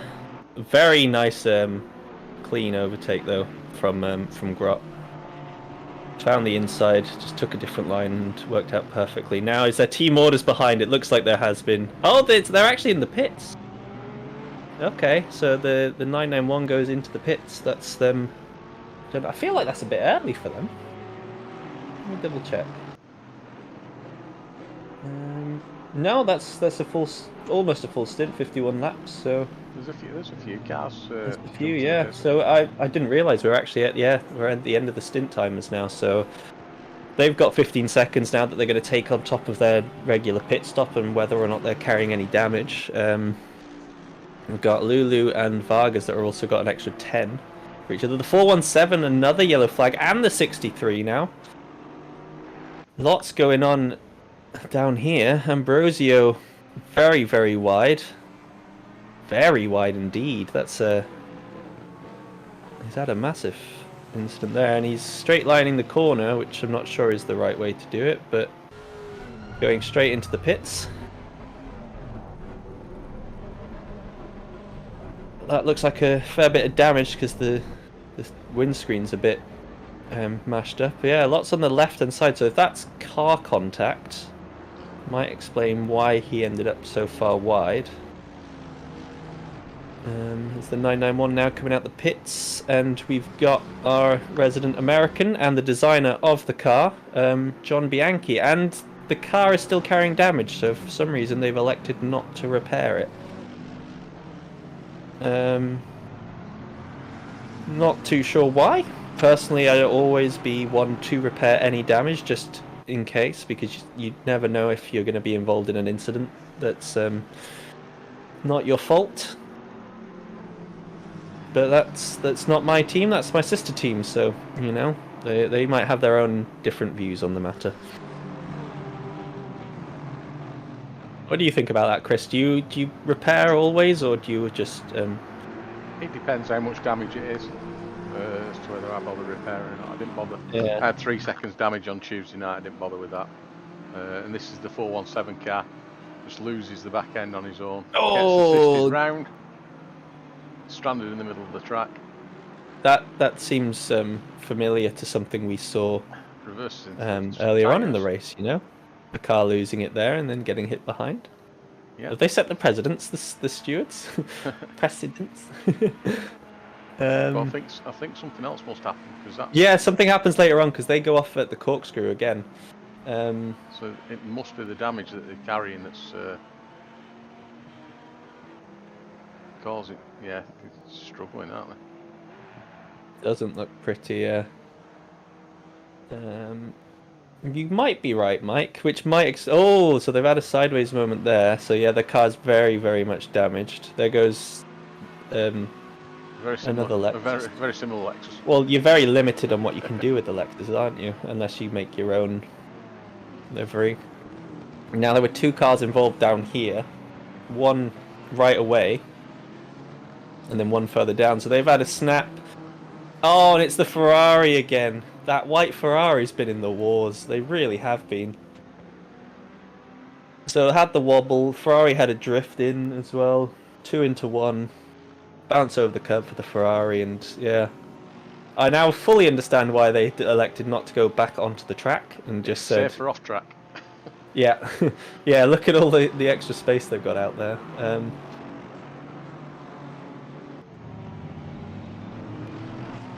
Oh, as we got another Aston just doing a bit of cutting and maybe a bit of damage for Van Drunen there. Lots going on around him right now. That's grot, isn't it? As well, right in front of them. Yeah. Yeah, it is. And there's there's the battle for position. John Bianchi looks to go up the inside. Shows his nose, doesn't quite get the move stuck. Has he got one right on his tail as well, or is that just a back marker in the BMW? I think it's just a back marker. Yeah, I think. But this has You're right. has become a battle for position now.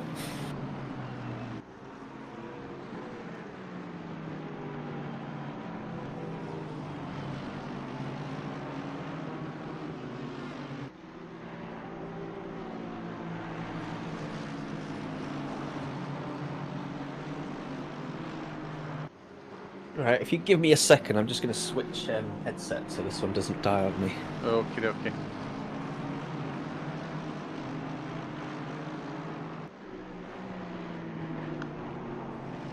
It's like Aaron managed to keep that position. John's just gone straight off at before coming up the hill.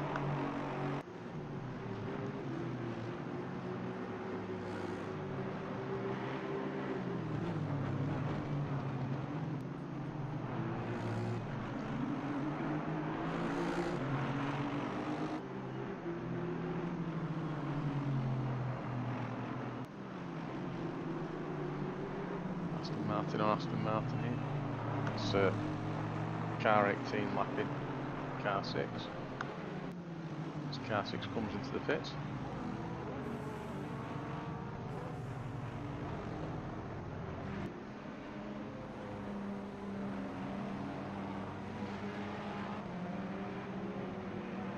Car 169 one-time leader of this race.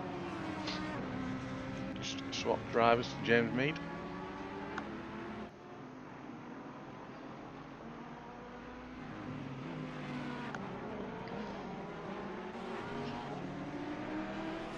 It's 7th place.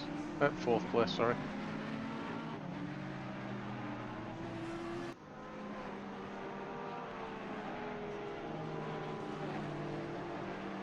Meanwhile, leader, not seen him for a while. Fitzpatrick in the car now.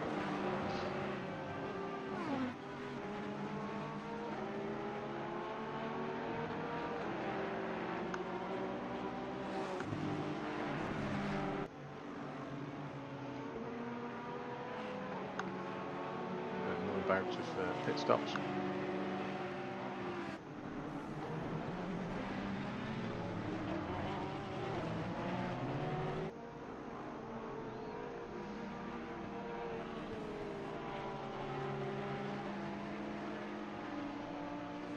Just Mackenberg off again.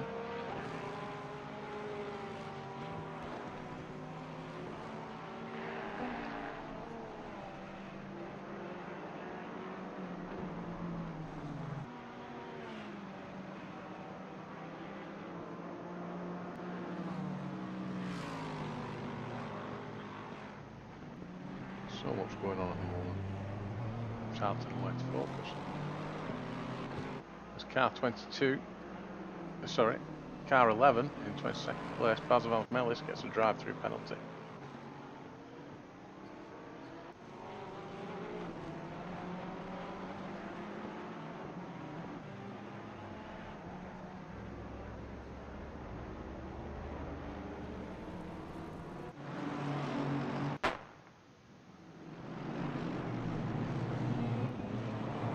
Hello, I'm back.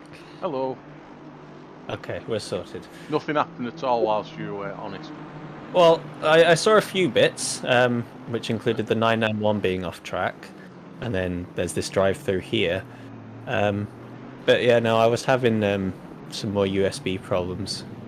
So I thought it'd be simple as just switching from one Bluetooth headset to another, but then the sound kept cutting in and out. So I just thought, oh, I'll switch USB ports. Then it didn't work in one of them. Then I had to switch again, and then for some reason my my microphone stopped working. So then I had to switch that USB port as well. So I have no idea what's happened there. But also, I think what Mike said about the ACC repair glitch is definitely the case for this Mercedes right in front here, because that thing's going way too fast to have that much damage. Duct tape's quite strong. Just saying. Like that front is definitely way too damaged to to be doing anything there. But do you think this? What do you think this drive-through picked up from? Is speeding in the pits, or have they just come out? Yeah, they've just come out, so It must be then. because there's no penalties being applied. It's a car 11 there. Yeah, they've just come out the pit, so they're on their first lap out. So yeah, that'd be speeding in the pit lane, but not enough to get the stop go 30.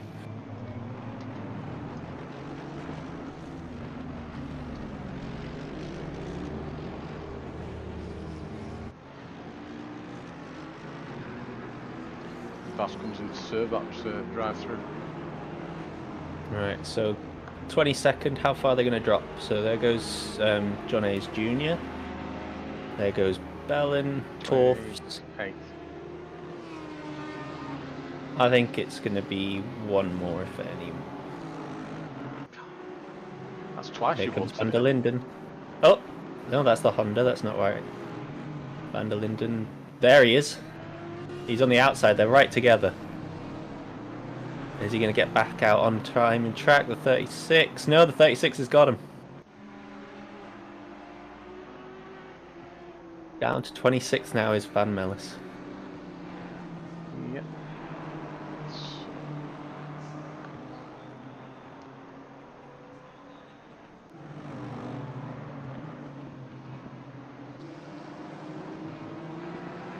We have waiting in the shed. I'm going to drag him in.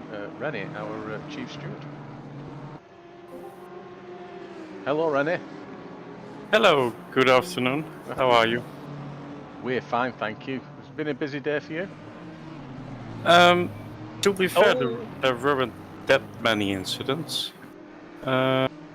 We've had a couple that ruffled some feathers, I think. But in the end, the stewarding worked out fine from our end. Is there a minimum penalty you add for endurance events? Is it 10 seconds the minimum, or is there still 5 seconds allowed? The minimum is no further action or racing incident, or a warning. If And, you do apply a penalty, though, is 5-second penalties a thing still? Yes. Okay.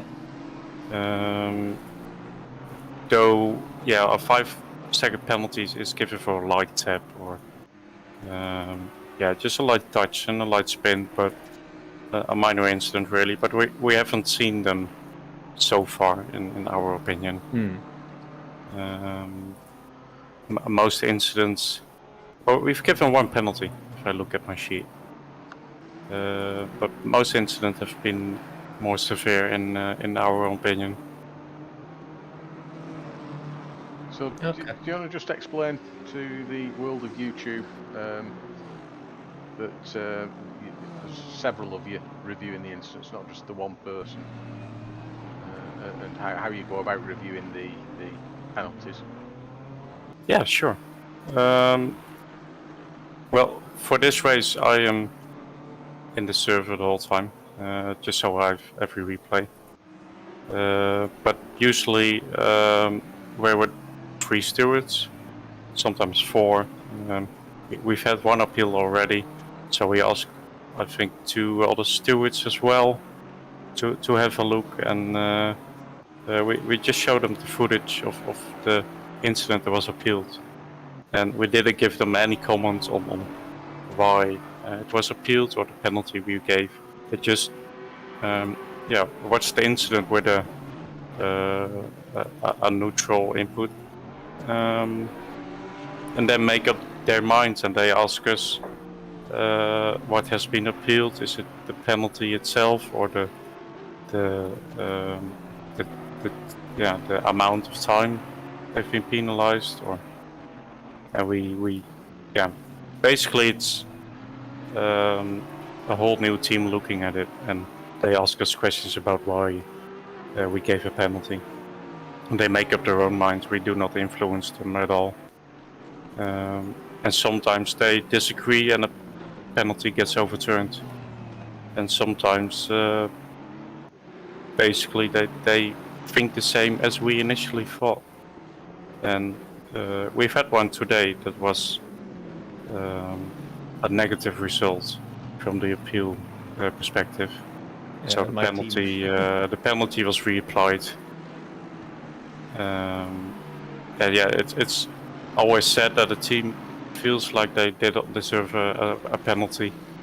I do sim racing myself as well, so I know how it can feel to receive a penalty. You feel that it's unjust.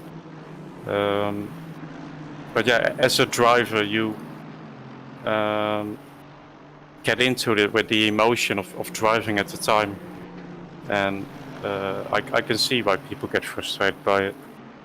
I really do. Out of interest, is when you appeal a penalty, and you said you can appeal either the amount of the size of the penalty added, or whether or not it was your fault altogether. I think we just had the leader crash actually, 127 in the corkscrew. We might need to look at, but are they counted independently? So if you say that you're not at fault altogether, rather than penalising the size of the penalty, does that have an effect? As it was indeed the leader that's crashed. So say if I get a 10-second penalty, and I want to try and remove the penalty altogether, would you then not take into account whether or not the penalty could be reduced, or is that still done at the same time? It's up to the stewards. If they think they didn't deserve a penalty at all, it gets overturned. And if they say, well, it was too harsh, it gets turned into a lesser penalty. Okay, all right. So it just depends what the other stewards feel, which is correct. But I've had in other series as well that a different team appealed a penalty because they thought the other team didn't receive a penalty harsh enough. And we really had to dig into the rulebook. Is this allowed? Can you appeal a penalty from another team? And honestly, in that rulebook, there was nothing that said they couldn't.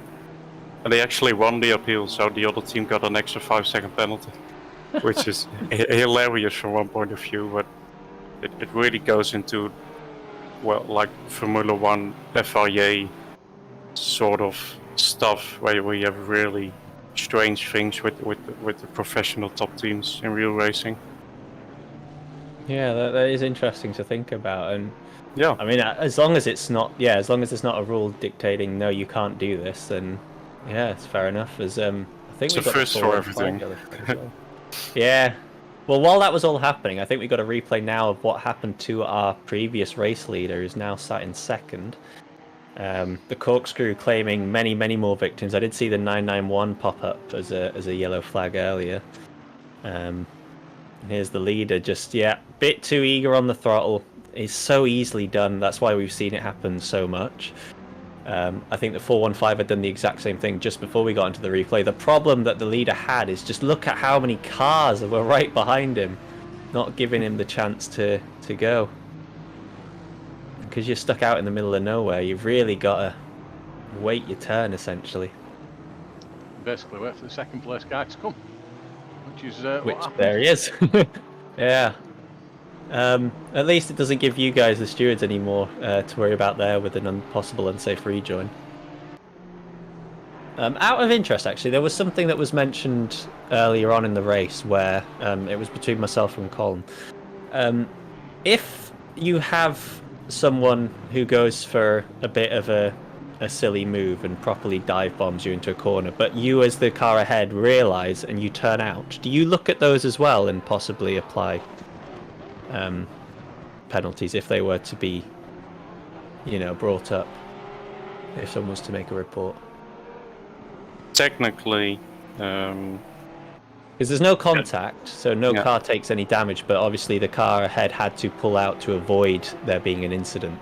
yeah, technically there isn't an incident if they do not touch at all.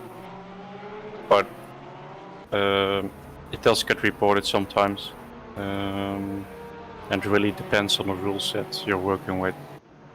I'm not sure from the top of my head how the SSRI rule set is in this case, but hypothetically I would say it kind of depends on the circumstances as well. Yeah. If it's a leader last lap situation, it could be looked at differently. Not to be biased or anything, but that there are situations where we think an incident is harsher than in other situations. But from a technical point, if the driver avoids the incident or avoids contact, there is no contact, so there is no incident. Okay. It sounds a bit weird that you actually have to allow the other car to spin you out to get them a penalty. It's all technicalities and how lenient are you with the rule set, and sometimes we think that it's fair or hard racing. We've had that today as well, where there was a bit of contact, but there wasn't too much damage, and the car was still in front, and then it's just no further action. So you've issued a drive-through today, and there's somebody in the chat that's continuously disputing the fact that the reason why I asked you the process that you go through.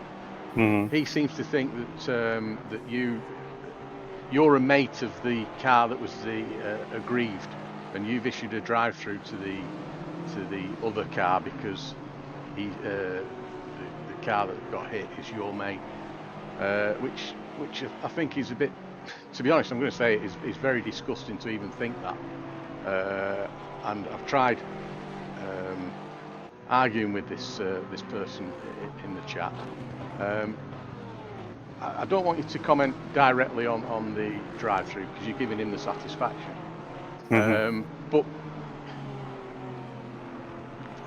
I think it was car 888 and car 76, I think. Is that correct? 88 and 417. 417. So I don't think you know any of those players, those drivers, do you? From those teams, not as far as I am aware, no.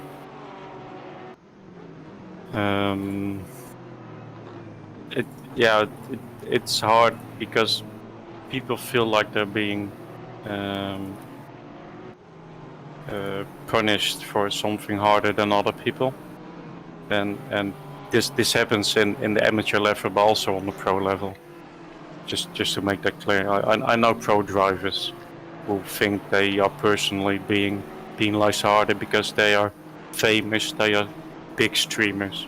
I'm not gonna call any names, obviously, but there are big streamers saying we receive harder penalties because we are famous, and people don't like us for being streamers or whatever. I've seen the text he put in on the YouTube chat, and I found it really hard myself not to get involved, because it's not my place to be, but I really wanted to tell him, just don't do this. If you don't like it, make an appeal. But yeah, it's not my place to tell people that on outside of the Discord and outside of the race. No, and you shouldn't have to. You sat as a panel, you've reviewed the incident that's been reported, you've come up with a result, and that's the penalty that's been issued, and that's what it should be. You should just accept the penalty and move on. Yeah, we've talked to them in the Discord channel and the appropriate channels. I've even put in the reasoning there, which we normally don't. So yeah, we've made it as clear as we can. We even posted a screenshot with what we had a problem with the driving behavior. We also said, well, if you don't agree with us, you can make an appeal, and yeah, basically advise them to do so. Because there's nothing else I can do for them other than them applying for an appeal. And we'll have other people looking at it. I'm still waiting for the appeal though, we haven't received any yet. And I honestly doubt there will be one. Most drivers react out of emotion. I do as well, myself. I'm not a holy person in that case. I think it's always different, isn't it, being in the heat of the moment? But at the end of the day, as you said, the driver's opinion is most likely than not always going to be different than a group of stewards who are independently reviewing things outside of the heat of the moment. They're outside of the car. There's nothing relating to them in the car, in the track, in the conditions.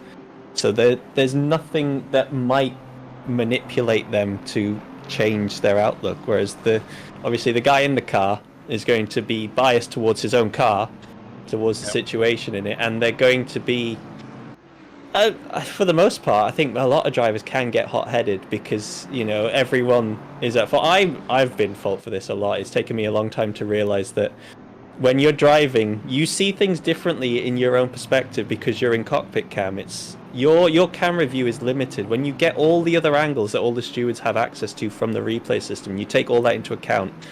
The incident that you're initially looking at saying, oh, it's 100% his fault, half the time is more likely going to be on your end than not. So the best bet is to always look at how to reduce any incident happening in the first place than always just trying to look at pointing fingers after the incident has happened. Yeah, the replay offers a great set of tools in terms of input with the pedals and the steering motion, and we can really slow down the replay as well post-race to see what the driver is doing, and sometimes you have to take into account the race time or the situation on track. But yeah, the tools we are giving by the game as a default are great for looking at all the perspectives with the free cam as well, and I feel we're lucky to have all these tools and being able to do this stewarding like we do it. I hope it gives for everyone a fair decision on any incident. From my point of view, I just want to say thank you, because obviously you guys put yourself out. You do it just from the generosity of wanting to help out as well. So, you know, you're putting your own time aside to try and help out and improve the value of the races. So, just from me being not today, but I will definitely be getting involved in future with once I have my new computer and everything. So, Yeah, I just want to say thank you for putting your time into improving the races and the experience for everyone else involved. Well, thank you, and you're welcome. I echo that, apart from the new computer bit.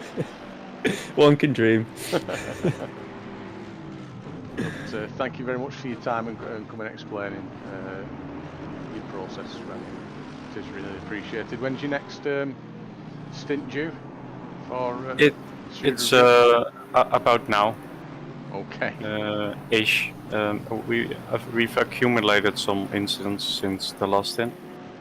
If I take a quick look, we've got 6 incidents to discuss.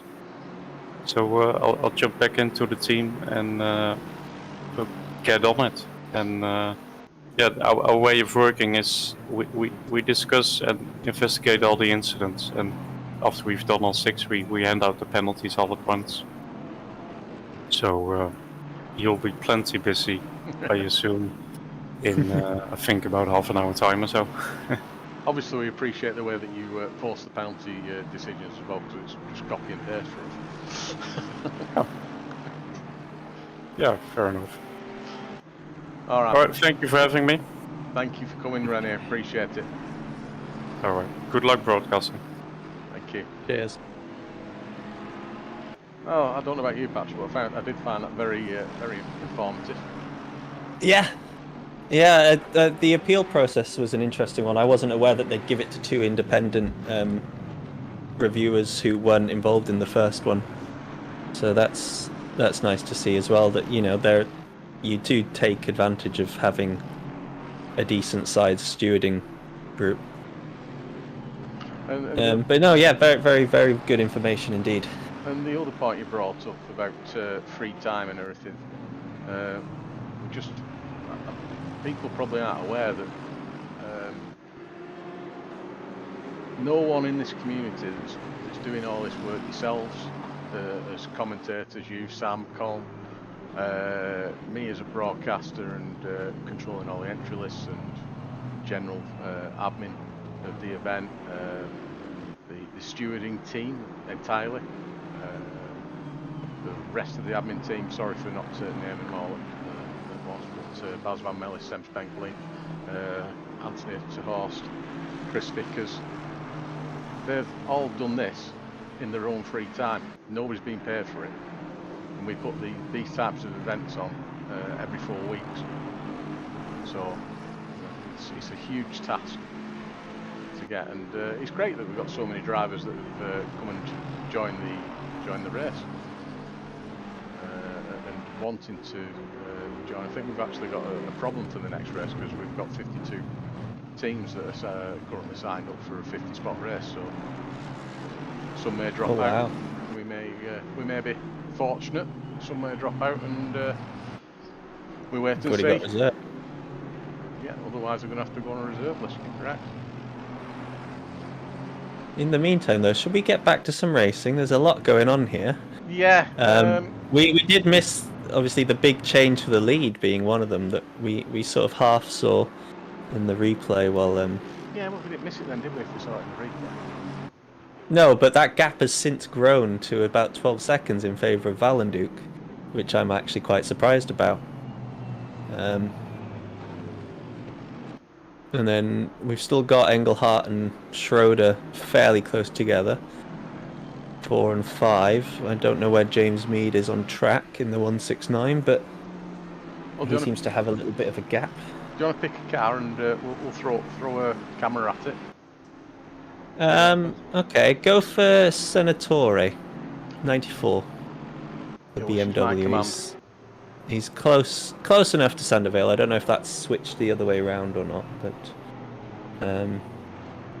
yeah, just looking at the pit wall live, there are currently only 3 cars on the lead lap, and that is your top 3. James Mead being about 70 seconds off the leader. There are, however, after that, I think currently only 3 cars a lap down off the leader. Whether or not P7 is still only 1 lap down and not 2. Christian Hurgaard is another Christian. Oh, Casper, sorry. Apologies, Casper. Casper Hurgaard. I'm sure we'll answer to anything.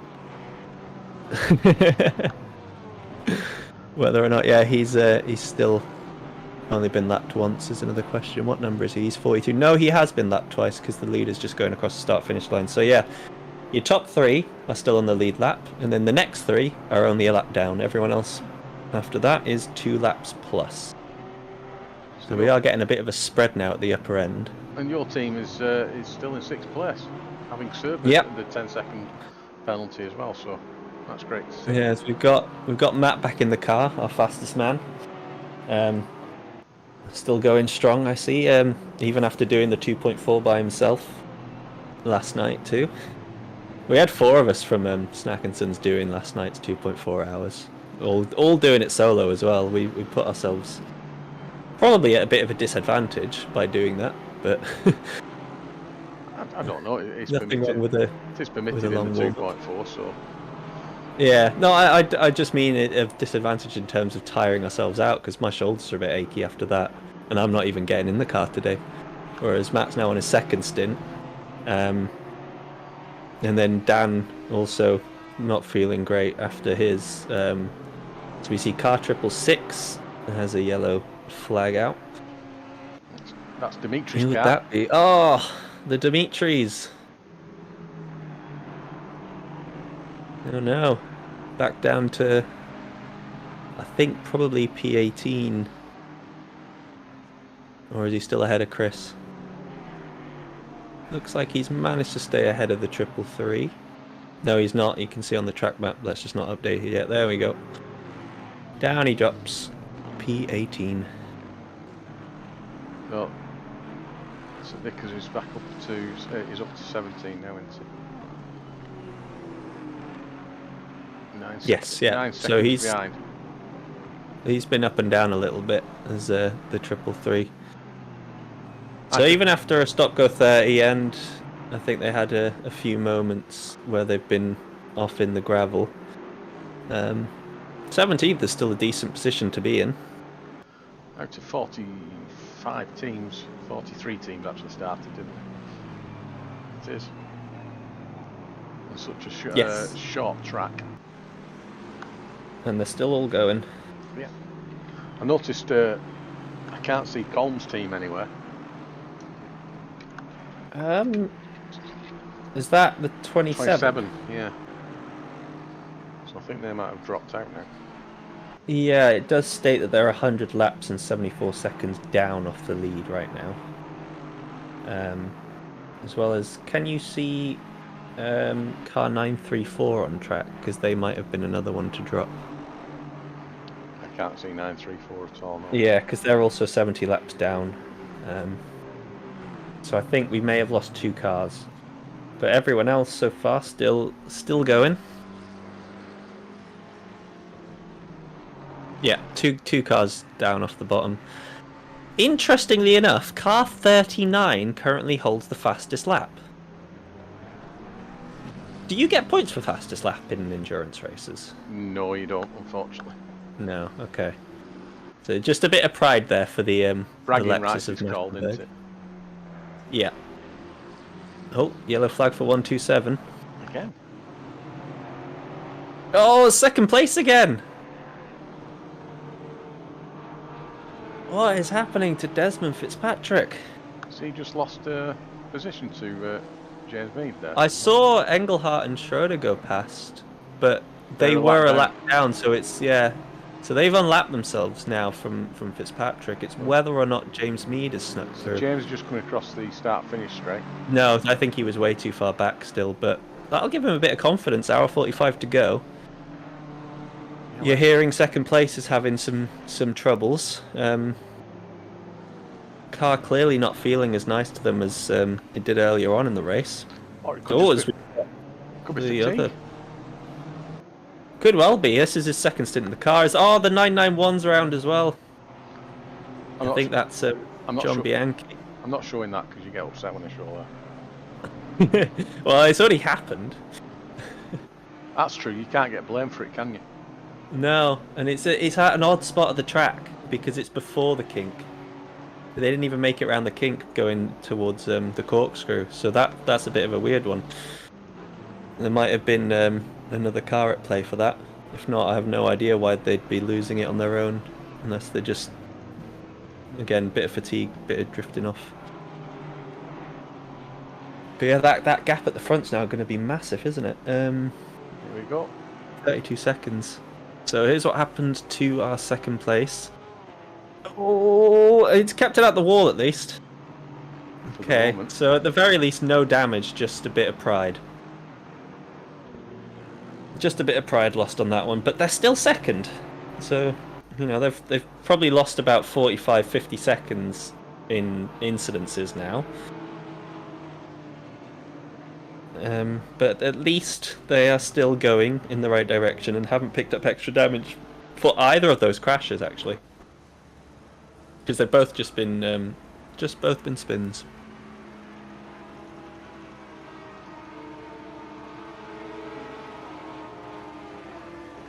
And I'll have a look, see what happened at 991. Ooh, that's bizarre. Uh-oh. Alright then. So Dimitri's behind him. What happens to the 991 then? Oh, they've gone very wide. And they've caught it, and then they've not caught it, and then they've 360'd. And then they're parked on the apex. Ah, move please, thank you. Yeah, just a bit too much throttle, and round they go. You probably wore him out last night. I think if it's still John in the car, then he's our American, so he's probably just tired. Got up too early this morning. Although he should be fine by now, you'd think. Where are they? Who is it? Yeah, it is John in the car still.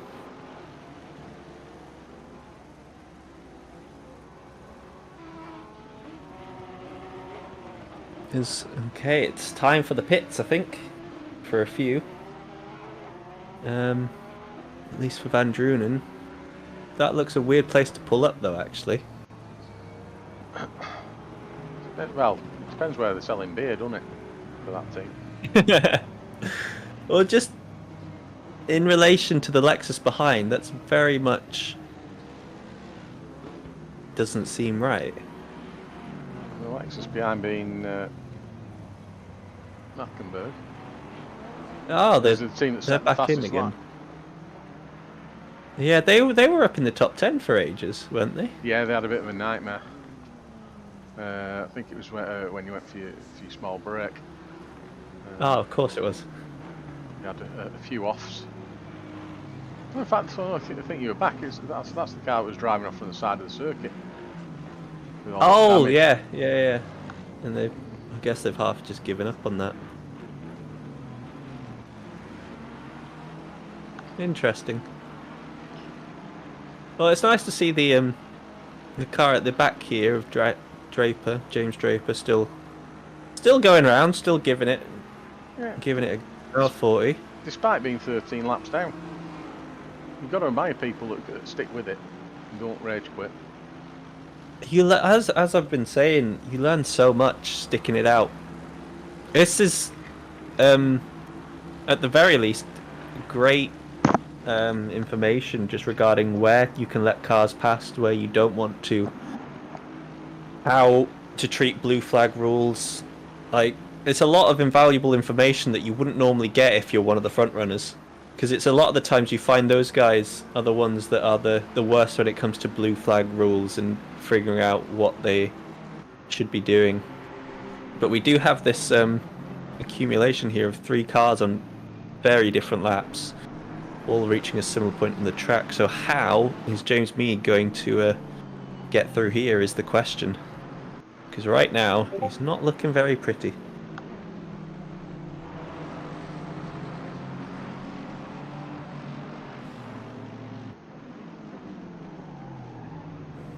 Oh, and speaking of the 991, I don't know where he's off to. Well, you'd be able to ask his Got his teammate, braking surely. all wrong. Yeah, he's just asked if he can hop in, so we might get Kieran joining us in a second. Come and join us, Kieran. Here he is. Guten Tag. Hello. Hello, Kieran. How are we? Oh, tense to say the least. Especially after the stint I just had. Yeah, that's your first go at endurance, isn't it, today as well? First ever, yep. Yeah, so you, Dan, both first-time endurance.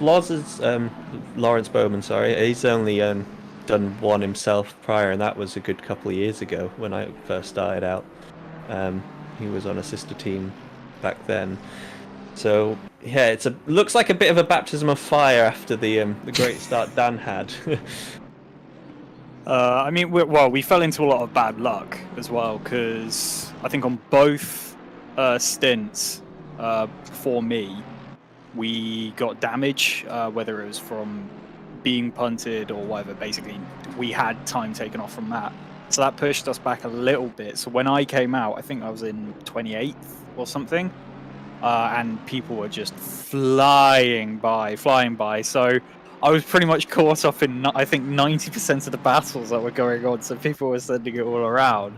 But overall, I actually think I kept pace and it worked out quite nicely. But yes, squeaky bum moments for a lot of it, to say the least. But no, it was very enjoyable. But at the moment, we have got, well, I was going to say CCP then. Yeah, John Bianchi. John Bianchi, is his real name, I guess. In the car at the moment. Is it his first? No, it's not his first. No, he has done some before, hasn't he? Yeah, so he's done he was part of our 24-hour for Suzuka. Okay. He did that. He's also done a bit of the 12-hour charity one, which we did for Ukraine last time I do round. remember that one. And he did one previously with Lulu in a Ferrari. So he's been around a bit, but he doesn't look like he's having a great time at the moment. There's the few things we've seen. Yeah, he's struggling with the car at the moment. He did a couple of warm-up laps beforehand, and he said he wasn't feeling the car at the moment. I think it's just a bit of an off day for him. At the moment, everyone on the pit, I guess, the virtual pit, is trying to keep him calm as possible, because he is tensing up a little bit. But overall, he has got good pace. He's catching up 30th at the moment. So he has got potential to gain positions from where he is, because I think after my stint we got pushed back a bit more because we got the 15-second penalty from an incident prior while I was on, so naturally that was another slow pit stop. I don't think we've had just a regular pit stop. We've either had damage or a penalty, so take your pick. Uh-oh. What have you seen? Oh no. Oh no? Lulu has just said the Snackinson's 990's just disconnected. Matt Tubby's just disappeared. No. Are you kidding me? What is the curse of the Snackinson's 990 in endurance racing? It's honestly you were unreal. top 10, weren't you? Oh. We were. He's 7th. Back. He's back. He's in 7th now. He's in the pits. There is a big gap. There is. Still a big gap, but he's now in 9th. I hope that they've figured out. Lulu, was Matt driver 1 or not? Because if he wasn't, then we might have a problem. He was driver 1, yes, because he did. He was, okay. Yeah, he was. Was he set into the? Okay, that's fine then. So yeah, he's just gonna have to go out and go. Yeah, we were sat in 6th and we were closing in on 5th place, so that's rather unfortunate. That sucks. Yeah. The only upside is the team can't blame me for any of the mistakes and any of the issues we've had. Because we also see CBSR is out of the race with hardware issues, so that was the Mercedes that were parked in the pits that's earlier. what happened with the. Oh yes, because I saw that and wondered what was going on. I thought it was quite an early. Huh. Did someone pour beer over the hardware there, Aaron? He's drinking while driving. They do That's that a an lot. interesting- They do that a lot. Those guys. Damn. You'll come to understand that that's just part of the CBSR. Oh, that's there's not your the sight teammate. we like to see. Nah, it's understandable. It just hurts. Yes, we have favoritism here. Well, it does sort of happen when you've got 3 drivers from Snack and Sons who also do commentary. Yes, that is true. And one So of them... you're undoubtedly going to get a bit of bias. And as long as we're not the BBC, we're allowed. Oh. Damn. But yeah, the As car... long as we're talking good about the Simsport Racing International, of course. As soon as we turn against that, then yeah. Speak positive. Out of we one go. thing. Yeah. But I mean, at the moment, with especially the 991 car, with my team at least, I think target probably for us at the moment is top 30. Because although it doesn't sound too impressive, we have 2 newbies, someone who hasn't done it that much, and someone who's not really been a driver, more a strategist. So the fact that we're, well, at least we were in top 15 at one point is pretty much a miracle. I know that's going off of one person's pace, pretty much. But Dan is hopefully going to be our final stint driver, so he should bring pretty decent pace. And hopefully How is he a couple feeling, of by the way? positions. He's feeling a lot better, yeah, because he woke up this morning feeling pretty shoddy, but he's cleared up, so he's feeling it now. Yeah. Because he was a bit annoyed during the race because he was basically being held back getting some 24.5s. Oh, hello. Was that a touch? I'm not sure. It looked like there was a rear end touch. It looked like there was a bit of a side-by-side bonk, yeah. Sander Vale was side-by-side with Senatore, and now he's at the back of a massive gaggle of cars. Oh, Which there goes whoa. another one. And we got a 3 wide coming down through the corkscrew. There's a lot happening all of a sudden. Why? What? Yeah, I I'm have glad no I idea came if into any the of this- booth. I have no idea if any of this is actually for position or not. Okay, so Vickers and Van Schaik are so those 2 are at least front to tail, or nose to tail, I should say. We got the Snack and Sons 990 back out on track now, down. How far did we 15th? drop? No, Maybe 15th? I'm No. not. I'm watching the pit thing at the same time. We've dropped a lot. Supposedly, 17? no. According to 23rd. Oh, there we go. ouch. Yeah. From the highs of 6th down to 23rd. I'm guessing they just had to run through and make sure everything was still set correctly. Yeah, but well, sadly, this is kind of one of the downsides to esports. I guess it's kind of the equivalent of having your engine blow up, but Well, yeah, a minor technical issue that you need to be pulled into the pits for, even when it's seemingly all going well. I wouldn't say an engine blow up because that's a DNF. That's what happened. That's to true. CBSR. Yeah, well, that was beer. So the equivalent for an Yeah. engine blowing up is pouring beer over your PC. That's good to know. But there is so much still going on in this group of cars right now. They're all together on track, and they're all in such different positions. And we've got the 54, is that as well? Who's Holding yellow where? flag? Yeah, I'm struggling to try and figure who's where in terms of. Oh my word! Everyone's going Oh, now we're wide. going to have a bit of contact, and then we've got a slow Audi up ahead as well, and somehow in all of this, the Audi and the Aston and switch places. Now there's a bit of side-by-side contact. Now we've got... Oh, no! Oh, That's the a heavy G-Class shunt driver as well. position, a massive whack, and out goes Chris Vickers. Into the wall, into the sand. Boy, oh boy. That was 3 wide for most of that as well. People were trying to fight as well to potentially make it 4 wide. So, my word, that was quite an intense gaggle, to say the least. I think most of everyone came out of it. Vic has just got the Palace. short end of the stick. Stop, go 30. Feeding in the pit lane, that's an automatic one. Yeah, I'd be interested to know exactly who was ahead of Chris Vickers and was it Van Schaik as well? Because those two were fighting for position, so neither of them was going to let up in the slightest.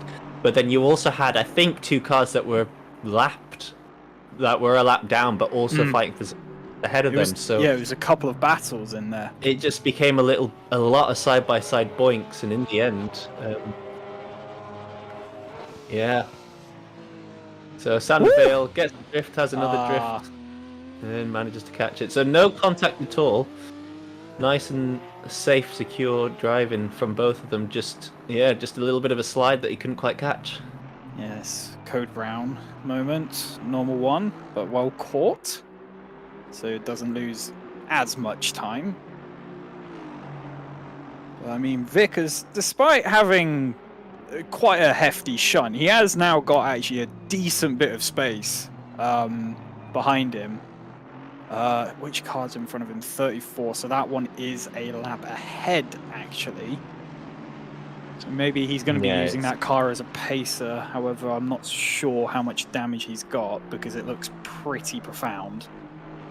Yeah, if you look at the track map for where 16 is now, just going through the kink, that's who he was side by side with. It's quite when the hefty incident shot happened. back. Yeah. And unfortunately for them, if they pit now, they have to do another one. You need to get, because of the 75-minute That's true. stint timer, they need to go for another 13 minutes at least. Well, about 12, 13. If you push it for go in as soon as the 12 minutes hits, you may end up being messed over if there's one extra lap at the end based on the leader's pace. So there's a very, very good question as to what happens there. As I just see our teammate picked up the race lead. So so there's a tap there. Then so he hits the Honda. Then the Honda hits the Audi. Then the Audi gives a little tap to the Honda for some reason, and then the Audi just doesn't realise that it's a track, kink. Yeah, it's a little it kink. Doesn't realise that we're drifting. We need to stay left. Drifts over to the right, and unfortunately, the 333 of Chris Vickers has nowhere to go. So, yeah, that's just a bit clumsy, I think, from all involved, I'd say. But unfortunately for Team Abbey Racing, they were the biggest loser. Yeah, just a lot of intense racing. No one really wanting to give space. And sadly, because it was essentially 2 battles, no one was giving space to the other battle either. So there was a lot of crossfire, to say the least. But Vickers, I think, caught up in probably the least... well, I don't want to say least. I don't know how to put it, actually. An incident that could have been avoidable. Because it was just a little kink in the road. It was just more knowing where you are on the track. So, probably a clumsy one. However, we are seeing more bumping happening at the moment. There's going to be a send! Oh my word! That's a very dodgy send, to say the least. Yeah, just pretty much going into the rear. Why? Going into the rear of the Ferrari. That was pretty silly. Oh, the Ferrari slid into the Nissan. I think they've all snubbed. The 76 is gone. The 54's gone. Oh no! What is happening? Where's everyone's flag? What's 54? What's happened there? Respect gone for their driver, like their fellow opponents. I think that all started with the Ferrari and the Ferrari and the Honda. Yeah, so this Honda basically rear-ended the Ferrari, sent them pretty much straight over the corkscrew, which then they didn't really have anywhere else to go. They had offset speed with a massive pile of cars coming up behind, then touched dirt to then send them across the entire center of the pack. My word, what an absolute mess again.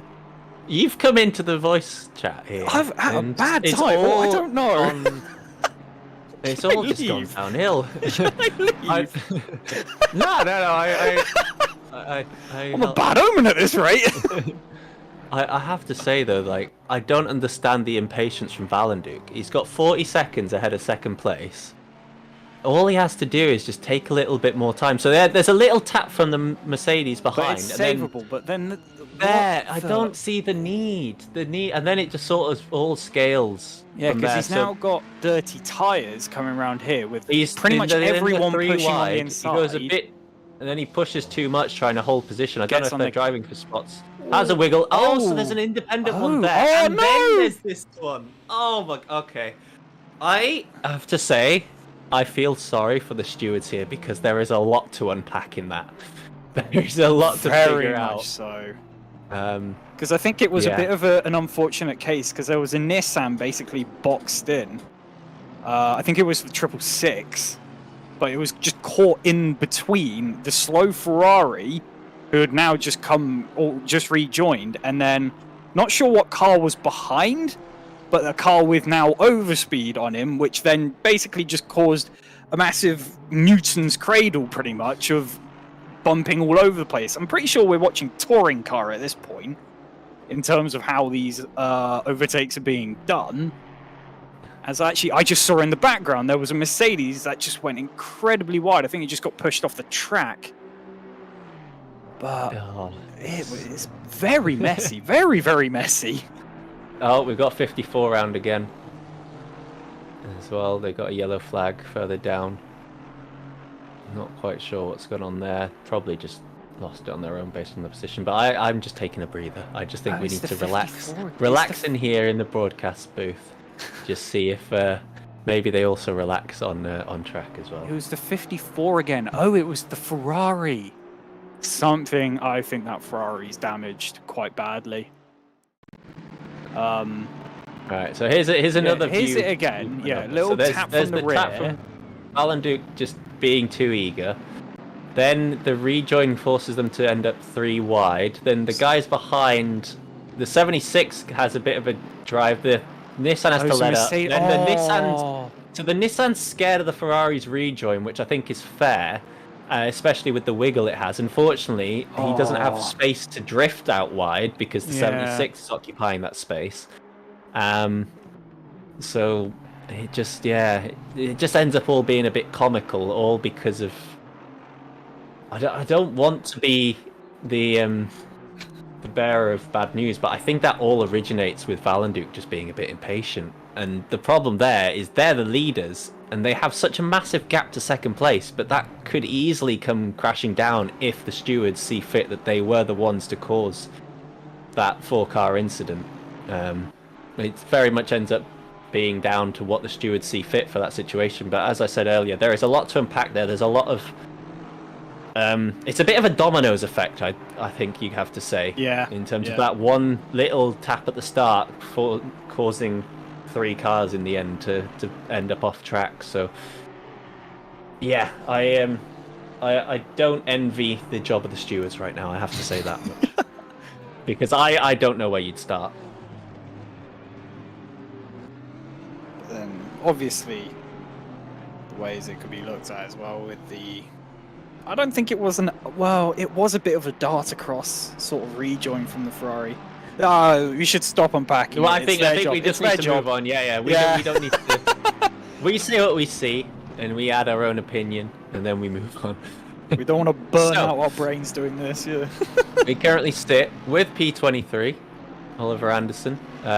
He's got a car ahead of him that he would quite like to be past of Bas Van Mellis. So these two, I think, quite big in terms of figures here at Simsport. So this might be an interesting one, how much respect they show to each other. Whether or not that'll be portrayed on track is another thing, whether they're friendly. But they do have the Ferrari right on the tail, I think possibly looking at that's probably the 43. Yes, it is. So they're a lap down, yes. But they seem to have a bit more speed. So whether or not...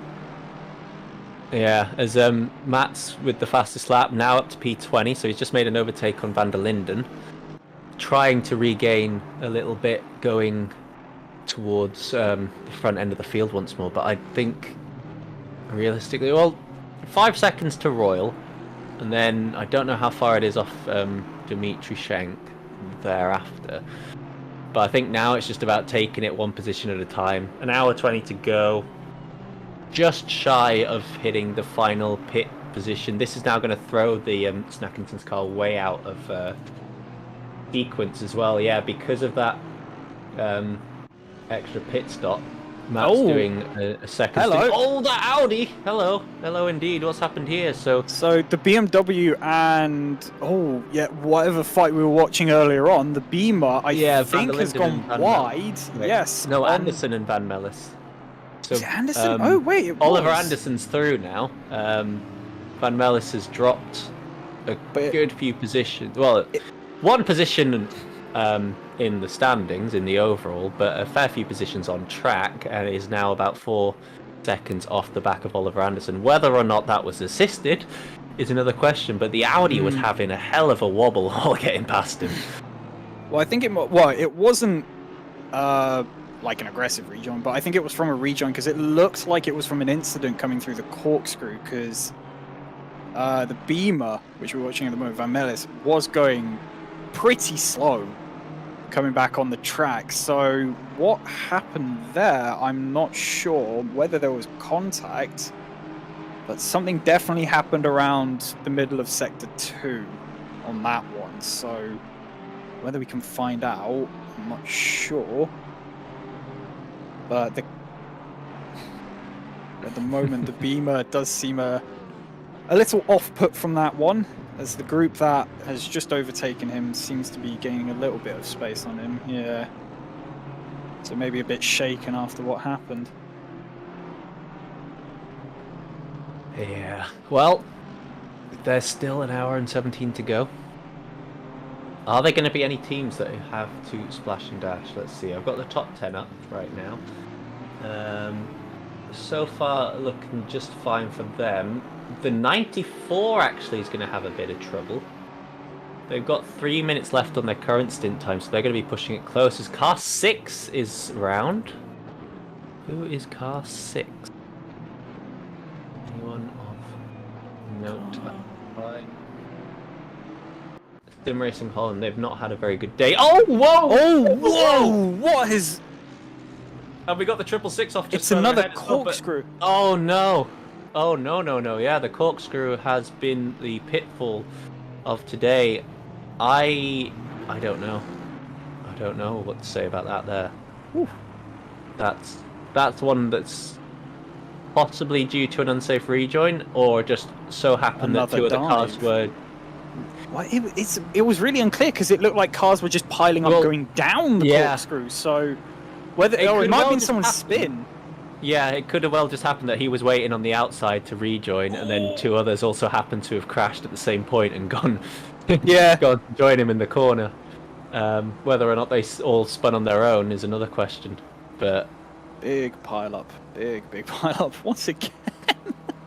I hope it's not another dive, because I feel like I'm a really bad omen at this point. Well, you've had that's the third big pile up, and we haven't had those since the start of the race. We have them. That's true. That is very true. This corner coming up now. This is where we saw the big first pile up, and since then we've had a fair few incidences. All since you decided to hop in and say hi. Really? Yeah. It's not looking good for me, is it? All right, here we go.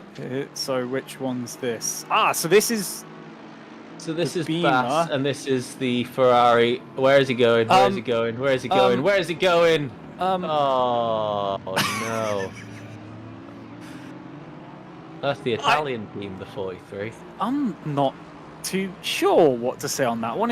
I think they just completely forgot to brake. Looks like it. Yeah, they went straight on, and sadly, the BMW just kind of got caught up in it and tapped on their rear ends, which sent them wide as well, which is how the Mercedes then got through.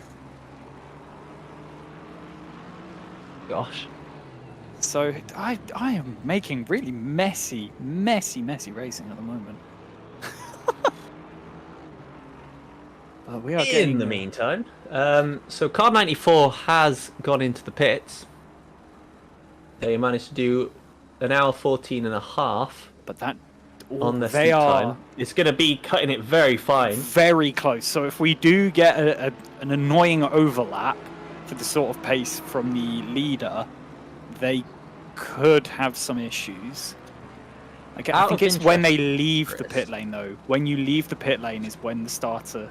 Well, I the timer just wanted to starts. ask, if you give yourself a drive-through, does that reset the stint timer or not? Because it does in real life racing, but does it for this for ACC? I have no clue. In the meantime, though, let's have a look at exactly what went on here at the corkscrew. So, does the It's it's it's okay. a So tap. he's helped round and he's stuck in the worst place possible on That track. is horrible. He's Oh my doing god, well, look at but everyone having to dive past the long way around. Okay, now reverse. Oh, now he's Oh in the blind spot. no, Yeah, that's yeah. what happened. So fair Unfortunately- dues, yeah, held the brakes, but the thing is, it's in a horrible position. That was just so unfortunately terrible for the Aston, because like you said, they're in the blind spot for the corkscrew. It's the one spot of the track, I think, there you just shove it in reverse and you just go.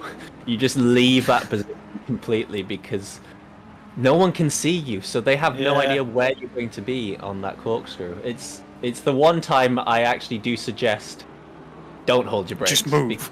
Yeah, just move as move. fast as possible and as soon as possible. Oh wow. Because at first, it was just sadly, well, it wasn't really a mistake. It was a little tap from the Mercedes. Not sure if it was for position or whatever, but nevertheless, again, a little bit of a sloppy braking zone for the Mercedes. Little tap to spin, but then just carnage because of where the Aston was stuck. And naturally trying to get off as soon as possible. And I feel like in terms of rejoining or whatever, there was a bit of inexperience because I think I would probably have held the brakes there because it's just one of those scenarios. If you don't know that it's a blind spot, or you're not fully aware of what sort of scenario you're in, you'll just hold the brakes because that's pretty much what you're taught to do. So coming into that, obviously, like you're saying, it's probably the one spot on this track. Do not hold the brakes because no one can see you, but due to the inexperience, held the brakes, and lo and behold, I think it was a battle as well actually happening because the cars were relatively close. They were side by side, but then naturally, if you've got two cars wide there, you can't really go around a car which is skewed perfectly across the track. The one thing I wish I could do now is ask Rene if the outcome of the incidents are also based on how much damage is affected, how it affects other cars and other drivers, because obviously it was just a little inconspicuous tap on the rear of the Aston that then sent it round and left it in that horrible spot. But then it was such a long incident, so to speak, because the car was static for so long. We got the 54 Ferrari round again. They are having a Oh, that's the one. Oh, the 127 as well. That's a second. That's second place. Place once more. And the 991's had an issue as well through the kink. They're going slow up the straight now, going to be overtaken by the 221. And now they're into the pits. Is Fitzpatrick? So yeah, well, just in terms of the stewarding thing that I was on about, it's whether or not. I'm guessing they would take into account the severity of the incident as a sort of how badly it affects everyone else, but I don't want to lay claim to that just because it could be considered a separate incident by how much time had elapsed. And I have just seen, actually. There's a drive-through, yeah. There was a drive-through, yeah. Speeding in the pits, probably. Right then, what happens to our second place? This is the third incident of this stint. They've not had a very good stint at all. Oh my! Is that my teammate? That was yes. Is that my I think teammate? that was 991 right there. Yes, that was the Snack and Sons outbraking themselves.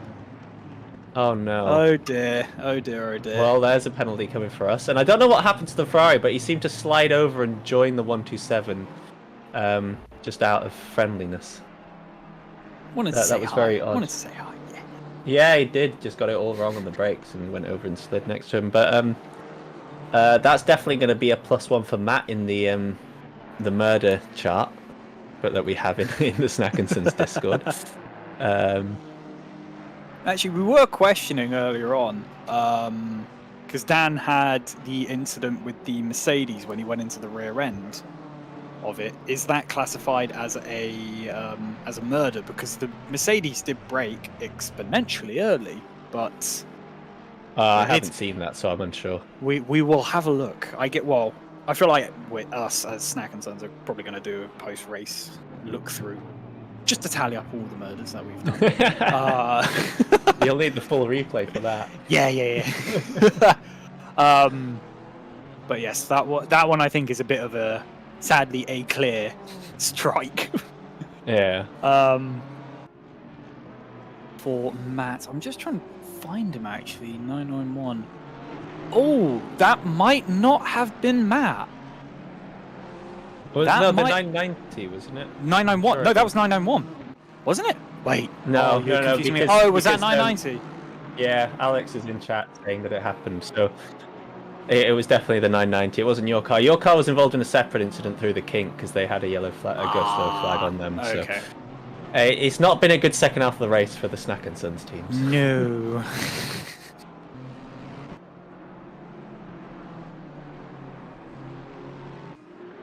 It's all calmed down now, which is kind of strange to say, especially as I've been here. As we pretty much had incident near enough every 10 minutes without fail, probably even 5 at this point. But we are getting more into the state of final pits. I'm wondering when have the leaders come in for their final pit stop. I don't think they have. So the 127 us because that happened. 127, just after yeah, their we incident. just saw So they're that. currently technically in fourth, but the top Yes. three are yet to pit. Right. No, so Valenduke's not yet in. Mead isn't in, and Engelhart haven't yet. So those three still out. Then you've got Schroeder's yet to pit, Beton's yet to pit, Valenduke's yet. Wait, no, who's Vale? Sorry, Sander Vale also yet to pit. But then DeSantis is now fresh in the car in the 76, as is Øgaard back in the 42 for their final stint. So they should be okay. But the 94 is the one that's questionable whether or not they get there in Mancini. Oh, the one that's pushing it for time. The 808, sorry, hasn't pitted yet. So yeah, Øgaard and Mancini have. Wait, am I right? Am I not right? I don't know. Something's gone on there. But yeah, so the one pushing it for time is the 94 of the BMW. Mancini is the 901. Is that yellow flag in the second corner, way off track on the left? Yeah, the 901. Who's the 901? I didn't realise there was a 901. Oh, It's the Aston That's Tim Martin. Oh, these were the people 28th we were place. fighting. Oh, shame. That's a bit well, crude. Dan's back in the car now in 31st. So Yes. So Dan is That in the looks car. to be a bit more of an issue than just off track. Okay, they finally got it moving again. That's been static there for a while. It did look like, at least from the tyre marks left in the gravel, it's a relatively hefty hit. I'm not too sure. The car doesn't look that bad. Well, what's the back look like? Yeah, Back I seems think you're fine, right. yeah. I think it might have just been a bit of a scary moment going wide. Maybe a disconnect for the controller or something. Hence why they're a bit slow coming back. Not too sure. But nevertheless, I'm playing a bit Oh, of the favouritism at 54's moment. gone again. Oh no, 54 not in the corkscrew. Oh, They've had a dear, rotten they've time. I've had seen a that 54 rotten fly race. up a lot. Pasquinelli now. Oh dear. What's happened here? Back where that's where he went last time with the Yeah. 127. I'm wondering if they're just outbreaking themselves at the moment, because it seems like it's happening quite a lot, especially through the corkscrew going over the hill. I'm wondering actually if their setup, the Ferrari might be bombing out, because there is quite a nasty bump when You might be braking right there, zone. actually. Yeah. Because Maybe just yeah, getting the line quite right. Because the Ferrari being a pretty low car to begin with, if you've got a relatively low setup with that, the braking zone at the top of the hill, I can imagine is an absolute nightmare because it gets quite bumpy. So maybe they need to brake earlier, maybe they need to take a different line, but it seems like what they're doing at the moment just isn't working because they've sent it wide quite a few times.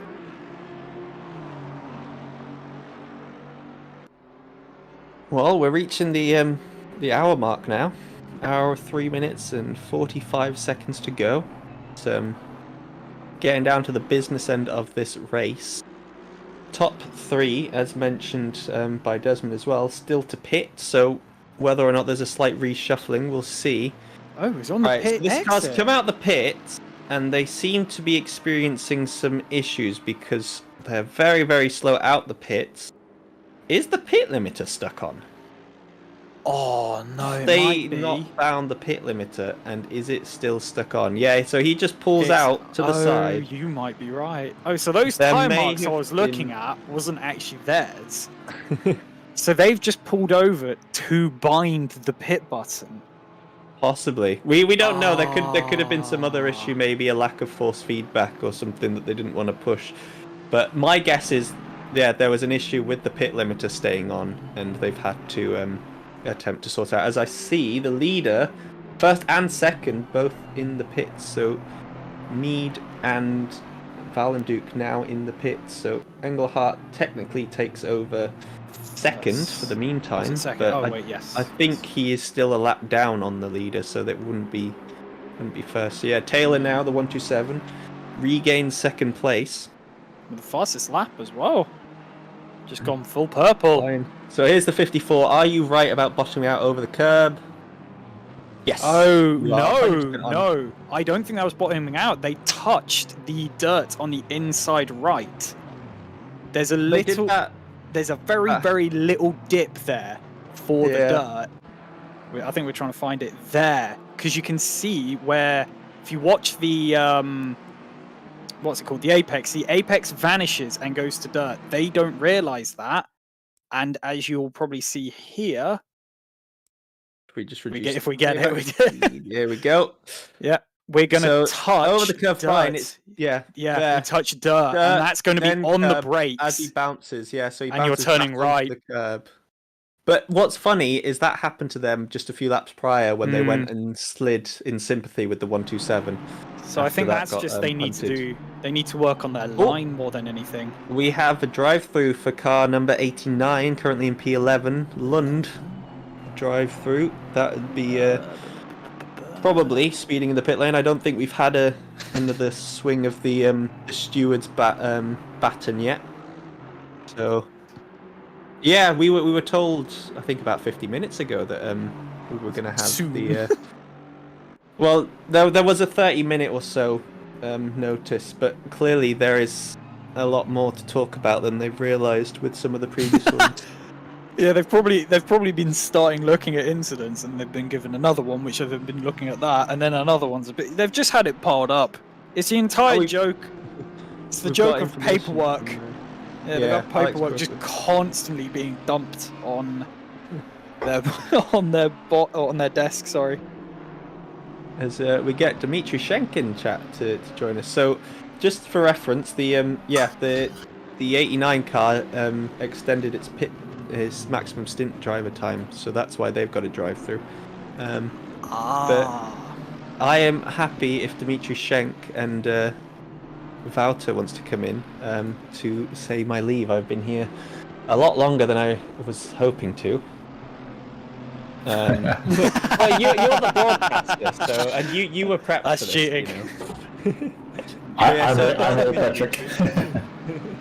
Welcome in. Hope you're doing well. Yeah, you've had I am. an interesting ride in the Nissan, haven't you? I did. I mean, I do not have the skills to drive the Nissan, to be honest. But you know, it was. I was not supposed to drive the Nissan. I was supposed to drive. I don't know what car, but together with Patrick once. Unfortunately, he couldn't make it, so I hopped into the Nissan instead. Yeah, it was a challenge. The first stint was a mess, to be honest. I was really slow, and it was still on alien Dimitri's brake balance. So in the first 2 laps, I think I spun about 4 times. Oh no. That was a mess. And the second stint was a lot better. I got much more into a groove. I was about a lap faster than the first stint, and actually did a 24 low, which I'm very happy with. So yeah, it was fun. It was a fun experience. Well, that's good. That's what you want out of this, isn't it? You just want to have Exactly. fun at the end of the day. Yeah, Obviously, the result it cares, but it's more about enjoying yourself for the 6 hours because it's a long slog. It is. And I also know that we have the other Dimitri, and he drove us into the top 10 in his first stint, and then I dropped us back to 25th or something, and he did an amazing job and pretty much brought us back to P12 or P13, I think. So yeah, and I was checking along quite nicely on P16 for quite a bit, and in the end dropped a bit back to P18, and and then now we have Dennis, our first non-Dimitri driver in the car. Still starts with a D though, so you're almost there. Yeah, exactly. Oh, what a drift! Yeah, So look at that. He's getting some airtime. Oh my word! I promise not to make all fun over of the it. place at the moment. But yeah, Wouter's here as well now. Hey, Wouter, welcome. Good evening. Um, And Chris Hill, of course. yeah, it's getting busy in here all of a sudden. Oh yeah. But You yeah, have to take a leave, Patrick. So yes, yeah. If that's all right with you guys, I'm gonna call it quits for the day. Cheers, thanks for having me. I hope you guys enjoy the final hour of the race, as it's been quite an exciting one from start to this point. So I hope the final hour is the same. It's kind of when I appeared, wasn't it? That's when everything happened. All right. Well, on that note, I'll catch you all later. Beautiful. In a bit. See ya. to Patrick.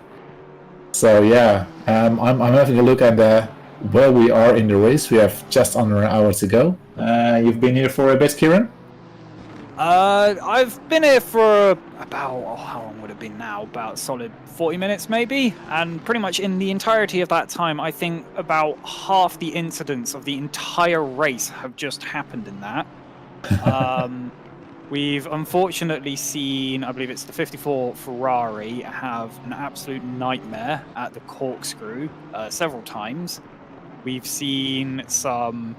the corkscrew has pretty much been the reaper at the moment of all of the incidents going on, as we've had spins there, we've had shunts, we've had whatever you want to name it. But we've had a lot of cars just kind of going off. We had a strange one as well, as we believe one of the Aston Martins, the 901, which is in 28th at the moment, when they came out of the pits, we believe they didn't have their pit limiter button set. So they came out very slow and then kind of couldn't not go slow. So they pulled over and bound the pit limiter button to then shoot off naturally. And it was a very strange scenario. Strange I one, do yeah. see a 73 yellow flag at the top of the hill. We're about to go past it, I believe. Or have they cleared? I think it has cleared, yes. I'm just 1 second here in call, and my team already has a yellow flag next to the track. Good timing. Is it very low? Oh my word! Another Tokyo What is drift. this? He's just having fun. I mean, The you Nissan can see that.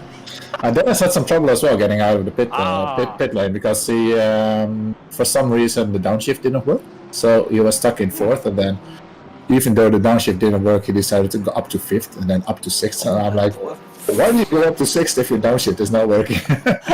And then a couple of corners later, suddenly it works. I mean, it's really strange. So let's hope it remains like that. Ooh, a small touch there. Bit of tapping, and I think we are starting to see the penalties come in, as we did see. I've forgotten the number already, which is great. The penalty come in 5 seconds for a collision with, ironically, I think that was the Ferrari, the 54, which is the one that's kind of not been having a great time while I've been around here. So I feel like a really bad omen for this point, so that's great to hear. But we are starting. Here we go. Here they're all coming through. So yeah, what car 169, which is I think one of the back markers actually. Is it one of the leaders? Oh, is it the leaders? Ooh. So that 169. Yes, the Ferrari. Yeah. Oh my. That's gonna cause massive issues for their podium. I don't think the gap behind them is, well, it's near enough 5 seconds perfectly for the Porsche. Now, I'm not sure about the rules on this one. They don't have to pit for that if they don't need to serve it, do they? So they can just take that time to the end of the race. As we have a 10-second penalty now coming in for car 56 on 804, which is the Beamer. Oh, I'm trying to remember that one now, because I think we saw that one as well on the replay. So, oof. We're gonna get. I think we're gonna get quite a few penalties coming in at the moment. I am actually expecting one, sadly, for car 127, the Honda in second, because we did see quite a big send and probably murder on one battling car, which then just caused many issues. I think that was, again, sadly, we're bringing them up a lot, the 54 Ferrari. As we see one more, 73, which... Oh. The one race I am not driving. So that is the 73 Aston Martin, which is currently down in 37th. Yep. So that's for that at the moment, who's 9 laps down. So hearing 5 seconds come in is probably not going to be the nicest thing to brighten up your stint. As a near murder we see on screen, as a Ferrari coming from a long way back nearly takes out the 666 Nissan. And as I'm now pretty much anticipating more penalties coming through. I'm just waiting to see who's who, so I can quickly have a look at which car it is. I think that again was Schalke Vervat having a bit of a tangle with the Nissan in T1 there. Not with the Nissan, but with the Ferrari, who outbroke himself in the final as well. We've got a racing incident, 93 and 221. I think that was a little bump heading up the hill, which I don't think caused an issue, if I'm remembering the scenario, but it didn't. There was an incident afterwards, but it didn't cause the issue, if I remember. It's just a little rub, to say the least. Now, if this is for position, isn't it? Yes. So, Mr. Martin now trying to hold back the Ferrari. Ferrari has got good pace, though, nearly killing a Nissan earlier on.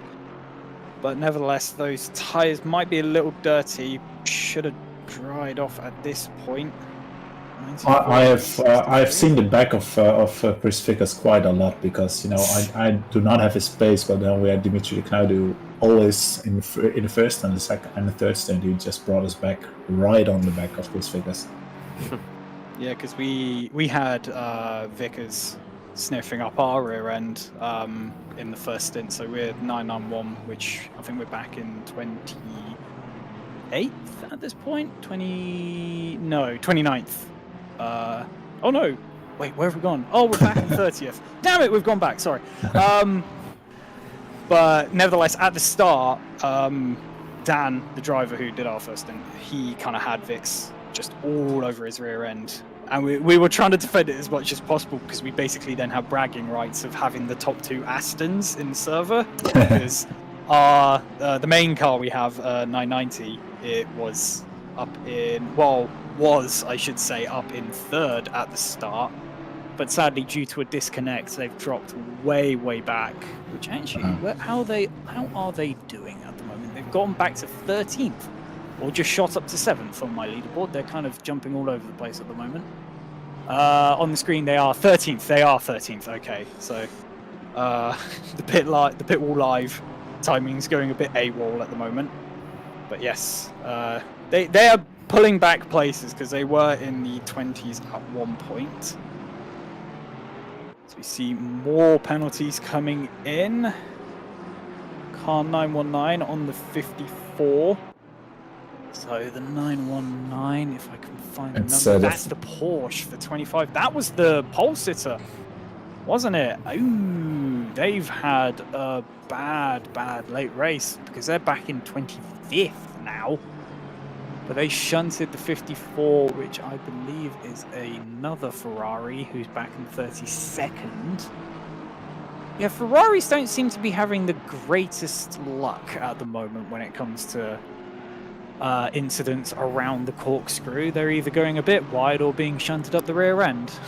So I guess be glad you picked an Aston and a Nissan, guys, because it seems to be relatively good omens in comparison. Yeah, I was having a look. Do you know that? Because I believe the 127 Honda, he was in the lead for quite a bit, right?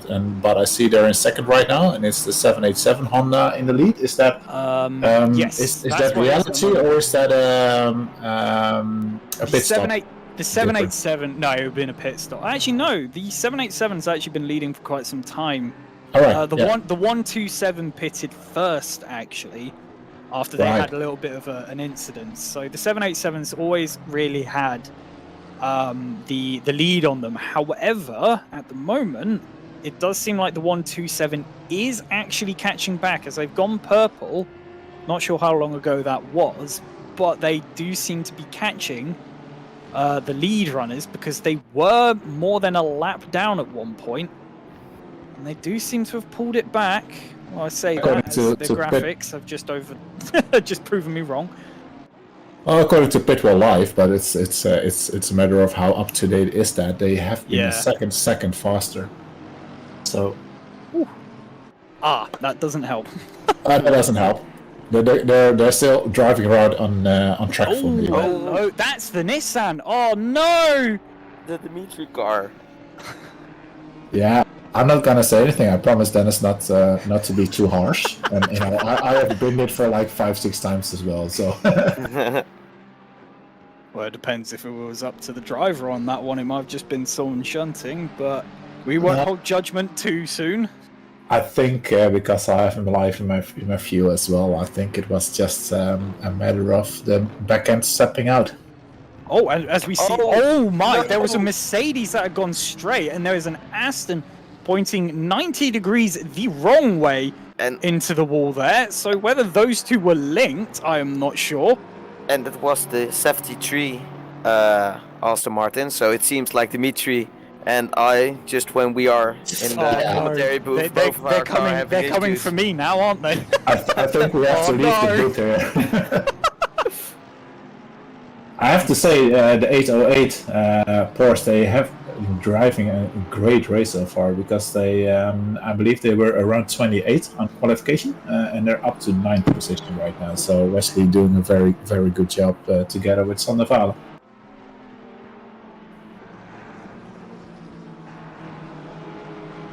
It seems like the stewards have gone to rest for now. We might have a couple more come through, not too sure what's happening there, as we're going to see a replay, I think, of what happened. Yep. So the Aston's turned in. Oh, the Ferraris just misjudged the slower pace, because sadly I do think the Aston is a back marker. Yeah, it is. Yeah, the Ferrari pushing just a bit too hard, as there is a Mercedes off to the right there. So they were not linked in the slightest, but the Mercedes just looked like it missed its braking spot completely because it just went straight on. Small tap by the 808 Porsche. I think this is for position. It is for 8th place between the BMW and the Porsche. Is that the? Is that a 94 Beamer? That is. Yeah.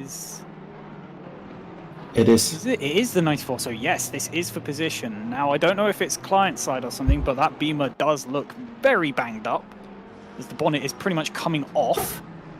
So whether that's hindering the pace too much, I'm not sure. But the Porsche getting a bit unsteady there. But it does look like the pace should allow the Porsche to get past. Sadly, the straight line speed in the game not really being linking to what's in the real world, because Porsche should pull past in the straight, but nevertheless, there's not many straights here.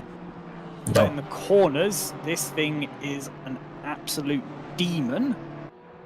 So whether they're going to be looking down the first corner is probably where I'd imagine, as it gets pushed a little hard there, had to outbrake themselves.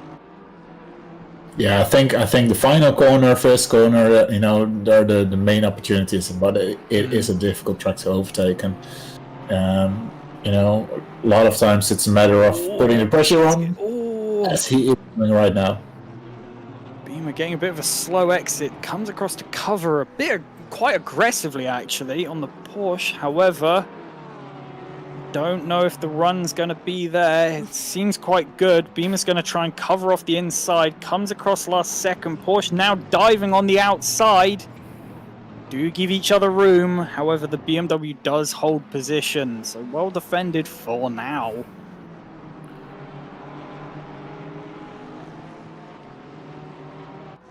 Oof, looking more inside. Trying to offset BMW.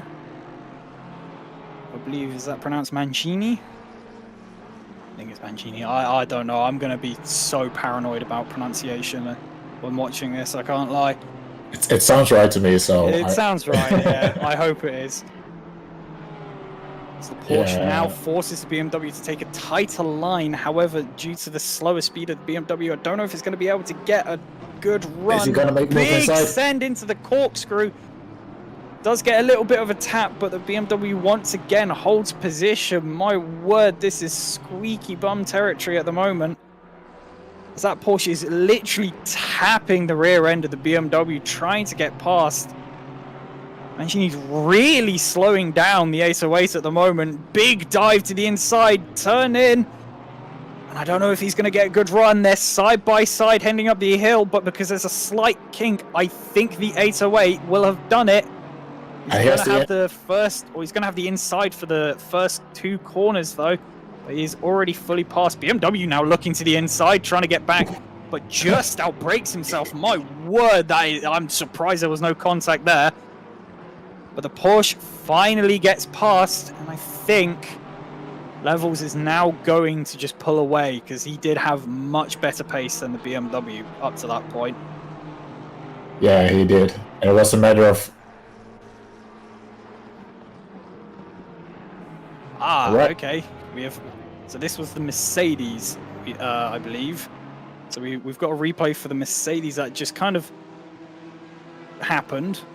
Oh, it wasn't a Mercedes. It was an Audi. Ooh. That must have been a locked brake. So I don't think it's the same as the Ferrari, because the Ferrari touched the dirt, which made them spin. That, I think, was a lock. And because when you go over the hill, it does kind of go a bit wobbly in terms of the track surface. The inside tyre caught kind of took air and then just spun the car outwards, because they were in the middle of the track near enough. So I think that's just a bit of maybe the brake bias being set a bit wonky, but nevertheless, just a very strange one actually. It looked like on the braking it was just a backhand stepping out, so possibly the brake bias a little bit too far backwards. Maybe burnt out tyres. Not sure how long or how old their tyres are. There's a nice little battle in the background actually happening. Mercedes on the inside of the Ferrari. Not sure if that's for position. I'm trying to look at what cars there are, but there is a car sideways. I think that's a Ferrari. As once again, cars very aggressive for positions at this point, but you can't really blame them as we're coming into the final 40 minutes of the race. Honda, oof. I think that's someone unlapping from the leaders there, actually. So, not sure what's happening on the pace there for the leading Honda, because they were pretty much leagues above everyone else. So whether there's an issue on their end, I'm trying to see what sort of lap times they're putting in. Ooh. So 2 seconds damage, or 2 seconds per lap down, apparently, for the leading Honda due to some damage. Not sure where that would have been picked up, because I haven't really seen them in any incidents. Well, at least the only incident we saw was when they rear-ended the blue Ferrari earlier on when Patrick was still here. But I don't think that would have caught... Well, they have pitted since then, so I don't think there should be any damage, unless they just decided not to repair it, which doesn't particularly seem too logical. Yeah, exactly. And I'm not sure, once again, if it's correct. I'm having a look at if I can see what the gap is between Tim Nyberg and Taylor, the Honda 127. And So, if Pitbull is live, yeah, if it's actually working, it's 43 seconds. So that even with a 2 second a lap difference, I don't think the 127 will be able to close that gap in the remaining laps. So at the moment, it doesn't look like, even with the 2 second, even with the 2 seconds damage, I don't think the 127, the second place Honda, I don't think there's actually faster laps coming out of them, because again, this is if Pitbull's working. The last lap for the 787, so the leaders, they've got a 125.3, but then Taylor, I think it was in the 127, has 125.9 in second. Oh, as we get a bit more bumping coming on here. So the pace of the leaders, despite that damage, is still ahead of everyone behind. Yeah, and we also... A 124.4 from the leader. So the leaders are still pulling away. However, the one fight I am actually partially looking at, there's a minute gap between third and second, so the 416 Porsche. However, they are lapping 122.7 compared to 125.9. So that gap will vanish much, much quicker than the first and second place gap, which seems to be opening up a bit more. However, they did just put in a better lap there. This is second place. And I think actually the gap between 2 and 3 is only 11 seconds. It's 10.8 right now. So with the lap times they are doing, it's gonna be very close. It's gonna be a great fight. I am misreading Pitbull. Yes, that is my bad. So that's actually, I think there's going to be a fight happening there. So the second place Honda, which did have a little bit of a scare when they were coming into the pit, as I think they got shunted off a little bit. But that was the only real incident, is now going to be put under pressure from Grotti, who's coming up in the 416 Porsche. So the podium's going to be quite tight. However, I am also keeping an eye on the 169 Ferrari, McConnell, who has got 5 seconds, but once again is also lapping quicker than Taylor in the 127 Honda. So I'm wondering if there is damage on the second place Honda as well. It's quite bewildering, as first place again sets a 126.6. However, I think that one might be more due to traffic this time around. So we are getting some very offset times at the moment, as I see your Nissan in the pit lanes. Is that a driver swap? Was that planned? No, that's not. It's a repair or damage, I think.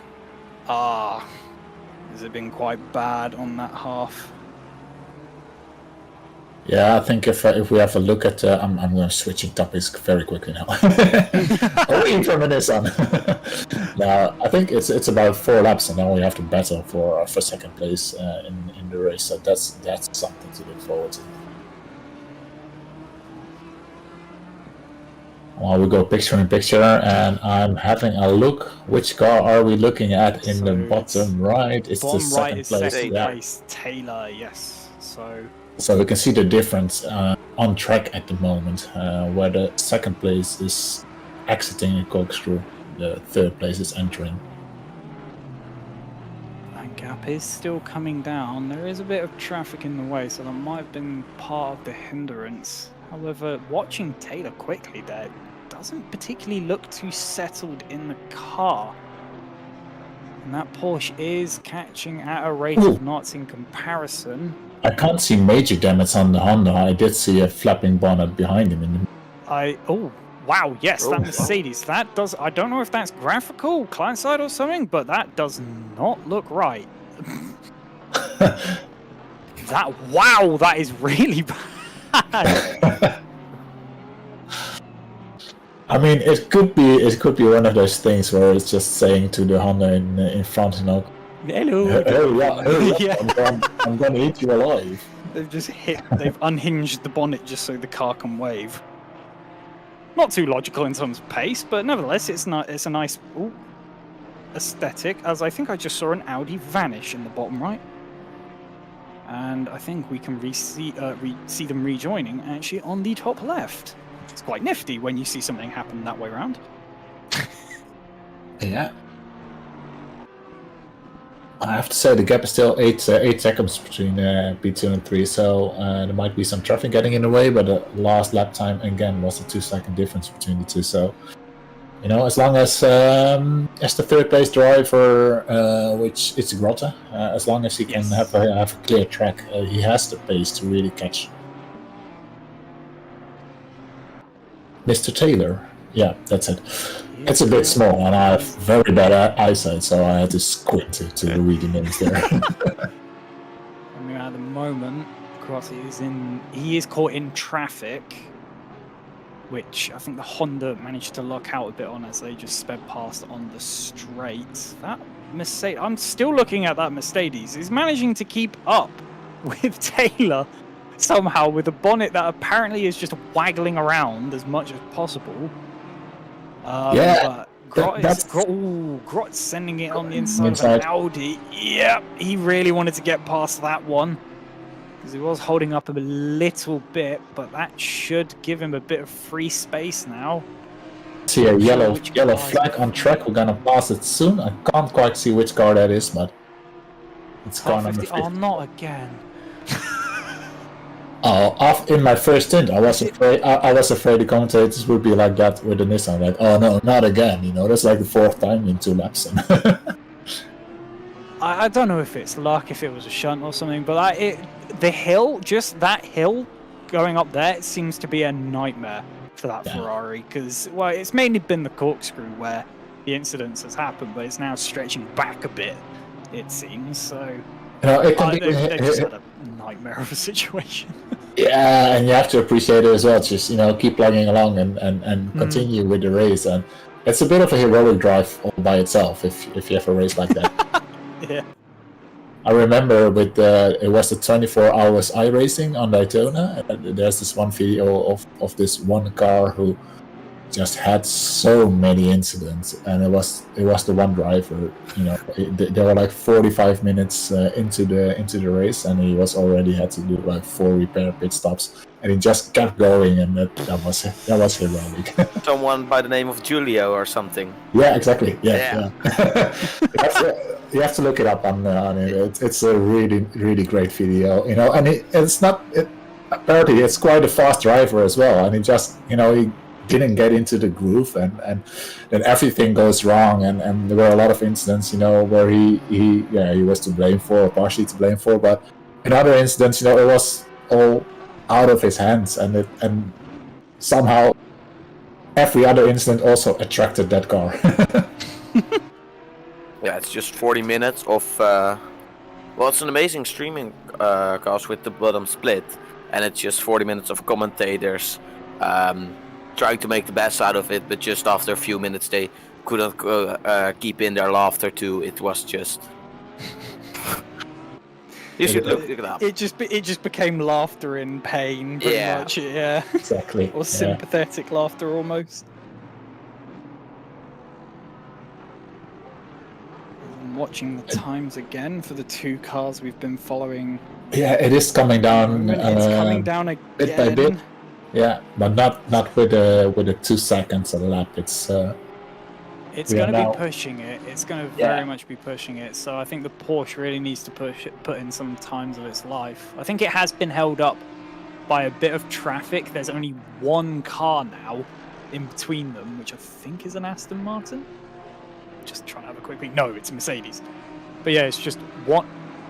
Oh yes, it's Mr. Wavy, isn't it? It's the wavy bonnet. Ah yes, I forgot about that. So yes, the the very polite, I guess, Mercedes is now the only car that separates these two out. So the Porsche with free air, I think, is going to be catching at quite a bit quicker pace than the Honda, because the Honda doesn't really seem like it's been shifting through too much traffic, even though there are a decent amount of cars around them. So the Porsche, well, if the Honda at least picks up its pace, it might get caught up in said traffic. However, the Porsche now, with just the Mercedes in between, will have quite a bit of nice fresh air to just start lapping. And as soon as I say that, we get the 122.6 from that Porsche. So we are back en route for that same sort of speed we've been seeing. And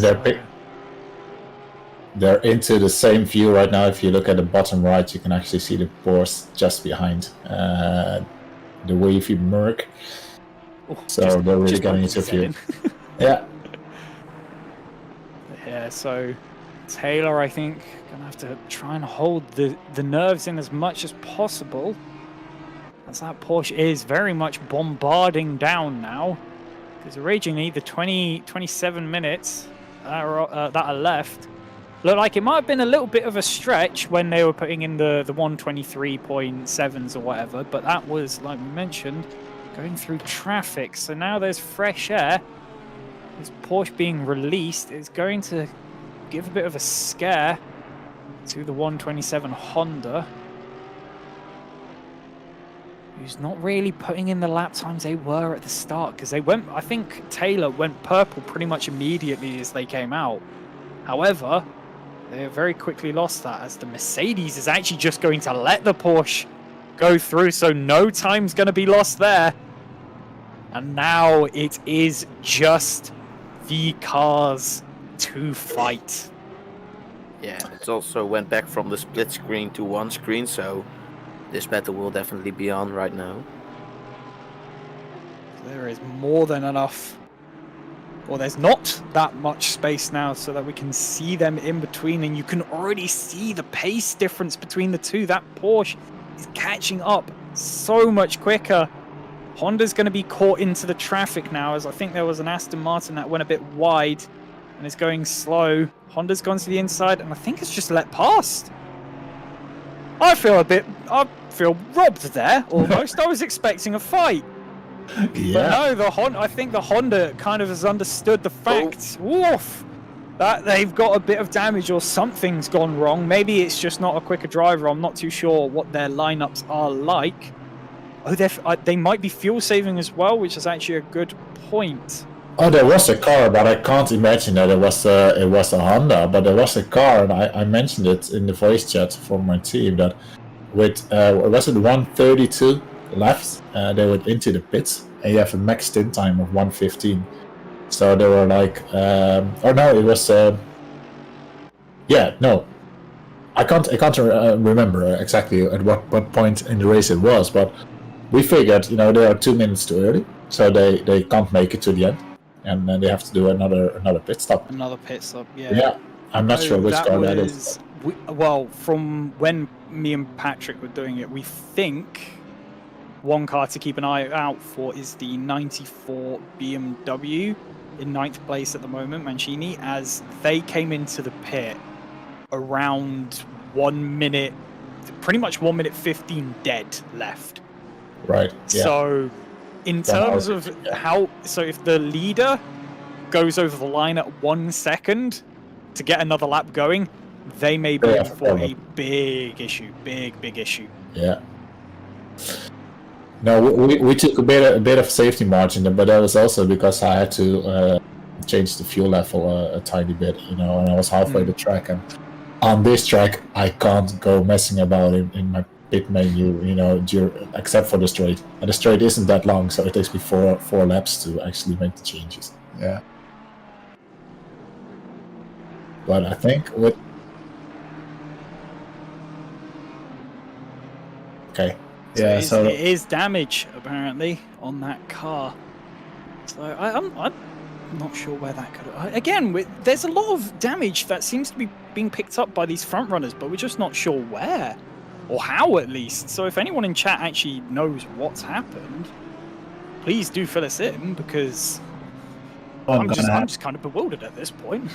Yeah, I missed it as well. And I'm having a look at now, knowing that it has damage, what the difference is with McConnell and the Ferrari on P4, but they're doing about equal time, so there's still a 12-second gap, so that seems a bit of a stretch, even though McConnell is like half a second faster in the previous lap. That seems a bit too far of a gap, too much of a gap to really challenge for the podium.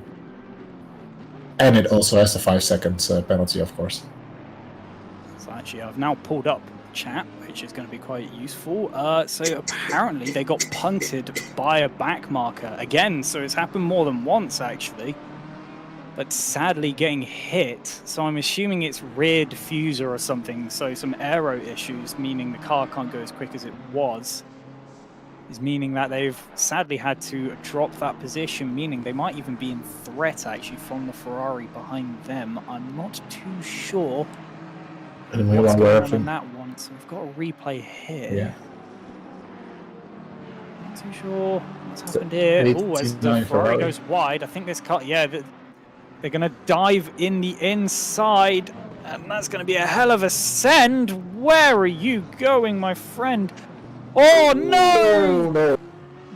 It was nearly done. That's actually, I would say, relatively unfortunate, but they went way, way too deep into the corkscrew, because you were basically going to take flight from the sort of line they were taking.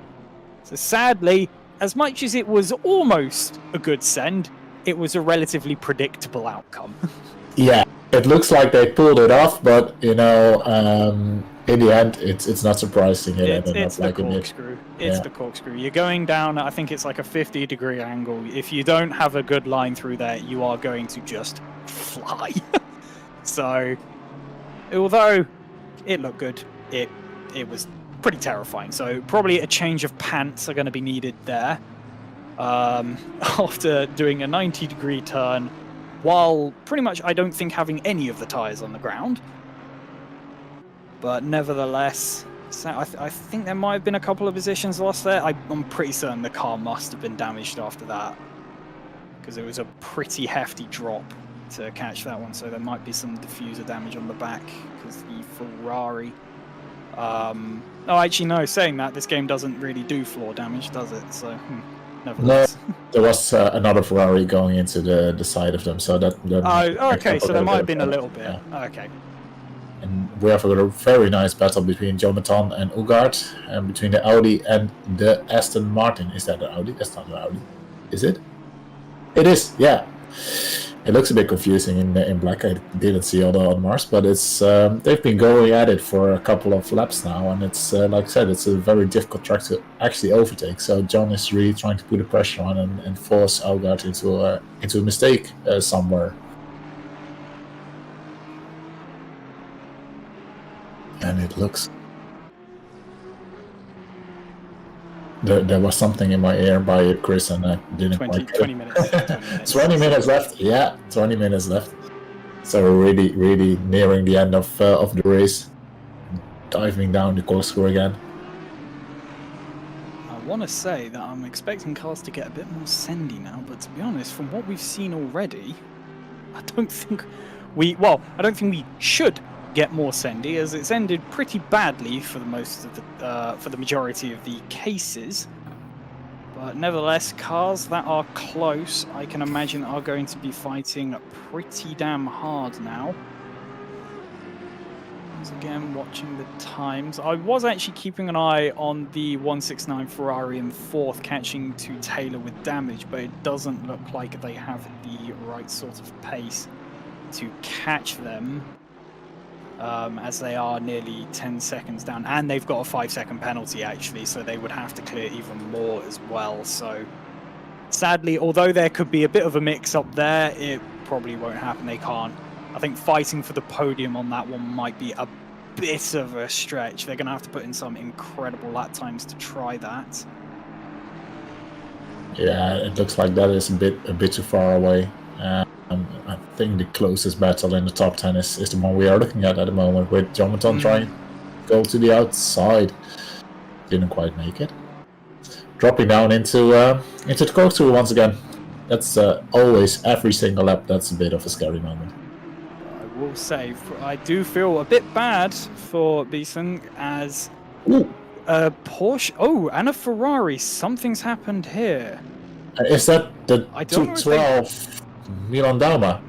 So that's P5. I think there was an incident and they might have been forced into the pit.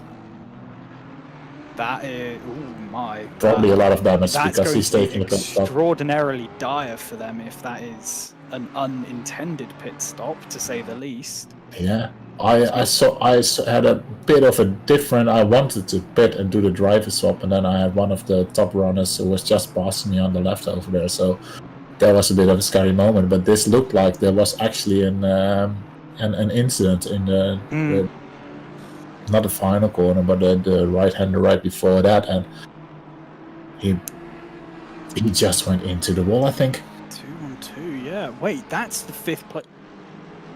Is it? Oh wait, no, that's in the pit. Wait, I'm losing my mind. Wait. Yeah, that's a Yellow, two. Are they that's yellow? Yeah. So what's? Oh, Oh, and he's not hold his brake. Oh, that's not. That's going. Oh dear, that is going to be looked at. I'm pretty sure of, because although it was an accidental spin, I don't think the brakes were held. It did look like they were in full reverse, actually, slamming it down. I'm not too sure, but obviously we'll leave that up to the stewards to decide as we look back at the 2-1-2 and what happened here. So nothing too wrong at the moment. Oh my word! It was So the Ferrari had spun and they had to dive out the way, still getting clipped by the Ferrari, sadly, but then just being absolutely sent into the pit stop wall. And now they've essentially just been forced to take a pit stop. And that's gonna be a long pit stop because that is a lot of damage on that car. Oh yes. Yeah. Oh yes. That's such a shame with 20 minutes to go. Down to 8th place at the moment. From 5th place, yeah, 5th to 8th. Ouch, that one's going to sting. I think they are back on track though, aren't they? Yes, they are back on track, so hopefully they're not going to lose too many. I hope for their sake at least. Oh, they were staying in top 10 as they did just drop back 2 more places. Not sure what happened there as they are now in 10th. And they're back to the Oh, pits. and now... That's a really unfortunate scenario. Where have they gone? I've lost them now. Yeah, I think they did a drive stop as well. So that is there. So they've doubled up on the. Ooh, that's going to really sting for them. Where are they? Wait, they're still in the pit lane. I see on a track map. Yeah. They're disqualified. Oh my word, they're DQ'd. What?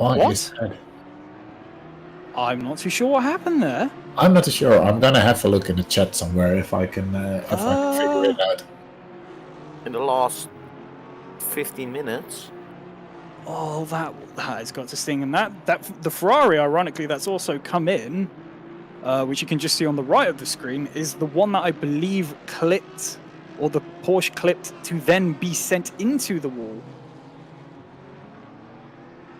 Yeah, it's the Ferrari of Vercelli, the 43 car. Dropping down at 26 now. So, watching chat, apparently, they were DQ'd for speeding in the pit lane. I think they might have had several in the past, but yeah, they've been, wow. You can get DQ'd for speeding in a pit lane, but you really have to go like very much over the pit limit.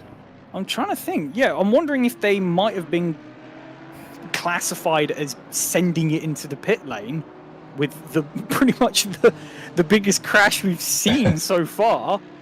If But I that don't is, think the pit line's there, is it? The pit line's No, to the left. no, So It seemed like they were just crashed and stopped just before the pit entry line.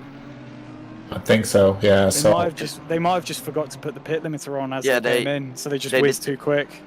They drove out of their pit box, we saw on the map, and then only then just it happens. So so they might either in the frustration not have the pit limit on and just had a bit of too much of a pit limit violation.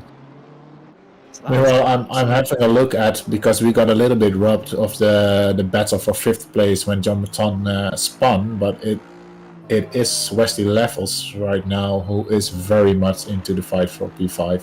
So after this replay, where we see John Baton dipping 2 tires into the sand, and oh yeah, it was a close one. Yeah, we'll leave it up to the stewards. on Yeah. that one, yeah. It's a bit of an unfortunate incident, the second one. But we do have the battle for 5th place with the Audi 42 and the Porsche 808. Let's see, we possibly might have another fight for 5th place, because the Porsche is lapping. About half a second faster. Oh no, okay, so apparently once again Patrick, besides not being in the booth, is still giving us updates on this, so thank you very much. Supposedly they did pass the pit lane line as they came in, because they did 120 kph crossing the line. That's... Oh, But no. it really did not look like they passed the No, I thought they hit the wall on the 50 outside. marker, so yeah, so Did they hit the wall so hard they went through the wall and the line therefore? Like yeah, I'm just wondering what line the game is looking at, because Maybe, I'm pretty yeah. sure that the 50 kilometers board is a bit further down the pit. It's pretty right much just right before left. the left-hander, yeah. it's just to the left of the wall he hit, which is why I thought he wouldn't have been done for that. Oh, as we see first place losing it a little bit there. But nevertheless, that is an absolute bewildering scenario It is, for the Porsche. Possibly, Chris, if it's possible, can you have a look at the 808 car or the 42? Because that seems like a fight bubbling up with half a second between them. And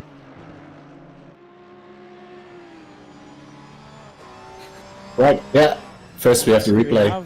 So this is the Porsche at the moment. I'm not sure. Well, not this one. So I think we'll try. Our producer saying he'll try and find the right lap. He got the wrong one there, but I did actually see for a brief moment there was a yellow flag at the corkscrew. It's cleared up already. it was car 6 at the corkscrew. Car 6 at the corkscrew, so that's 36th at the moment.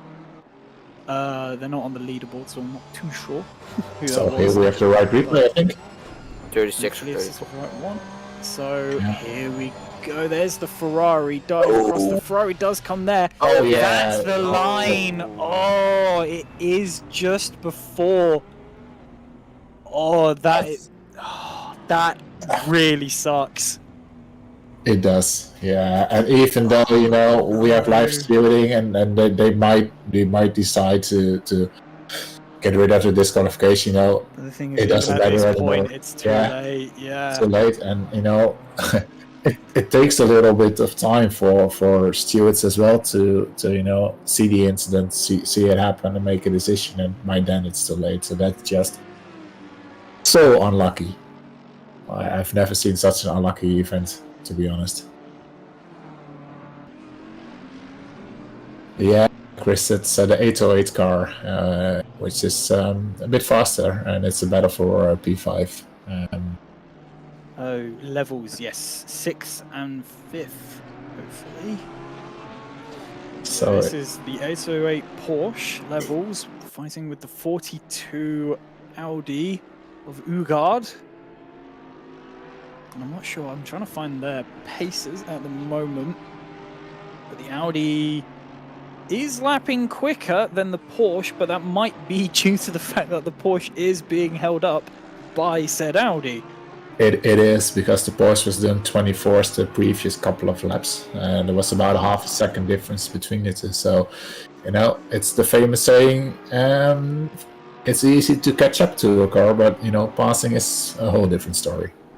Especially around here, yeah. But this is actually for the top 5, so there's a bit of a stat behind it, I guess.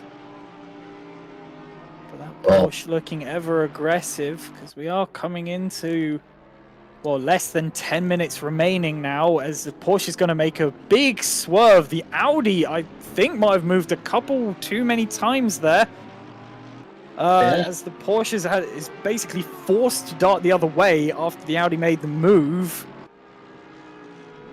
Again, another one, maybe the stewards really are getting quite a few at the moment.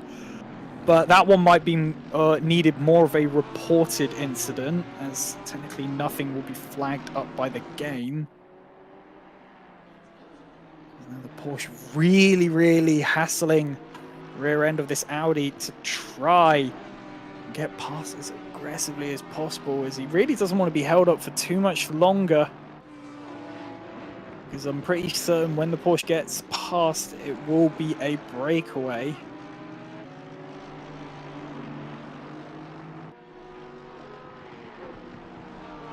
Yeah. Ooh, a bit wide. Well held though, my word. Code Brown in the chat, my word. So that's actually going to hold the Porsche up for a little bit, as especially through this section you don't really want too much of a dirty tyre, but hopefully down the front straight those tyres should clear up nicely. But this is going to hold the pace of levels back a little bit, so nothing really too much. He's already caught up with the Audi actually, as he does get a better exit. I don't think there's really going to be much of a send here, as the Audi, I will say, from driving behind Audis, or at least trying to get past them, they are the most annoying things on this track, because they just pull from you. So I'm pretty certain that is pretty much what Levels is experiencing at the moment. And it's going to have to be quite a bold move as we go into the sub 7 minutes section of the race, or at least remaining time. So Levels is going to have to make a move sooner rather than later, hopefully, or he might just bide his time, as Ugard hasn't really been looking as pacey, at least in comparison. So maybe trying to trip up, because obviously on that penultimate, or in the final corner at least, there's once again the Porsche goes wide. I think he's carrying more speed through there than the Audi, and is just getting caught off by the lack of speed. So he's having to brake a bit harder, or at least send it a bit wider than wanted, just to prevent any collision. So now we go back. Not sure what's hit. We get a picture. Oh, this is a picture-in-picture. This is just a picture-in-picture. So the first place car. So we can keep an eye on the 787 Honda, so we can see when he goes across the line. I will actually be, once again, I've mentioned him a couple of times, keeping an eye on that Mancini, the 94 BMW, as they cut the pit stop pretty close to the 1 hour 15, pardon me, time limit. So that stint is going to really be screaming at the end to be finished. So whether there's going to be enough time left on the timer of Mancini's stint, should be fine. You might have to make a last-second dive into the pits, which I don't think should be the case, because they did come out at about 120 or 114, I think. So whether the leader does do the 1 second remaining pass of the front line to get an entire another lap, the Beamer should be fine. It's an interesting one to keep an eye on, yeah. Oh, we've got the wavy Mercedes back. Sorry, I just I saw the bonnet. I'm just very surprised. I can't say it. I really can't tell if that is like just something on the end of the producer here, or just actual damage as Porsche is forced to go the outside. Trying for a switch, Should right? have a better run here. The Mercedes goes wide to actually allow this battle to happen. Good race etiquette there. But no, the Porsche, sadly, I think getting a bit spooked from the Mercedes, sending it off. Doesn't get as good of a run potentially hoped. Coming into 4 minutes remaining. As Levels is really hassling. Really trying to offset the Audi to force him into a mistake or take potentially a tighter line than hoped. But yeah, this is kind of the issue of Laguna Seca. Gets a good run here. Audi's going to cover off the inside, trying to hold it round the outside. Holds his time for now, trying to get a better run, but you're not really going to want to look to the inside through this fast left-hander. But because of the overspeed, the Porsche gets here, might look into the corkscrew. That's a bit too far away. No, not going to here. Oh, as it does get quite close. Brakes on the Porsche proving quite nice, though. Audi, not necessarily the nicest jump down. He is The closer Porsche is to the Audi. really getting close here. Goes to the outside. Is now going to switch back, potentially get a better leap out. Audi's going to try and cover off the outside. The Audi's swerving at the moment. That is definitely going to be looked at from the stewards. That, I think, personally, is quite a dodgy set of moves there. As I think that was more of a reaction-based move than it was a defensive move. Yeah, it was. Definitely shouldn't do. Yeah. Definitely is a big no-no. It was the Porsche going to the outside, and Audi reacted to that, you know, trying to block off the outside, and then Porsche going to the inside, Audi going to the inside as well, and that's, yeah. That's a big no-no. It's two moves, but the main thing is it was under braking, I believe, so... It was, yeah. Dodgy to say the least, so once again, that one, I believe, will more than likely be left with the stewards. It's gonna be a after-race decision then, though, so yeah. Yes, I agree with that one. Which actually, if the Audi's not too careful, Beaton coming up behind the 34 Aston Martin, although the time just went, I think will actually be quite close. So if he's not careful, that Audi, actually no though, unless 2 seconds miraculously vanish from that Aston Martin, no, it should only drop back 1 position if that's found to be a penalty. I think now after the leader passes the start-finish line as he goes over the corkscrew. It's not going to be a 1 second. This is going to be the penultimate lap, maybe? It's going to be think quite so. tight, actually. We might have a 1 second scenario. As you know, we are penultimate, are we? Yeah. Yeah.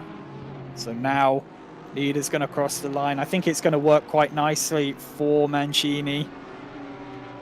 So, as much as we've been hyping up the threat that is their stint, I think they are safe.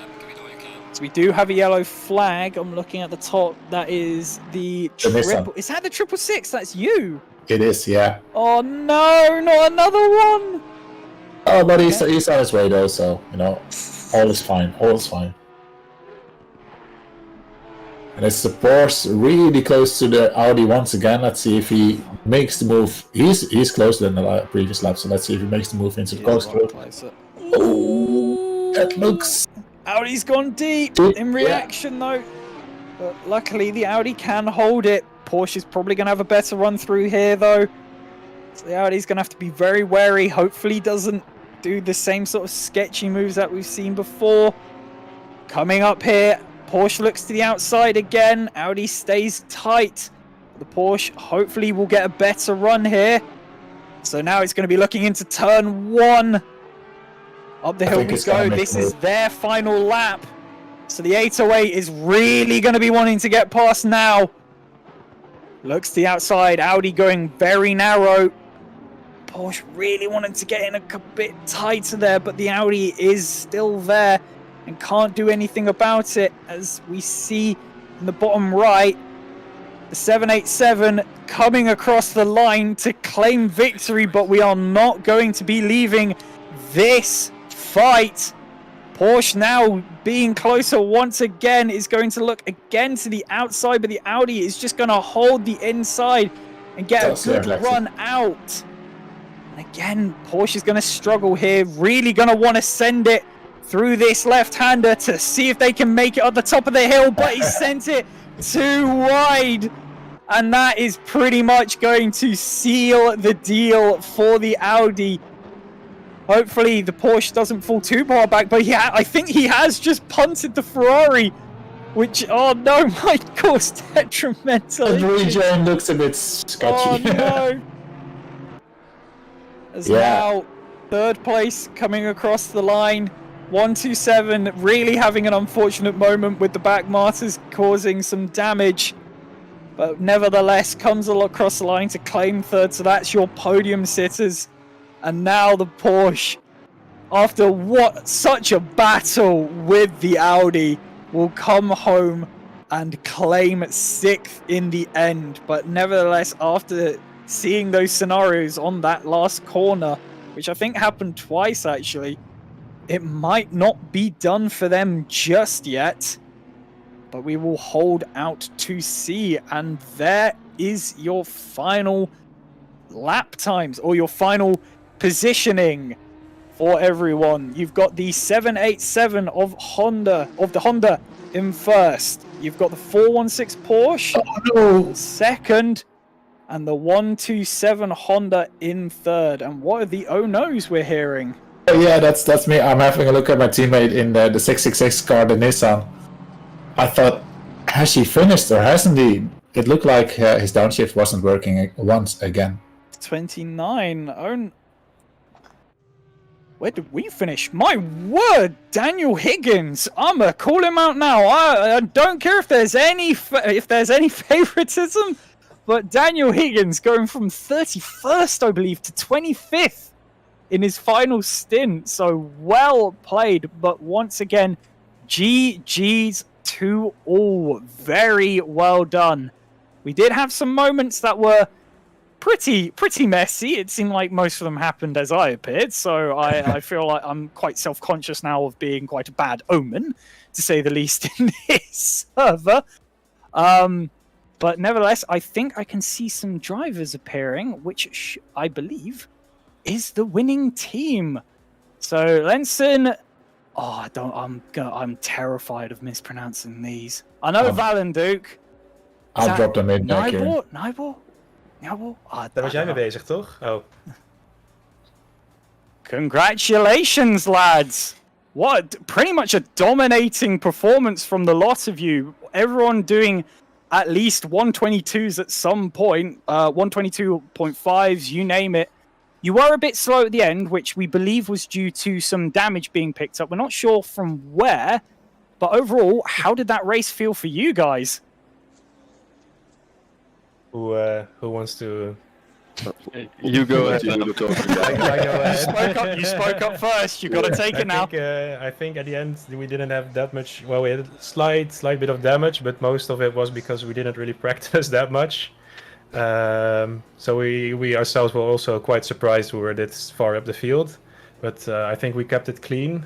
Didn't have any major issues, and I think that was the major part why we won today. So yeah. I think maybe to give an indication of how little practice we had, I started this morning with an hour of practice before the race. I think Yannick had half an hour before his stint started during the race. And then Tim got home at... What time did you go home? Quarter past 5 or something? Something like that, yeah. But we managed to keep it clean. And yeah, that's what got us the result today, I think. And Honda power. And Honda power. I think the power. Honda was a bit OP today.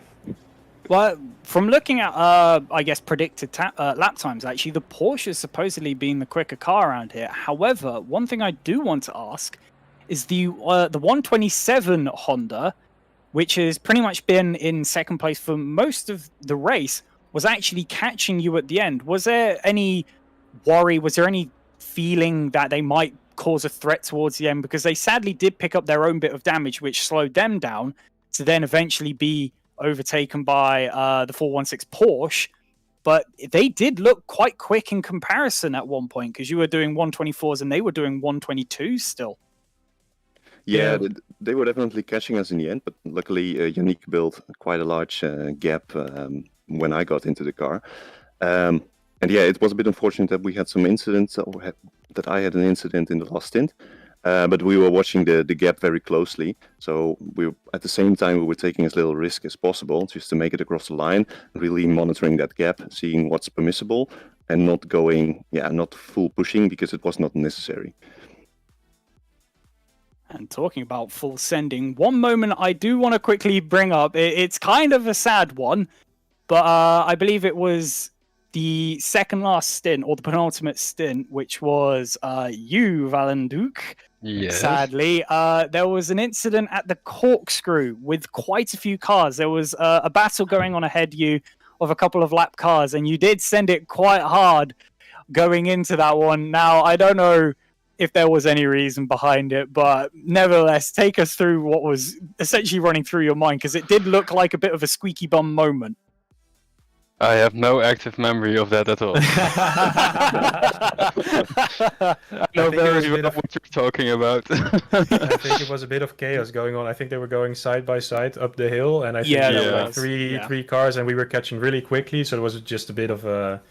I don't really remember clearly what happened, but I know there was a slight contact. At the time, it felt like the guys were going to be fairly close to us for the final stint, and since Tim hadn't really had any pictures, I really wanted to build that gap, and I saw this mess in front of me, and I just thought I'll just go for it and hope for the best, basically. And it kind of worked out, I guess.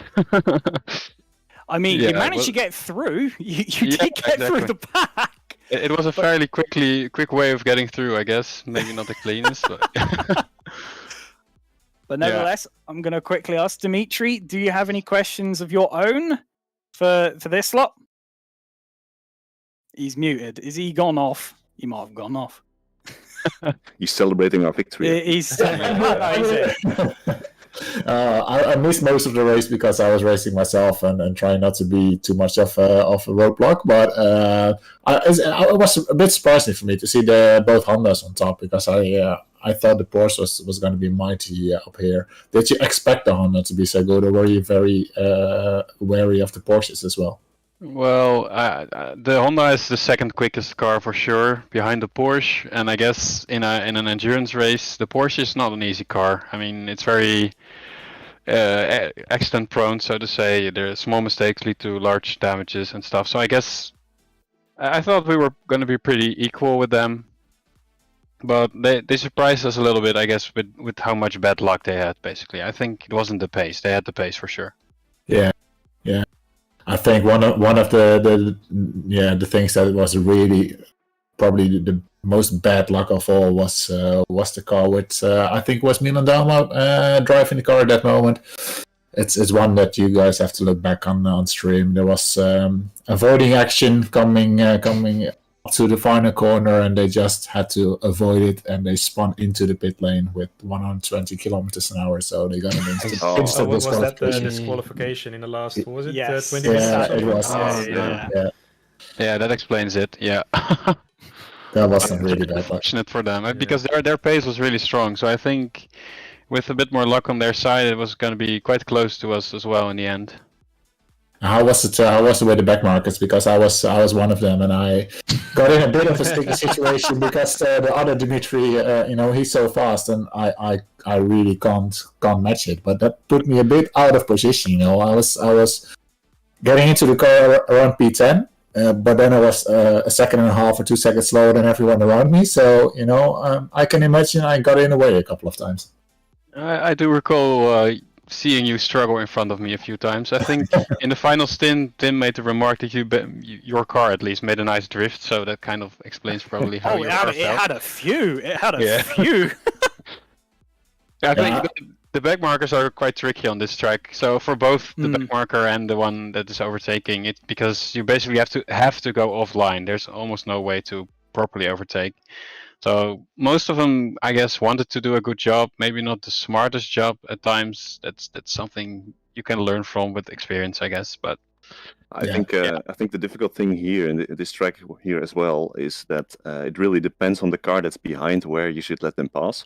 Because in some corners there were definitely intentions that we could pass, but if it's really a long, fast corner and you're offline in something like a Honda, then it's quite a risk to actually overtake there. So it really, it's quite difficult to let someone by in a good way on this track. Yeah, and I think that's something about this track as well, and I experienced it in Nissan. I'm not sure how it is in the other cars, but once you go offline a little bit, there's only one line that you can actually take, and once I go offline or take a different line with the Nissan, it was just sliding all over the place. So I didn't want to do that too much, because then I would be a risk to the driver behind as well. But that also felt like you were just getting in the way a lot, and it's a difficult track to overtake. So it's also a difficult track for back markers to pass. And just wondering how it was for the faster cars. Yeah, with 40 cars on track, that makes it even more difficult. But it was really fun racing. It kept it interesting for sure. Even when we were far ahead, I mean, you have a lot to do almost every lap, so that's kind of good. Definitely doesn't get boring. Good to hear. So I'm not entirely sure what the next race is. Chris, you probably know. Bathurst. It's Bathurst. Yeah. We know. We're going to the hills. Talking about a track where you can easily overtake back markers. Exactly. we actually maybe need a bit more practice. Exactly. We actually wanted to do some practice that time. I think we needed. Well, apparently this time it went quite well without any practice. So not. The funny thing is, for me, I actually did about 120 practice laps, and then I still, drove around with the pace I had. So. But then you were in a Nissan, though. I mean, come on. Yeah. Thanks for the kind words there. Thanks for having us, guys. Yeah, thanks for having us. Likewise. So once again, congratulations, lads, on the win. And I'm assuming you have quite a bit of confidence, especially with Bathurst being the next one with the straight line speed of the Honda. Yeah, that should be a good one for sure. So we'll practice and we'll be back fighting for the win. Cool. For sure, yeah. Good to hear. Right. So once again, thank you for coming on here. Thank you for the interview. Congratulations. And I believe that will be it from us here. So it's going to catch us. Oh, how long is it? Oh, no, I haven't checked everything, have I? I'm really prepared on this one. When is the next race? It's in August. 8th of August is the next race. 8th of April, not August. That's a bit late in the year. But yes, you will hear from the next endurance series on the 8th of April, which will be around Bathurst, as we have said a couple more times. I'm not sure what else is happening in the week when it comes to races, but I'm sure there's stuff. There's the Porsche Cup that will be going on, and there is the GT4 series, GT3 series, all of that still going on, which I'm sure if you want any information on that, you can look around the SSRI server for that. But I think that's it from me. Dimitri, any last words from yourself? Not particularly. I enjoyed the drive, and I enjoyed it to be here with you in a commentating booth. So likewise. It was a fun day, and thank you to all the drivers and everybody who took the time to watch it. And we'll see you on the 8th of April. Yep. And we want to also say thank you for everyone else we've had here. So Patrick, who I think has been here for quite a bit of the day. We had Wouter as well, who appeared for a little bit. And then obviously for the big man himself, the producer, who's making pretty much all of this possible. And also I believe you hopped on the mic for a little bit, didn't you as well, Chris? But yes, Chris Hill, who has been in the background doing pretty much everything for the full 6 hours today. So, and then we've also had Sam Pearce and what was the last one? Sorry. Cole Mooney. Cole Mooney. So Thank you for all of them for appearing on the stream and having their inputs to it, as it was a long stint. So naturally, I feel like everyone feels quite bad for Chris for having to sit here and do pretty much all of it. But nevertheless, stream has been absolutely amazing, and I'm sure everyone enjoyed watching it. But from us here, we will catch you in April. Thanks for watching.